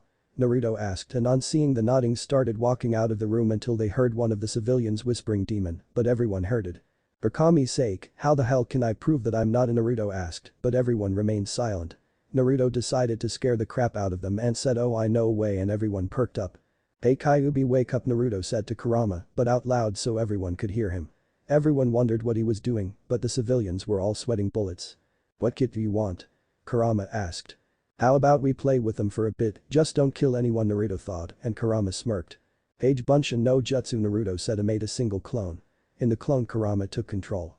His eyes became blood red with vertical slits, his whisker marks became more pronounced, and his teeth became fangs. Well, hello, they said in a very dark voice, scaring the crap out of everyone in the civilian side. They already knew about him helping Naruto, but the shinobi side was a bit weary. Kyubi? Sakura asked. Lord Kyubi, you pathetic mortal, they said, and Sakura shrank into her chair just staring at the newly transformed Naruto. Are you hungry? Naruto asked. I could eat Kyubi replied. You can start with the pink banshee Naruto said, and Sakiri started shaking and fainted. Naruto seeing this sweat dropped. She fainted, pick another he said. Oh just forget it, I'll eat them all Kyubi said, and using a discreet hinge transformed into a medium-sized fox with 9 tails and orange fur. He calmly walked towards the civilian side. The rest simply watched as one by one everyone in the civilian side fainted and remained there in the ground drooling. That was fun they said, making Naruto and Hinata laugh while everyone just sweat dropped. We are leaving, see you tomorrow Jiji Naruto said and walked out of the room. I like his style Tsume said. She was the head of the Inuzuka clan and Kiba's mother. Sniff sniff what's that smell? She asked. I think I know. Sigh, who the hell is carrying them home? They asked and in a flash the whole shinobi side vanished. Did Minato teach them the Hiraishin? Wondered and thought. With our favorite couple. I told you, council meetings are fun, Naruto said chuckling. How are you feeling? You haven't seen your father since he expelled you Naruto said. I'm fine. He no longer means anything to me, he was never really a father. I think I never got to love him she sadly said. Besides I have you now and that is all I need she said, kissing him on the cheek and wrapping herself around his arm, resting her head on his shoulder. Shall we continue what we were doing? Naruto asked, remembering what they were doing before they left. Are you sure? Hinata whispered in a teasing voice. Naruto picked her up bridal style and sunshine home. Few days later. Teammate was en route to the tower to get a new mission. Their week off was over and now they were ready for real missions. No more of those dreary dranks missions. During the remainder of the week Naruto learned a few lightning bolts from Kakashi. Flashback. Naruto was walking towards Team 7 training grounds since he set a training session with Kakashi. Naruto waited a few minutes, but then he remembered Kakashi's nasty habit of arriving late to any appointment. Naruto extended his senses and found Kakashi a few hundred meters away. He walked towards him and found him staring at the memorial stone. Naruto approached him, but Kakashi didn't even notice him since he was deep in thought. So Naruto said startling Kakashi, this is where you spend your time Naruto continued in a low tone, seeing the names of his parents in the stone. The memorial stone is a monument in Konoha where all the names of shinobi killed in action are written, a reminder of their sacrifice to protect their home. Neither of them said anything during the few minutes until Naruto spoke. You shouldn't dwell in the past. I know, but I can't forget my past actions. If I wasn't so arrogant back then he would still be alive. Kakashi said. I'm the last of my genin team, my best friend, Obito, died to save me, Rin sacrificed herself forcing me to kill her, and Sensei died defeating the. In his dying moments I promised Obito I would take care of Rin, and I failed Kakashi said almost breaking. You can't protect everyone even though I know that. The only thing we can do is try our hardest. Like you, I would do anything to protect those who I care about, but we can't be there for everyone Naruto said. I just feel it's my fault Kakashi said. You tried your best, no one could ask for more. It's time to let go. Naruto said, placing his hand on his shoulder and slowly turning away to leave. It would be best to leave him be after their talk. Maybe he's right, I've dwelled in the past long enough Kakashi thought, looking one final time at the stone. I promise Sensei I'll do my best to protect and guide your son, he thought smiling and turned away from it going towards Naruto. Wait Naruto, I believed we had a training session Kakashi yelled, making Naruto stop and turn towards him. Maybe my talk did some good Naruto thought. Let's get this started, I'll be teaching you a few lightning bolts, I've got plenty Kakashi said, lifting his headband and showing his Sharingan. Kakashi-sensei, I wonder why can't you disable your Sharingan Naruto said. It's because I'm not an uchiha and I can't cancel the chakra flowing into the eye, Kakashi replied. Maybe your eye is forcibly consuming chakra to remain activated. Naruto pondered for a few seconds and said maybe I can apply a seal in your eye that allows you to cut the chakra feed completely allowing you to see normally, but still be able to reactivate the Sharingan. Really? Kakashi asked incredulously. If he could it would be good, he hasn't seen anything with his left eye in years outside of battles. Besides, it would remove his blind spot when not using the Sharingan. I'm pretty good with seals. I'll see what I can do. Let's get started. Naruto said and activated his Sharingan. First I'll show this is Raiden Lightning Chain Kakashi said, making a cage bunshin. Kakashi slammed his right hand with the clone's left hand and when they were separating it created a thin line of chakra. Both Kakashi and his clone ran towards a tree, slicing it cleanly. Wow that's an rank jutsu Naruto said giddily and Kakashi smiled. His sensei was always up to learn new jutsu. The next is the final version of my Chidori, it's called Rikiri, Lightning Cutter.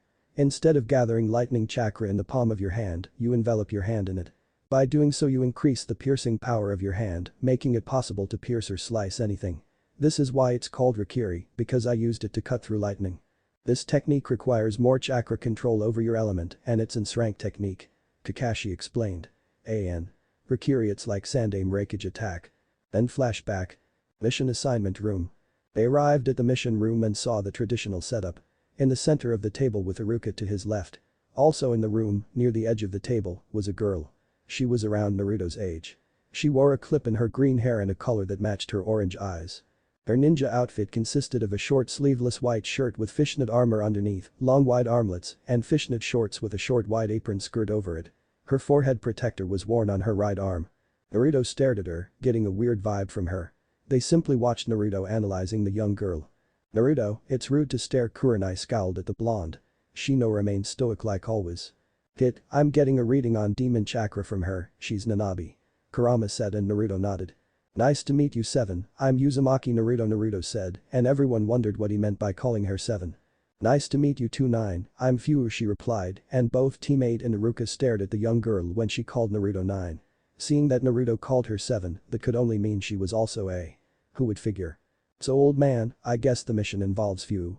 Naruto asked and he chuckled. The mission I have for you is a prank because of its importance rather than danger. The start of the mission is to go to Hidden Village in the waterfall and negotiate trading agreements. Fu here will accompany you to the village since it's hard to find the concluded. They picked up a scroll and threw it at Kurenai and said in there are the mission details. Naruto narrowed his eyes and asked you set this up didn't you? I thought you would like to meet another like you the old man replied. I appreciate it Naruto said and turned to Fu so let's head out, I want to see your village Naruto said. Before we part ways prepare for a 1-week mission.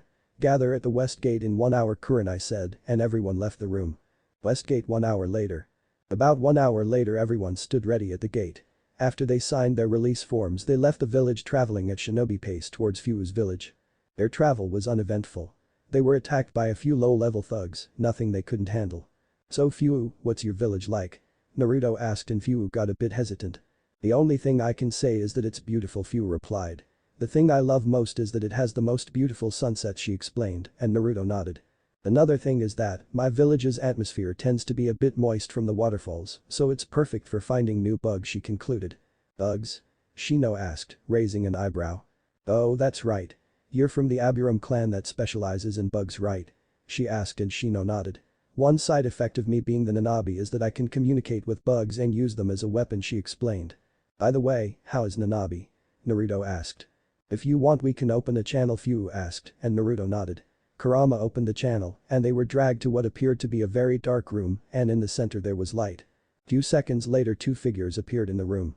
The first one appeared to be a giant bug with horns and wings and on top of his head was Fu.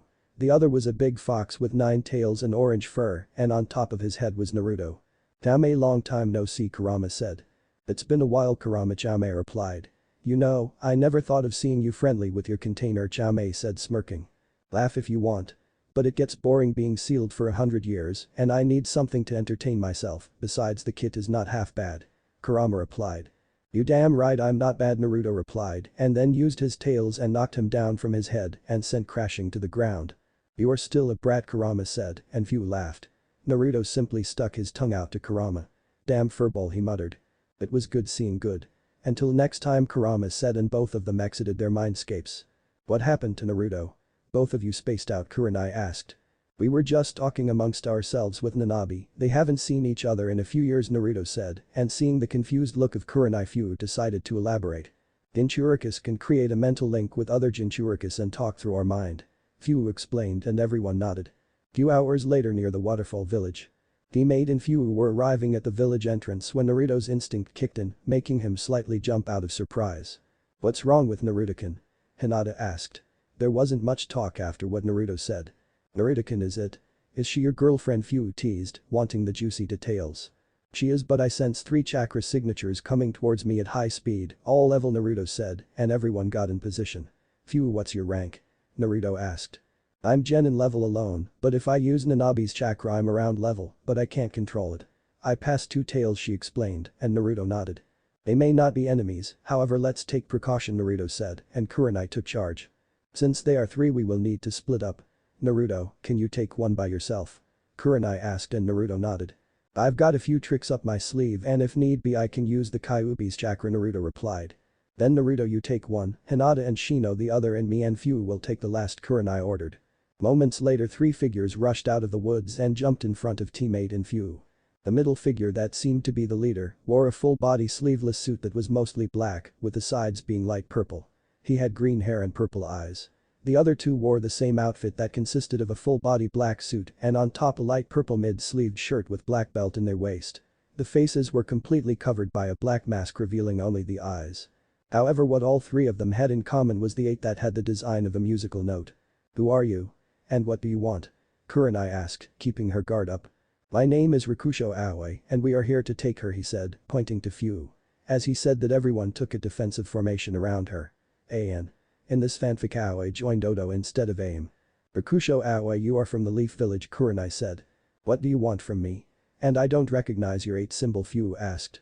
"We are from the Hidden Sound Village and we want you because you are the guardian of the Ayu no Mizu, Hero Water," Aoi said, getting ready to take by force if need be. "Hero Water?" Naruto asked. Fu was a bit reluctant but decided to tell them since they would most likely help her. "Hero Water is a special water that only exists in our village and it's considered a forbidden drink. The water gives the user, when consumed, an enormous boost in chakra. The water multiplied by tenfold the user's chakra output, however it shortens their lifespan. Our ancestors used it to defend our village when needed. And the reason they want me is because I'm the guardian of the fountain," Fu explained, and teammate eyes widened. Multiplying chakra output by tenfold is some power. But no power comes without cost.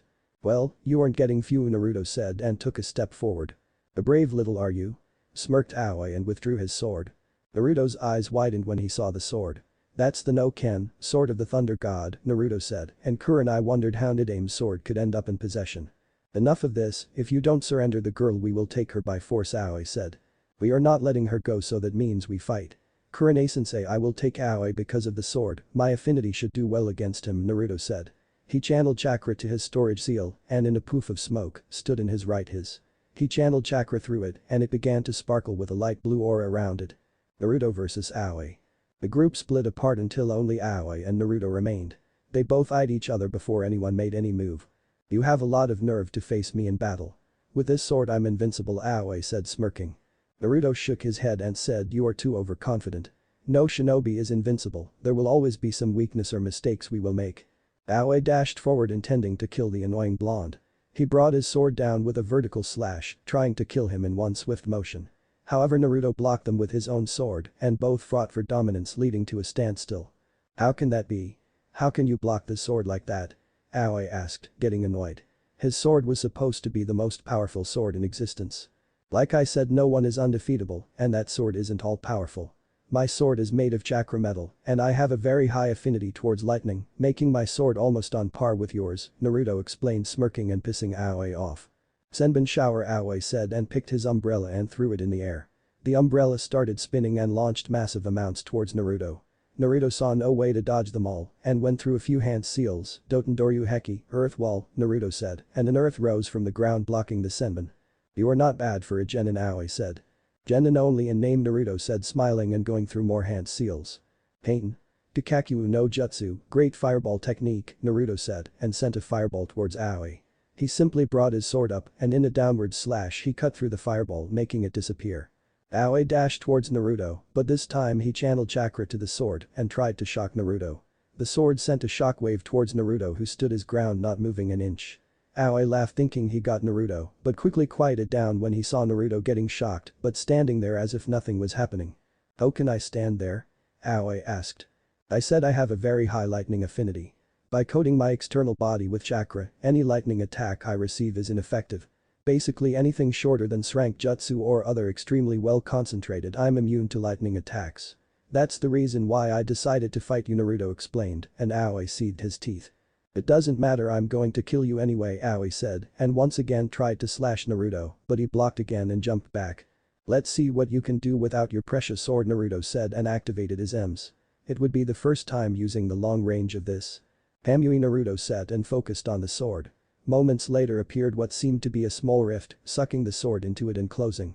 Aoi only watched as the sword got literally sucked out of his hands. "Bastard, where did you send the sword to?" Aoi asked, getting seriously pissed at him. "I took the sword and intend to take it back to Konoha where it belongs," Naruto explained. It's time to end this, I need to go see how the rest of my team is doing. Naruto dashed forward and as he expected Aoi couldn't do much without his sword. Aoi followed the path that most Genkai users do, they focused merely on that and think that they are invincible. Naruto brought his sword to a vertical slash, making Aoi block with a kunai and jump to the right. Kage Shuriken no Jutsu, Shuriken Shadow Clone, Naruto said, and sent 5 shurikens that multiplied to 100. Aoi brought his umbrella up and blocked them all. Aoi ran towards him, and before Naruto could realize he was stabbed in the back with a kunai. Aoi smirked until Naruto dispelled in a blue light, sending a rush of chakra through Aoi, shocking him. Aoi was left slightly twitching as he looked for Naruto. Aoi barely dodged Naruto's hand as it rose from the ground and tried to catch him. Suidan Tepidama, water bullet Aoi and sent a few bullets towards Naruto, who got hit with 3 of them, 2 in the chest and 1 in the leg, leaving him in the ground clutching in pain. Aoi approached Naruto getting ready to finish him with a kunai. He brought it down and slashed his neck. Aoi smirked until Naruto puffed away in smoke and suddenly he froze, unable to move. He only saw Naruto appearing behind his back and slamming his hand in his back. "Oh?" Aoi barely managed to ask. "You let your guard down. When you hit me with the water bullets you thought you had me, however when you sent them I switched with a clone and hid underground. When you approached to kill my clone I popped up and placed a paralysis seal on you," Naruto said, and Aoi just cursed his luck by being defeated by a mere 14-year-old. "Now that you can't move you will answer a few questions before I take back to the leaf," Naruto said and walked in towards Aoi before standing a few inches before him. "What do you want the water for?" Naruto asked in an emotionless tone, gazing at Aoi with his cold blue eyes that seemed to reflect Aoi's soul upon them. "Like I would tell you anything," Aoi sneered and Naruto simply smirked. "Let's have some fun then," Naruto said, licking his lips in a typical Anko fashion, giving him shivers. "Damn kid, when did you learn that?" Kurama was surprised by the sudden change in attitude. "When you have Kage Bunshin coupled with a Sharingan that grants you photographic memory, you are bound to learn quite a few things. And have you forgotten I've read almost the entire library in Konoha?" Naruto explained and cut the feed, deciding to focus on Aoi first.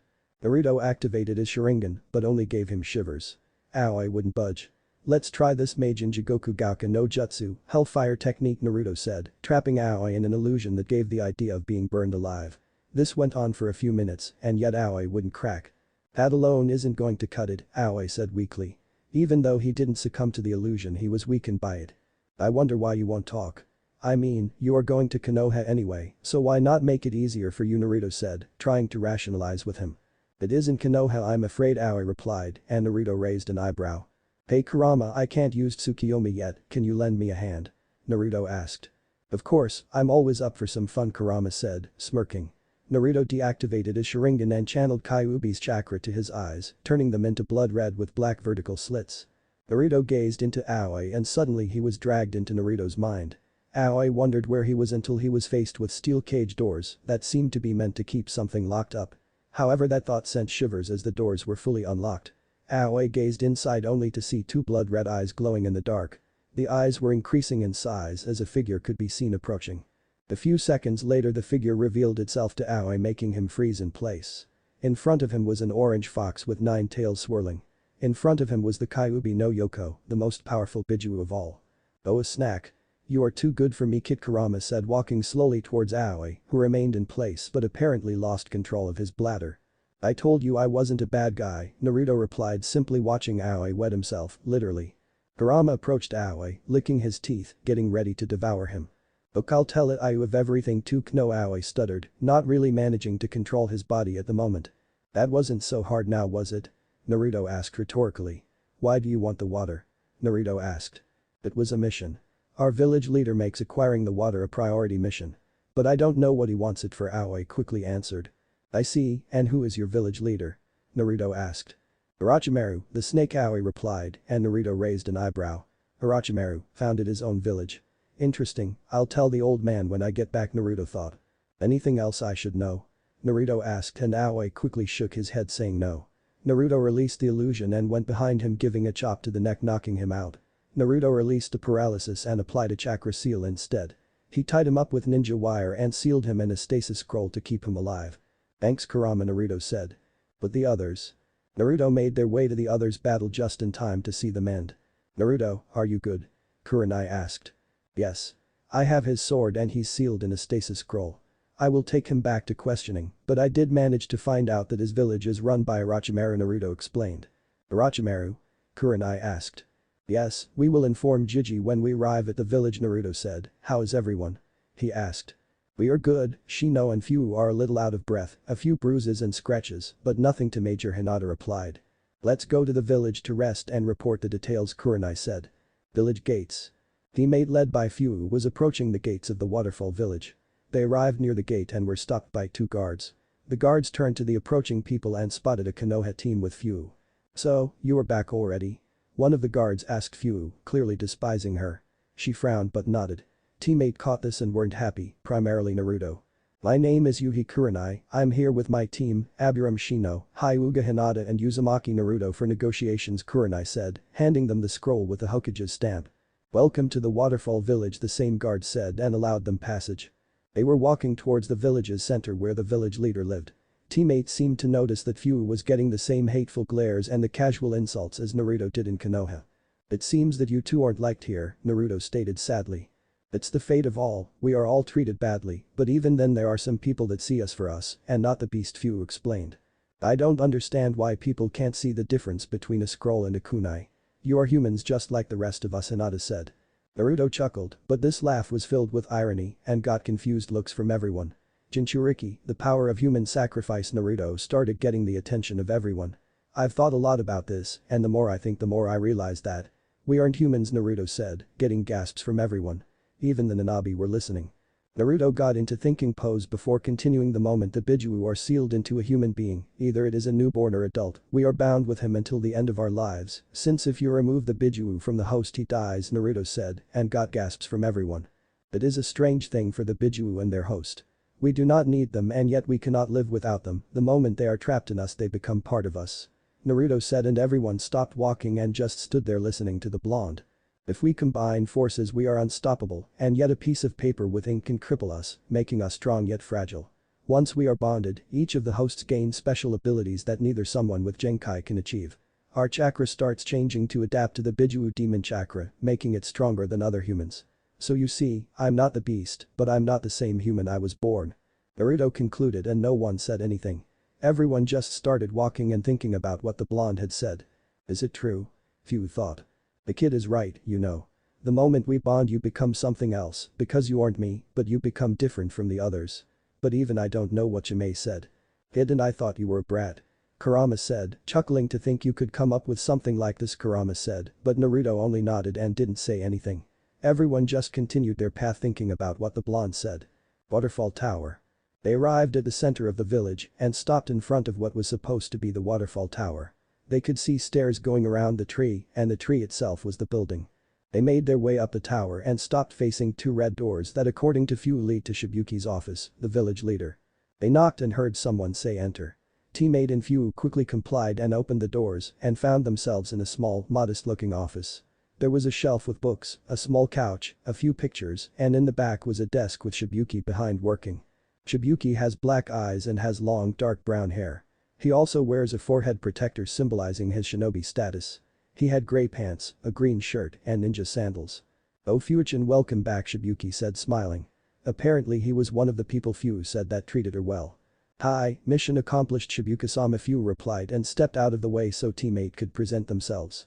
"Thank you for having us," Shibuka-sama Kurenai started bowing. "My name is Yuhi Kurenai and this is my team Abiram Shino, Hyuga Hinata and Uzumaki Naruto," she concluded, and everyone bowed in respect. "Not at all, I trust the travel went well." Shibuki asked and caught the slight hesitation in Konoha's team. "What happened?" he asked. "We were attacked by Konoha Rakusho Aoi with 2 others.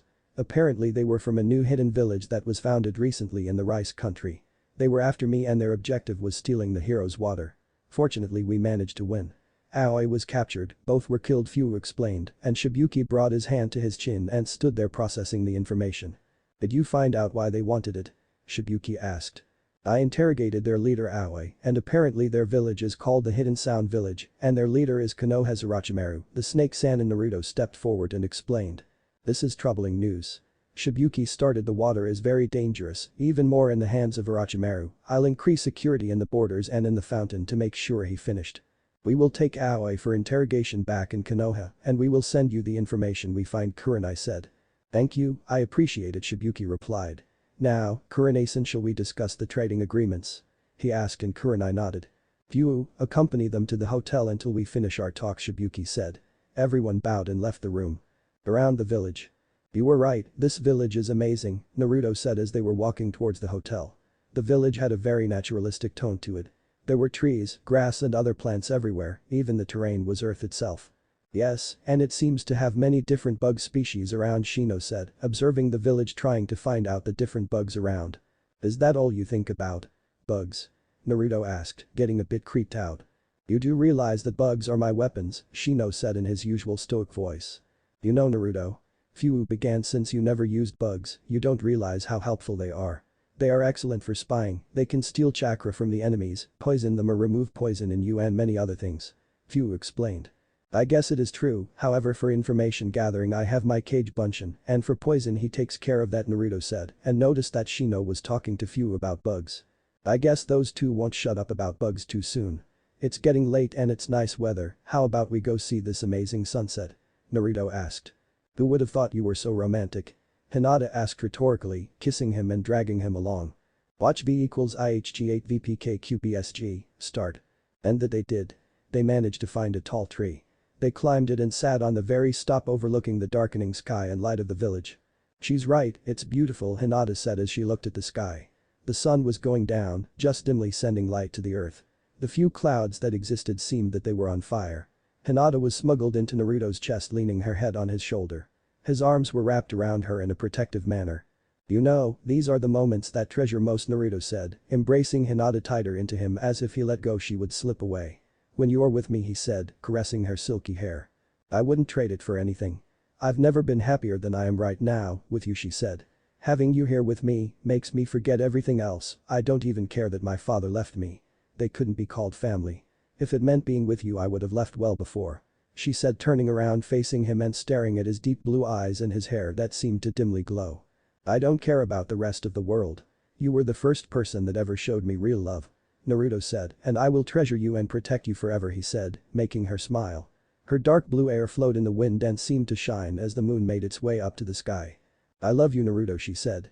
"I love you too," Hinata. Naruto replied and leaned forward wrapping his arms around her and pulling her closer.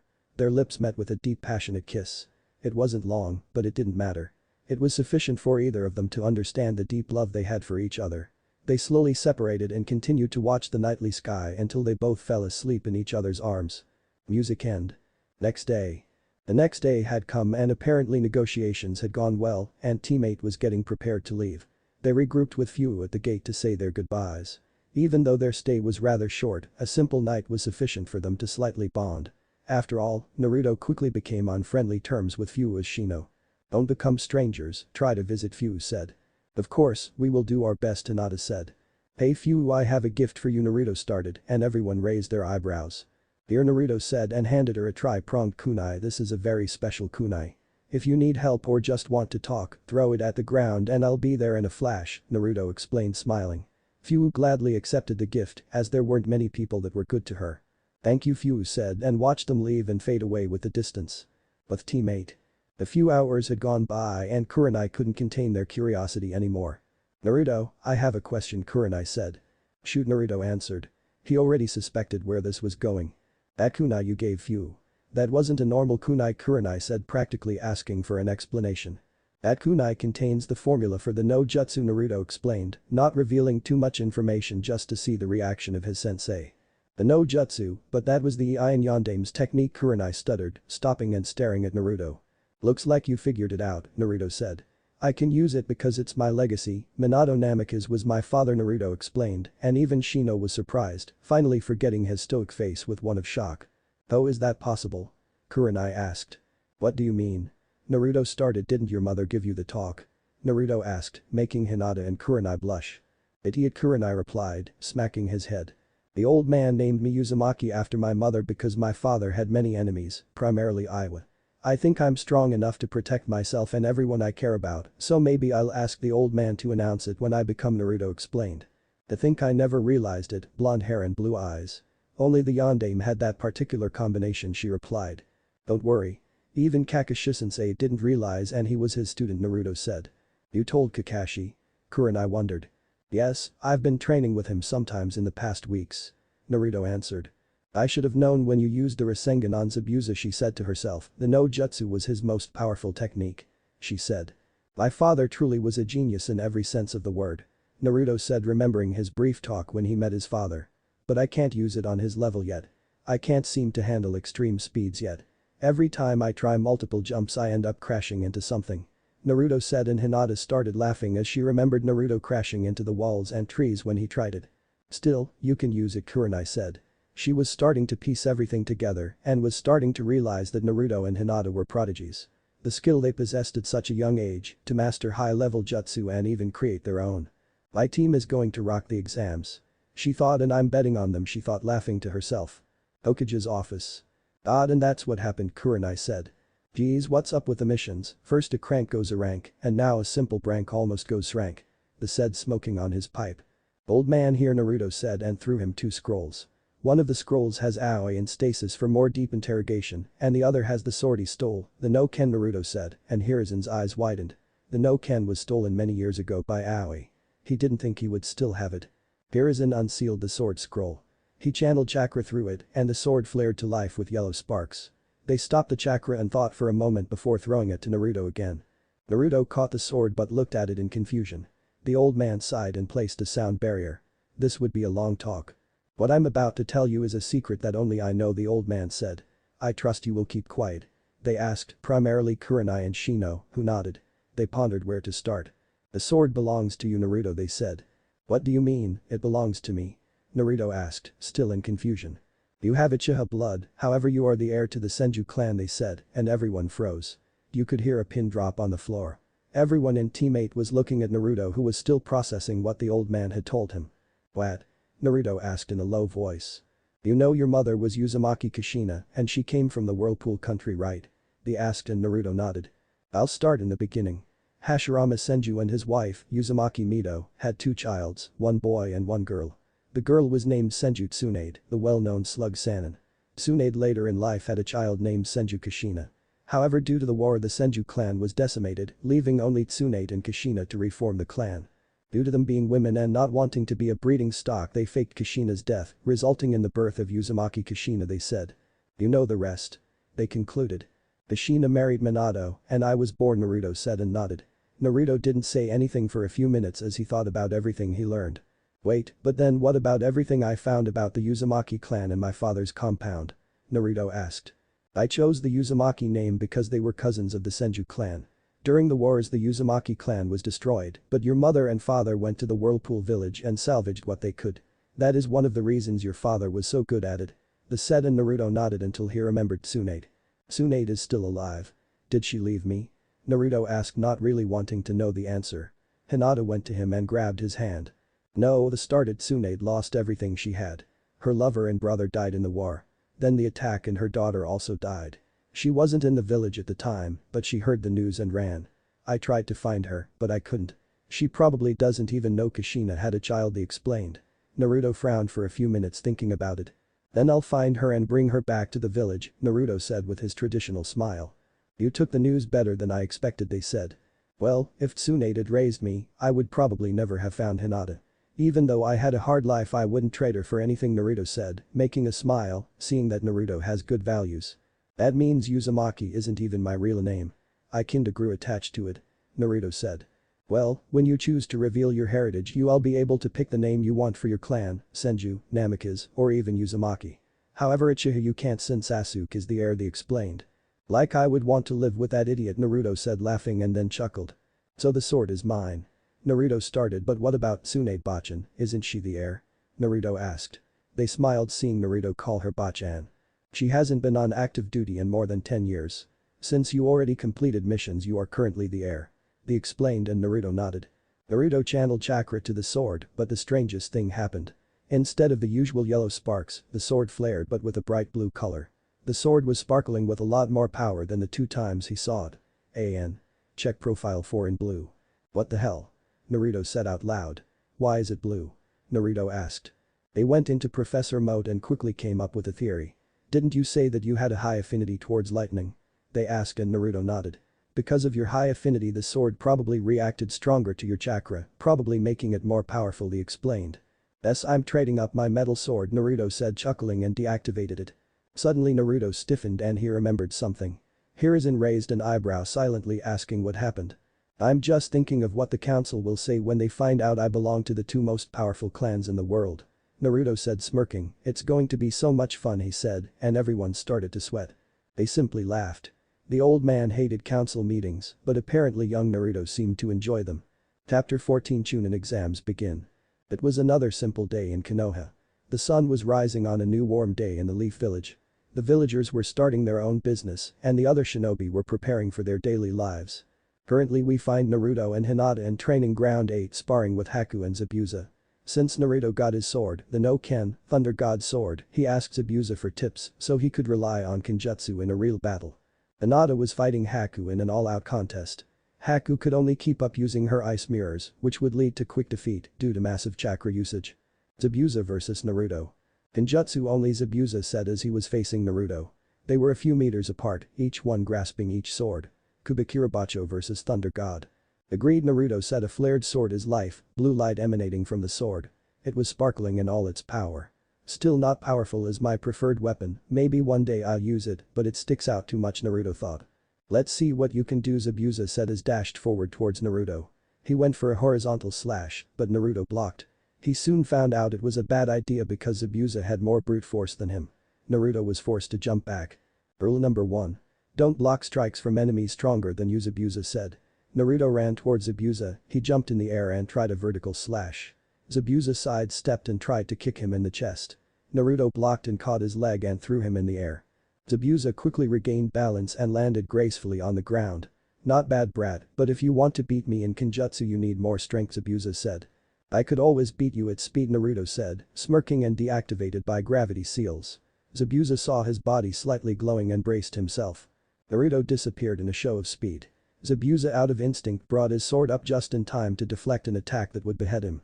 Naruto disappeared again, and this time Zabuza jumped out of the way just as Naruto came from the sky with a vertical slash. "I give it to you, you are fast, but that alone isn't enough. I have years of experience," Zabuza said, and readied his sword once again. He dashed forward with impressive speed and exchanged a few blows with Naruto. However, Zabuza just couldn't keep up in speed, and waving around that big sword certainly didn't help. "You can't keep up in speed with me," Naruto said, and continued to parry his strikes, quickly shifting his position, putting Zabuza on his toes. Zabuza had enough of this, he slowly relaxed, focusing his senses. He realized an attack was coming from the right, he brought his sword up, but instead of simply blocking he pushed strength into his sword, making Naruto lose his balance. Zabuza took advantage of this and quickly repositioned his sword at his neck. "I win, speed alone isn't enough," Zabuza said, removing the blade from his neck. "One of these days I'll defeat you in Kenjutsu," Naruto said, deactivating his sword. Hinata vs Haku. "Ready, Haku-san?" Hinata asked, shifting into position and activating her. "Always," Haku replied, picking up a senbon and placing 3 in each hand. Hinata quickly runs towards Haku. She shifted to the left to quickly avoid the senbon thrown, with her she could easily track the incoming senbon. Hinata arrived near Haku and went for a strike to the chest. Haku quickly ducked and went for a low kick. Hinata jumped up and tried a drop kick, making Haku roll to the left. They both dashed towards each other and exchanged blows. Haku quickly realized that she was no match to Hinata in Taijutsu. Hinata was simply avoiding all of her attacks as if she was dancing. Haku tried once again a punch straight to the face, however Hinata sidestepped and quickly with an infused strike, managed to close a few in her wrist. Haku gave up on Taijutsu and jumped back, nursing her left hand. Haku started going through one-handed seals and said Sensatsu Sushu, 1,000 flying water needles of death, and sent countless senbon towards Hinata.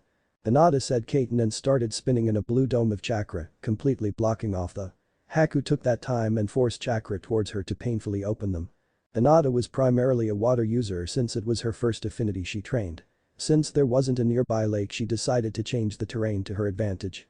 She quickly went through a few hand seals and shouted Suitin Sashauha, exploding water wave, and pumped her chest full of water, expelling it through her mouth. In a few seconds the training ground was filled with water. "That might have been a bad move, Hinata-san. With this much water it's much easier for me to use my ice release," Haku said, but Hinata continued to stare at her, getting ready for her next move. "Ice release, flying ice shards," Haku said, and like Hinata she started spinning, however she wasn't blocking anything. Haku was spinning and water was rising up around her. Suddenly the water around her started freezing, and from it came thousands upon thousands of ice shards. I can't hold up my Kaiten long enough to block all of those, Hinata thought and started going through hand seals. She stopped and said Suiten Sujinheki, water wall. Water rose from the ground and wrapped around her, blocking all the ice shards. However, Haku continued to send and Hinata had to do something. I got it, Hinata thought. I hope this works, I haven't completely mastered it. Hinata kept inside the water dome as the shards continued coming. She concentrated and suddenly released a vast amount of lightning chakra that radiated from her body and spread through the water, effectively shocking Haku. That was surprising, I didn't know you could use the lightning element, Haku said, lightly twitching. Just discovered it a few weeks ago, Hinata said as she released her protective dome and said Suiten. Suiten no jutsu, water dragon, and a big dragon rose from the ground and rushed Haku. Haku barely managed to create an ice dome around her to shield her from the attack. Haku released her jutsu and looked around trying to find Hinata. Suddenly behind Haku, Hinata rose from the water, kunai at hand trying to kill her. Haku sensed her and was faster than her and, creating an ice blade around her arm, quickly slashed Hinata making her dispel in a splash of water. Mizu-bushin, Haku said, surprised, and suddenly felt cold steel in her throat. She realized that Mizu was only a distraction. Looks like I win, Hinata said with a small smile. I look forward to next time, Haku said, sitting on the ground slightly out of breath. You okay? Hinata asked her. Yes, I'm low on chakra. What about you? Haku was surprised that Hinata wasn't even winded and she used a couple of high chakra demanding jutsu and that defensive dome is a killer on anyone's reserves.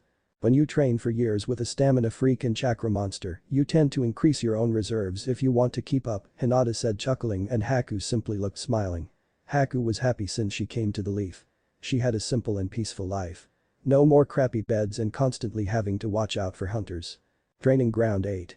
Kurenai and Shino were approaching their team's training ground when they saw all the commotion. Kurenai and Shino had their jaws on the ground when they saw Naruto hold his own against Zabuza, won the 7 swordsmen of the mist, and even Hinata using high-ranking water jutsu. I might have to increase my training if I want to have something to teach them, Kurenai said, and Shino only nodded. They really grew into fine young shinobi. Naruto, Hinata, Kurenai said, getting their attention. Zabuza-sensei, see you tomorrow and thank you, Naruto said, and Zabuza simply nodded. Hey, Haku, want to stick around? Hinata asked. Sorry, my shift in the hospital starts in a few minutes and later I have my own team meeting, Haku said, and Hinata nodded and both Zabuza and Haku left the training ground. So Kurenai-sensei, what are we doing today? Naruto asked. Kurenai placed her hand in her pockets and took 3 pieces of paper and gave one to each. These are the inscription papers for the exams. I nominated you 3, so if want to participate be at the academy in a week. Kurenai explained. Flashback. He was in his office and in front of him were all of Konoha's Jonin senseis and a few other shinobi. I called you all here for a reason, they said. Since the majority were sensus, many of them already suspected the meaning of this. Is it time already? Kakashi asked and then nodded. Yes, tomorrow I will formally announce that this year we are hosting the Chuunin Exams, they explained. Now, either of you want to nominate teams for the exams? They asked and Kakashi, Kurenai, Asuma and Guy stepped forward.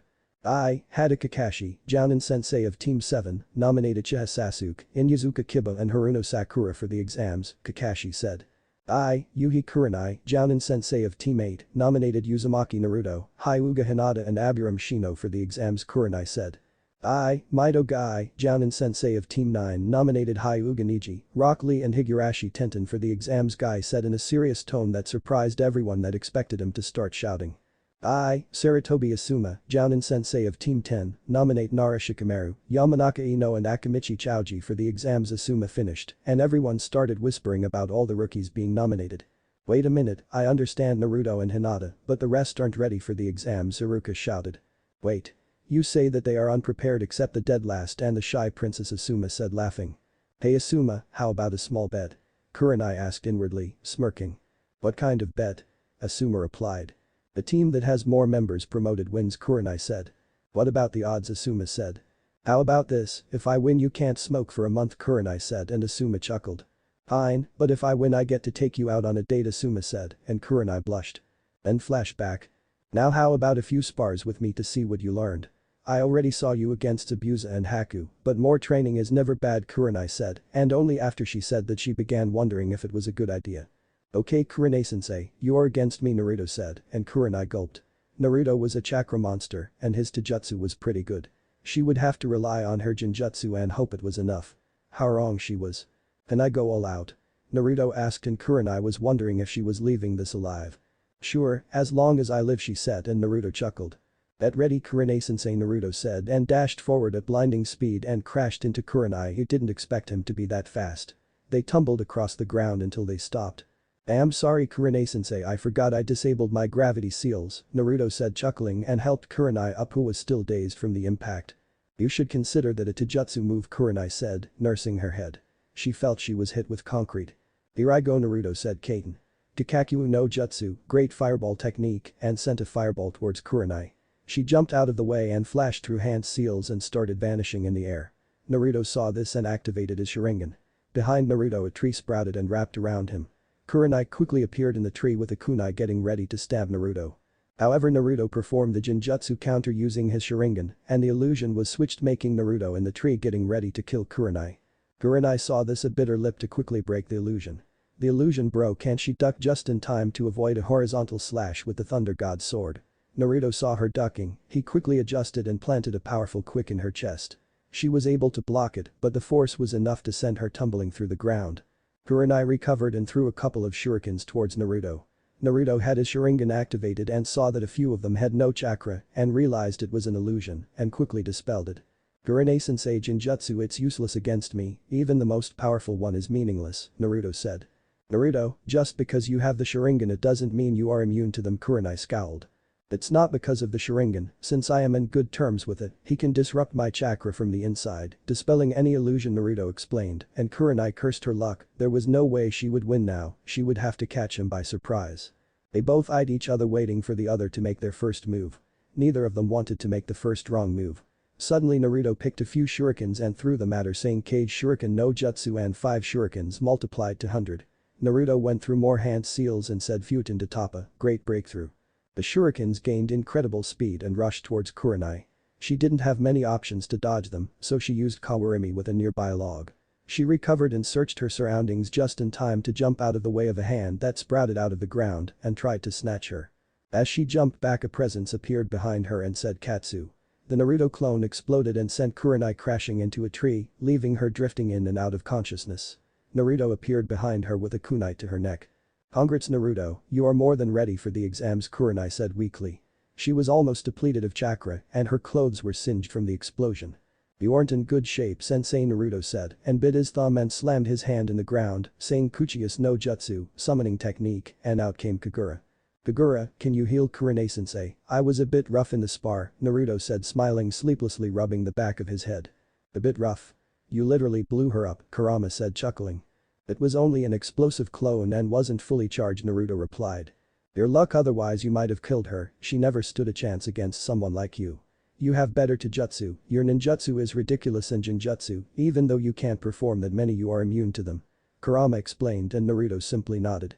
Naruto and Kurenai walked back to the middle of the training ground to see Hinata crouching in the ground, healing a passed out Shino. What happened? Kurenai said, still nursing her ribs that were a bit sore. I used a water jutsu and Shino didn't have time to dodge and crashed into him, knocking him out cold, Hinata explained. Naruto and Kurenai sweat dropped at the way she casually said it. Okay, you can leave, I'll take Shino home, Kurenai said, and everyone left the training grounds. Middle of Konoha. Naruto and Hinata were walking peacefully through Konoha.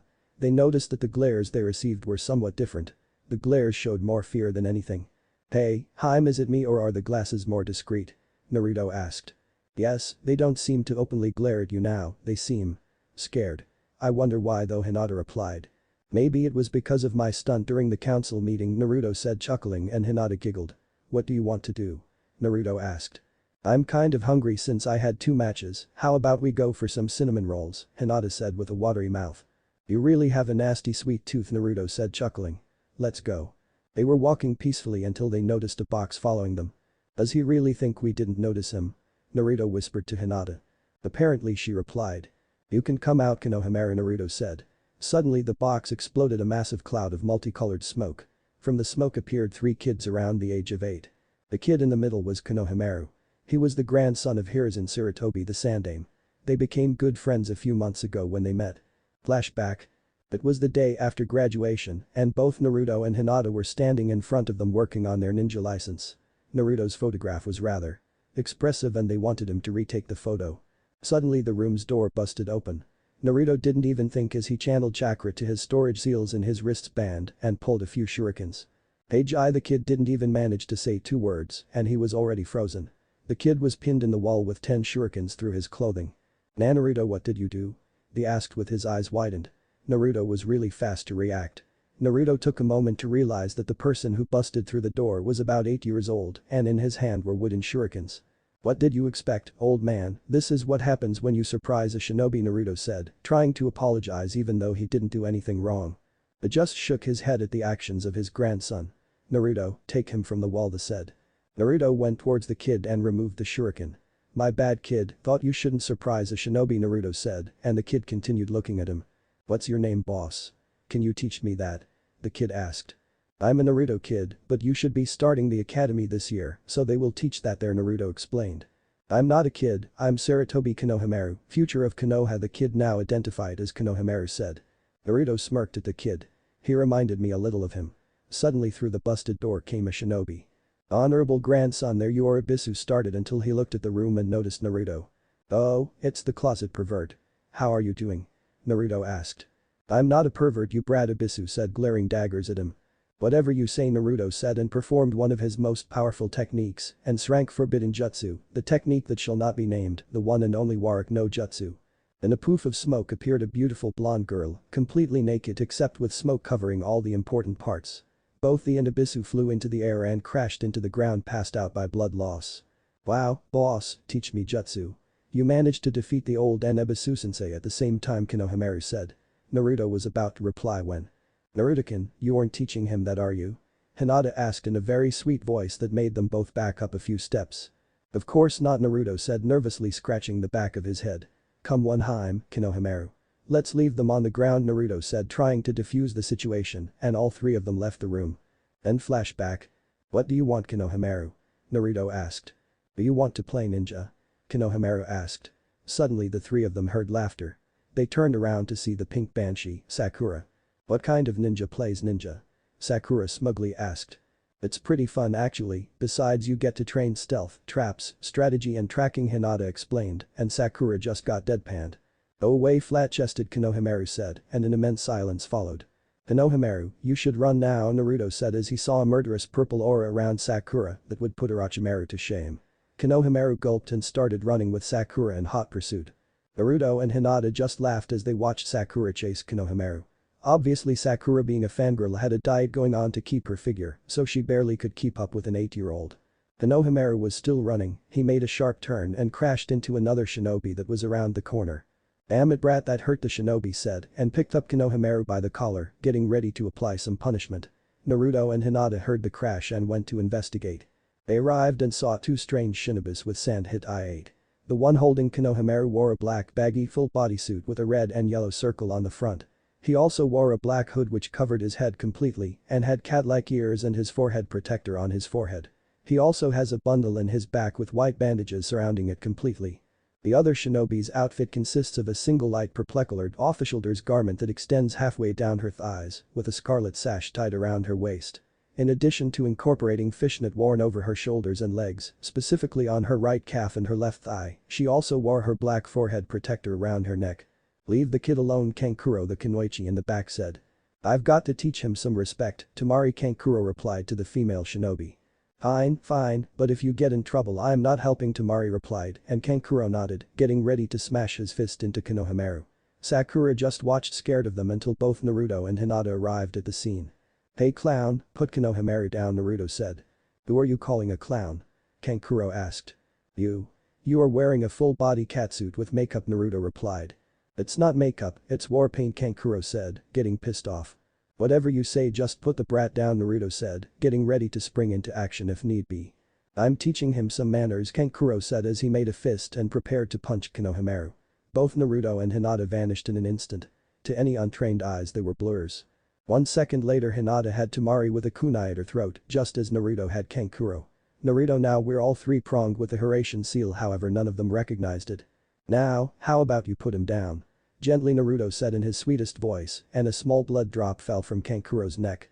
Kankuro and Tamari were sweating, they didn't see them move, they were just blurs. Besides, your teammate doesn't seem very happy, Naruto said, pointing towards a nearby tree. Suddenly from behind the tree appeared another sand shinobi.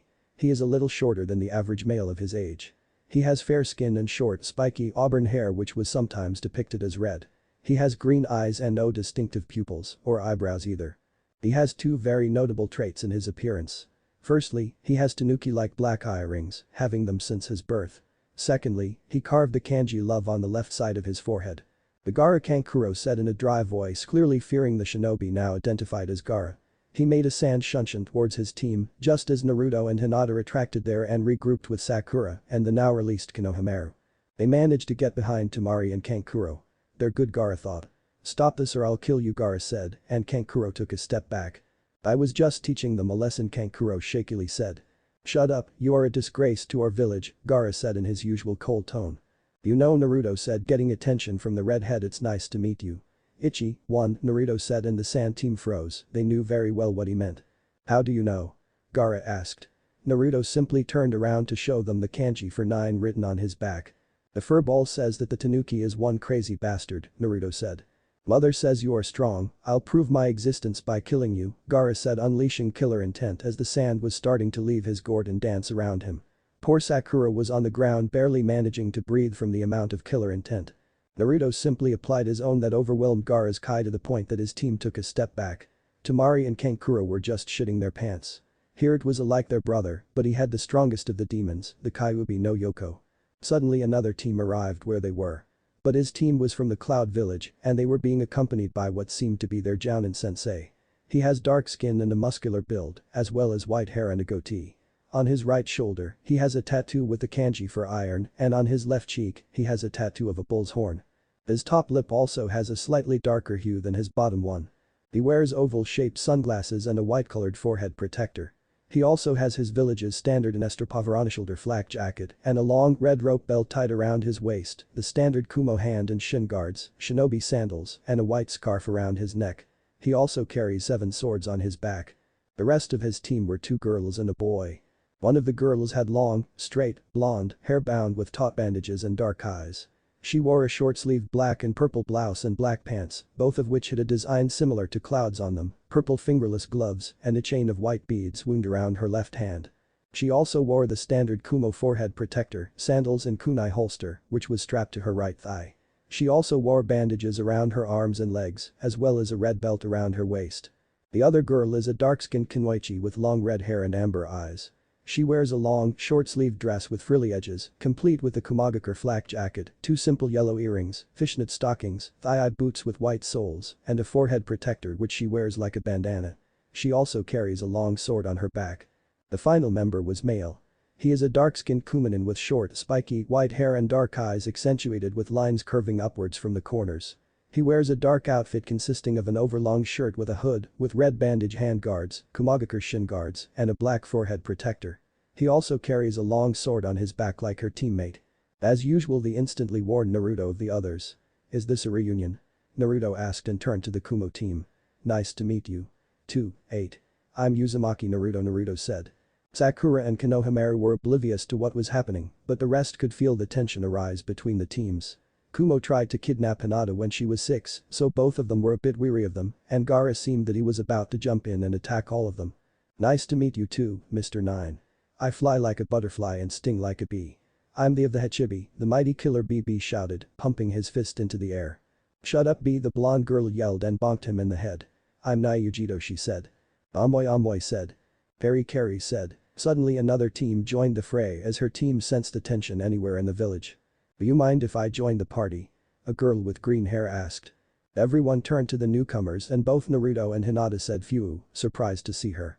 I guess everyone here is going to the Chuunin exams? Naruto asked and everyone nodded. It should be fun. There seems to be plenty of competition around, Naruto said, and a few smirked. The sand around Gaara just seemed to dance around him even more when he noticed the arrival of the Kumo team. Kankuro and Temari were sweating bullets as they noticed the smile on Gaara's face. Kakashi, Kiba and Sasuke soon arrived when they sensed the killer intent being radiated by Gaara and Naruto when they met. Hey Kakashi, Naruto said. What's going on here, Kakashi said as he noticed what seemed to be some sort of face-off. There was a team from Kumo, Sand and Taki. He also sensed some tension in the air between all of them. Kakashi-sensei, you better train your team if you want them to survive. I can guarantee you right now that everyone here will reach the finals, Naruto said, and everyone smirked except Team 7 and Kakashi, who were still oblivious to what was happening. What makes you think that? Kakashi asked and Naruto chuckled. What's so funny, dope, Sasuke asked. Nothing, Naruto replied. Kakashi-sensei, Naruto said, getting his attention. Ichi, 1, Naruto said, pointing to Gaara. Nai, 2, Naruto said, pointing to Yujito. Nana, 7, Naruto said, pointing to Fu. Bakai, 8, Naruto said, pointing to Killer Bee. Ayu, 9, Naruto said, pointing to himself. When Naruto finished, Kakashi's eyes widened. In front of him were 5 of the 9 Jinchurikis. It was extremely rare for them to meet by chance, but it appears that fate played a hand in this. Don't try to look cool like Sasuke, Sakura yelled. Shut it, Sakura. I'm allowing you to go into the Chuunin exams, but if you see any of these teams you surrender immediately. Do I make myself clear? Kakashi asked in a serious tone, and she nodded. Like they can win against me, and Uchiha, Sasuke said with his traditional arrogant smirk. I'll enjoy spilling your noble blood, Uchiha. Gaara said, and everyone got shivers. The furball is right, you are a crazy tanuki, Naruto said, and Yujito, Fu and B snickered. It's been fun. See you at the exams, Naruto said, and left with Hinata. The rest soon dispersed and went to their business. With Team 7. I was serious when I said that. If you run into any of those teams you run. Do I make myself clear? Kakashi asked, and both Kiba and Sakura quickly nodded. HN was Uchiha's response. Let's go train. You need to be more prepared for this, Kakashi said, and dragged his team to the training grounds. Naruto and Hinata. Who knew that there would be so many of us competing, Naruto said. The exams will prove to be interesting, he said. Don't tell me you want to fight them? Hinata asked. Of course, all of the Jinchurikis tend to be strong. It's no fun fighting weak opponents, Naruto said, and Hinata just shook her head. Let's go, I'm teaching you a few tricks against Jinchurikis, since you might need them against 3 of them, Naruto said. Sand team. Gaara, I think we should avoid that blonde kid, Kankuro said. He was fearful of both of them. Shut up, I'll enjoy spilling his blood like the Uchihas. Yes. I shall prove my existence with their blood, Gaara said. Kumo team. That blonde kid seems strong, Yujito started. Do you think he can work with the she asked. Hachibi says the Kyubi never got along with his host, but we better hope he can't. Even the Hachibi can't go against him, Killer Bee said. What if we end up facing them in the Chuunin exams and then he unleashes the Kyubi leading to the destruction of the Leaf Village, Amoy said, getting a smack from Carrie. But the way he knew of all of us, it seems that he at least talks with him. Just be careful, B said for the first time without rhymes. Hockey team. How do you know the blonde kid? One of Fu's teammates asked. I escorted his team to our village in one mission, Fu explained. But be careful, he faced and defeated a Konoha named Aoi who was a she said, and her teammate's eyes bulged out. Did he use Kyubi's power? The other teammate asked. No, I didn't sense anything at all, it was all him, so let's be careful around him. Also the girl is his girlfriend, but she also took down A. So we must be on our toes with his team, Fu explained, and they dumbly nodded. 1 week later. Naruto and Hinata were at home getting ready to go to the academy to start their exam. Both of them had new wristbands with storage seals for shurikens, senbon, and their swords.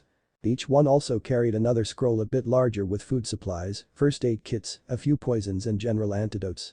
Anything you might need, you never know what would happen or what kind of test they would face. You ready? Hinata asked. Yes, let's go kick some ass, Naruto replied and left the house heading towards the academy. Academy.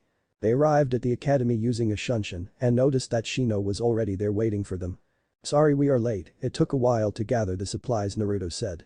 Not a problem. Let's go, Shino said. The 3 of them entered the academy. Teammate came inside the academy to find their sensei waiting for them. Gurane-sensei, what are you doing here? Naruto asked. I'm here to say good luck. I'm glad all of you decided to participate, Kurenai explained. Thank you, sensei. We are going to kick ass, Naruto said, and Kurenai smiled. Teammate continued through the academy heading towards the designated room, which was room 1 on the 3rd floor. They arrived and noticed a small gathering of genin teams trying to enter the exam room.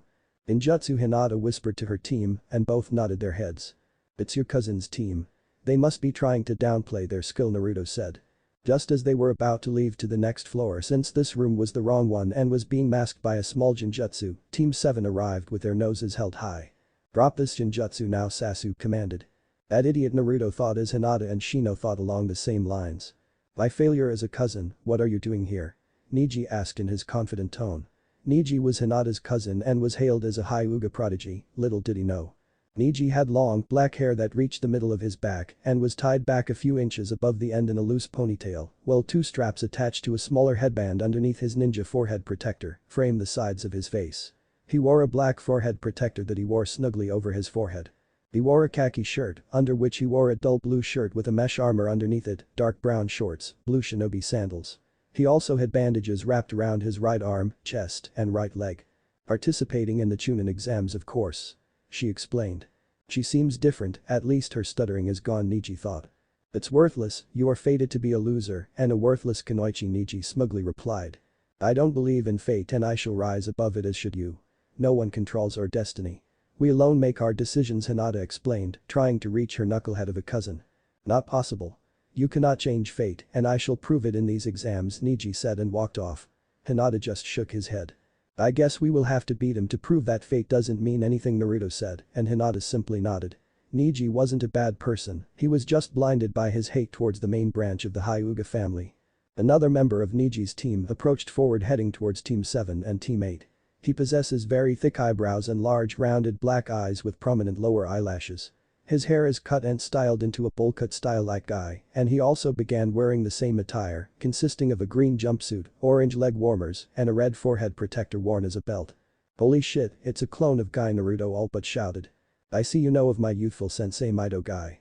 I'm Rock Lee, it's a pleasure to meet such youthful person, Lee yelled, making a few bring their hands to their ears, thinking it was a Futon jutsu. Yeah. Sure. Nice to meet you, I'm Uzumaki Naruto said and extended his hand that Lee gladly took. Are you Uchiha Sasuke? Lee asked a duck-shape-haired shinobi that was standing nearby. In fact, anyone would know who he was since he had the Uchiha crest in his shirt and was the last Uchiha in Konoha. Said boy turned to face him and merely nodded. I wish to fight you, Lee said with his trademark nice guy pose. You know who I am and yet you want to fight. You are a fool, but it might be a good warm-up, Sasuke said. I want to watch this, Naruto said, and Team 7 and Team 8 left with Lee to watch the match. Oh, watch carefully, you might learn something, Sasuke smugly said to Naruto who was standing on the balcony. I intend to, Naruto replied chuckling and activated his Sharingan hiding under its usual genjutsu. Both Sasuke and Lee were facing each other with the rest of Team 7 nearby. With Team 8. Strange, Naruto thought as he analyzed Lee with his Sharingan. Haim, can you check Lee's chakra levels? Naruto asked and Hinata nodded, she activated her as gasped. I think he can't use chakra, his chakra pathways are too small, he probably can't mold chakra, Hinata explained. Lee was basically a civilian. I thought so. If he can't use genjutsu or ninjutsu he can only resort to taijutsu, so he must be good, Naruto said as he watched the beginning of the fight. Sasuke vs Lee. Sasuke ran forward and tried to punch Lee. However, he disappeared just as Sasuke's fist was about to connect. Sasuke regained his footing just in time to see Lee in the air about to spin Konoha Senpyu, Leaf Whirlwind, Lee said, and spin trying to kick Sasuke. Sasuke ducked to avoid it. Lee, watching Sasuke duck, placed his hand on the ground and went for another spinning kick. Sasuke watched him and knew he wouldn't be able to dodge but tried to block. Lee however was faster and his kick connected with Sasuke's face and sent him tumbling to the ground hard. A good opponent. It gives me the opportunity to try this, Sasuke said and looked arrogantly at Lee. With Team 8. Oh, Sasuke managed to activate his precious Sharingan, Naruto said, 2 tomatoes in each eye, not bad. Lee vs Sasuke. But these eyes, I'm undefeatable, Sasuke smirked. So that's the Sharingan, Lee said and got ready to continue his duel. Sasuke ran forward confident of his superiority. Lee dashed forward but managed to bypass his defenses. Lee stood next to Sasuke, he bent down and gave him a kick in the chin that sent him into the air and crashing into the ground again. Sasuke got up wondering what was going on and ran again towards Lee. They faced each other, but Lee won every single skirmish, often sending him tumbling to the ground. Sasuke's Sharingan was rendered useless. With Team 8. Figures, Sasuke doesn't stand a chance, Naruto said. But shouldn't the Sharingan be able to track him? Hinata asked. The Sharingan can track Lee, however Sasuke isn't fast enough to position himself to block the attacks. Even though Sasuke can clearly see Lee's attacks, he can't defend himself against them. There is a reason why I train my body and use gravity seals. Sharingan alone doesn't make you all-powerful, Naruto explained. So there is a weakness in those eyes, Shino stated. The weakness per se doesn't stem from the eyes, but from the fact that Sasuke's body isn't trained to handle those speeds, so he can't match them. Let's leave, this fight is over. Naruto said and Team 8 left towards the exam room since it was about to start. Exam room. Team 8 arrived on the right floor, they stopped near the exam room and opened the doors. They stepped in and were immediately blasted with killer intent. However, to someone that felt the Kyubi's killer intent, something like this didn't even bother them. Naruto entered the room and scanned it with his Sharingan hidden, taking as many faces as possible and watching weapons and other details that he could find. He also noticed the team from Taki and Sand. Moments later, Team 7 also arrived with Sasuke in bad shape. He had his right cheek bruised and neither of them knew any type of medical jutsus, so it remained there. "Looks like the gang's all here," Kiba said as they entered the room and saw Team 7 and Team 10. "Sasuke, do you want me to heal your face?" Hinata asked. After everything she suffered, she remained a kind person. "This scratch is meaningless," Sasuke said. "My Sasuke is so strong," Sakura thought as she wandered in her thoughts about healing her uchiha. Sasuke Ino yelled as she ran and hugged a poor uchiha from behind, much to the displeasure of Sakura. "I thought you wouldn't be coming, Whiskers," a girl said. Everyone turned around and saw Yujito making her towards Naruto with her team. "Whiskers? Now that is a good name," Hinata said, laughing. "Don't you dare," Naruto said, pointing to her. "What are you going to do?" Hinata asked in a teasing voice. Naruto simply shrugged it and walked to her and planted a full kiss in her lips that left her dazed. "Wow. Do I get one of those every time I call you Whiskers?" Hinata wondered with a finger in her chin, making her very cute. "Better room for you too," Ino said, making both of them blush. "Just my luck," Yujito pouted, "the cute guys are always taken." "Keep it down," some guy said. Everyone turned to face him. He wore a pair of circular glasses. He has onyx eyes and ash-gray hair, which he kept in a ponytail that extends to his upper back, with his bangs framing either side of his forehead. He wore a dark purple shirt with a high collar, a wide undershirt, dark purple fingerless gloves with armored plates on the back of the hand, a white cloth waistband worn at an angle, dark purple pants, blue sandals, and a shuriken holster on his right leg. "You are putting everyone on their toes. Everyone is nervous as it is," the man said as he pointed to the Aminin present in the room. "Who are you?" Sakura asked. "I'm Yakushi Kabuto, but you are rookies, so it figures that you don't know this," Kabuto explained. "Have you already tried the exam?" Sakura asked. "Actually, this is my 7th try," Kabuto explained, sheepishly rubbing the back of his head. "Man, you must be weak," Kiba said. "These exams aren't easy, maybe I can share some information with you." Kabuto started and took a deck of cards from his pockets. "These are chakra cards, they react to my chakra signature and reveal the information. As you can see, there are teams from all the countries except Iwa and Kiri. As expected, Iwa hates Konoha and Kiri is in a civil war. I can also give you some information on anyone here," Kabuto concluded, and Naruto got suspicious. How could Kabuto have information on shinobi from other villages? However, he decided to test his theories. "Then, I want to know about Nai Yujito of Kumo and Sabaku no Gaara from Suna," asked Naruto, and Yujito crossed her arms. "You could always ask," Yujito said. "Yes, but you could lie," Naruto replied, and she huffed. "Let's start with Sabaku no Gaara, son of the Kazekage. His team is composed of his brother Sabaku no Kankuro and his sister Sabaku no Tamari and their Jounin sensei Baki. His skills are all unknown. He completed 10 ranks, 15 cranks and 1 rank. There is a note that says he returned from all missions without a scratch. Looks like there are some strong people this year," Kabuto said, and a few shivered. "Now Nai Yujito from Kumo. She is on a team with Amoy and Kari and their Jounin sensei is Killer Bee. The card shows she has very good taijutsu and ninjutsu and no talent in jinjutsu. She completed 10 ranks, 5 cranks and 2 ranks. What is up with Genins and their missions?" Kabuto said, and Naruto chuckled. "Now I want some info about Uzumaki Naruto of Konoha," Yujito said, and Kabuto picked his card. Uzumaki Naruto of Konoha. He is on a team with Hyuga Hinata and Aburam Shino under Yuhi Kurenai, Konoha's ninjutsu mistress. He's the academy deadlast with low taijutsu, medium ninjutsu and no talent in jinjutsu, but there is a note that says he created and shrank trait ninjutsu. Kabuto started, and everyone's eyes widened, and Yujito narrowed her eyes at him.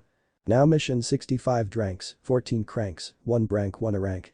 And what the hell is this?"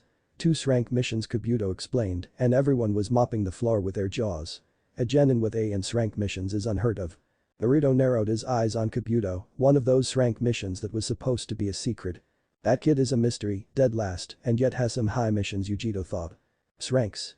How are you still alive?" Kiba yelled. "Keep it down. Can't tell, Srank secret punishable by death," Naruto said, and everyone just stared at him. "But I can explain the other mission if anyone wants a Kenjutsu spar," Naruto said, smirking. "Did you really create and Srank jutsu?" Yujito asked. Raiden jutsu is her village specialty, and Srank moves are rare independent of the type. Naruto simply nodded and everyone was having their doubts. "It's true, I saw it." Kiba said, and everyone turned to him. It was awesome. He sent some white balls to the sky and then thunder formed. Then he somehow commanded the thunder and he attacked the bridge and blew everything around it, killing about 100 thugs and destroying the bridge. Kiba explained and everyone stared at the blonde, who was getting uncomfortable and even more suspicious of Kabuto. If he's the dead last, I don't even want to know about the Rookie of the Year. Kabuto and Sasuke smirked, getting a confidence boost. You know it smells of snakes. Something isn't right here, Kurama said, and Naruto made a mental note to send a spy fox later on. Silence. Now sit down and let's begin the exam, Ibiki yelled, and everyone quieted down and turned to face Ibiki, who was standing in the entrance of the room with a few Chuunin around. Show your ID and pick your number to be cited, then we will begin the written exam, Ibiki explained. Written exam? That sucks, Naruto thought. A few minutes later everyone was sitting with their test in front of them but face down. All around the classroom were Chuunins with few boards. Surprisingly enough, Hinata managed to sit right next to Naruto. This test has a few rules. Number 1. Each one starts with 10 points, each wrong question deduces 1 point. Number 2. The total score is based on your whole team, Ibiki explained, and a few gasped. Kiba, you better pass otherwise I'll kill you, Sasuke thought. Poor Kiba, seeing the glares from his teammates, started to sweat. Number 3. Each time you are caught cheating you lose 2 points. Get caught 5 times and your team automatically fails. The last question is answered last, you have 45 minutes to answer the 10 questions. Start, Ibiki said. Naruto picked up his pencil and turned his sheet only to be faced with extremely hard questions. What the hell is this? These questions aren't for, Naruto thought and looked around the classroom. Everyone seemed to be lost except for a few that were writing. I know some, but I bet 90% of the people here can't answer a single one. Something isn't right here, Naruto thought and began pondering what Ibiki said. Naruto knew that Ibiki was the leader of the torture and interrogation division and he focused on mental torture. If you get caught cheating you lose points. Now I get it, we are meant to cheat but without getting caught. Must be some information gathering exercise, Naruto thought and looked around the classroom. He noticed that Hinata had her activated and was already starting to write. Shino was using his bugs to scout for anyone with answers. Kiba was using an camera that was on his head, high enough to spot someone else's sheet. Penton was using mirrors on the ceiling so she could get the reflection of another. Sakura has been writing since she was a bookworm and she could easily answer the exam. Sasuke had his Sharingan activated and was copying someone's hand movements. Naruto waited a few minutes until he spotted someone lowering their exam sheet, signaling that he was finished. They must have placed a few Chuunins around to answer the exams, Naruto thought. Now, how to cheat. I don't want to copy hand movements, it's lame. I know, Naruto thought and activated his M's and very quickly used his and sent his own sheet to his own personal pocket dimension. Naruto focused on the Chuunin's sheet and used to swap the papers. Naruto took the sheet from his personal dimension and placed it on the table. He simply erased the Chuunin's name and wrote his own. Naruto lowered his head and decided to sleep until the first part of the exams was over. Now that the week are sorted out, let's begin the last question. However, this one has its own rules. Ibiki started and everyone focused on him. Number 1. You can choose if you want or not to answer the question, Ibiki said. What happens if we choose not to answer it? Tamari asked. If you choose not to answer you automatically fail, Ibiki explained. Then of course we will answer it, someone replied. However, if you chose to answer it and get it wrong, you will fail and forever be unable to retake the Chuunin exams, meaning you will be for life. Ibiki explained. But someone yelled. You can't do that, there are people in here who are retaking the exam, Kiba said. I guess you guys have bad luck, might test my rules. If you don't want to risk it then give up, Ibiki said and everyone started pondering and a few started leaving. A few minutes later Ibiki noticed that Naruto was almost half asleep and tossed a kunai that landed in front of him. Naruto didn't even flinch. Wake up, Naruto, Ibiki yelled. Just get it over with. Naruto started and Ibiki raised an eyebrow. I don't give up and I will never surrender. Even if I stay from life then I'll be the first genin Hokage, Naruto said smirking. Ibiki looked around the room and noticed that the rest of the genins got somewhat inspired by his little speech. If no one wants to leave then there is only one last thing to say. You all pass, Ibiki said. What? Why? Kiba asked. You seem to have figured it out, Ibiki said pointing to Naruto. He sighed and started. The first part of the exam was information gathering. If you recall, Ibiki said if we get caught cheating we lose points. That could only mean that we were meant to cheat without getting caught. Information is half the battle. The last part was to know if we had the guts to be Chuunin. You can't abandon a mission just because it might be hard. A Chuunin is expected to lead and as so he must inspire confidence and courage in his team, Naruto explained, and most of the rookies stared at him as if he grew a second head. Precisely, Ibiki said until something came crashing through the window. Everyone watched as someone entered, flying through the windows. As it reached the middle of the classroom it opened to show a woman. She sent two to the ceiling to secure what appeared to be a sign. Proctor of the second round MIT Anko started yelling but was cut off by Naruto. "Boy Anko," Naruto said, waving his arm. "Damn it, Naruto, you ruined my entrance," Anko yelled at him. "Come on, don't be mad, Ankichan," Anko said with emphasis on the last part. "I'll kill you later, brat. Now everyone to the training ground 44. Be there in 20 minutes or you fail." "Go," Anko said, and everyone left the room in a hurry. Naruto and Hinata are just sunshine there. Thank you for watching this video, I hope you enjoyed it. If you want to see the next part, don't forget to turn on notifications by hitting that bell icon. Please like, subscribe, and comment below to let me know your thoughts. Check out my other videos for more content you might enjoy. Until next time, take care.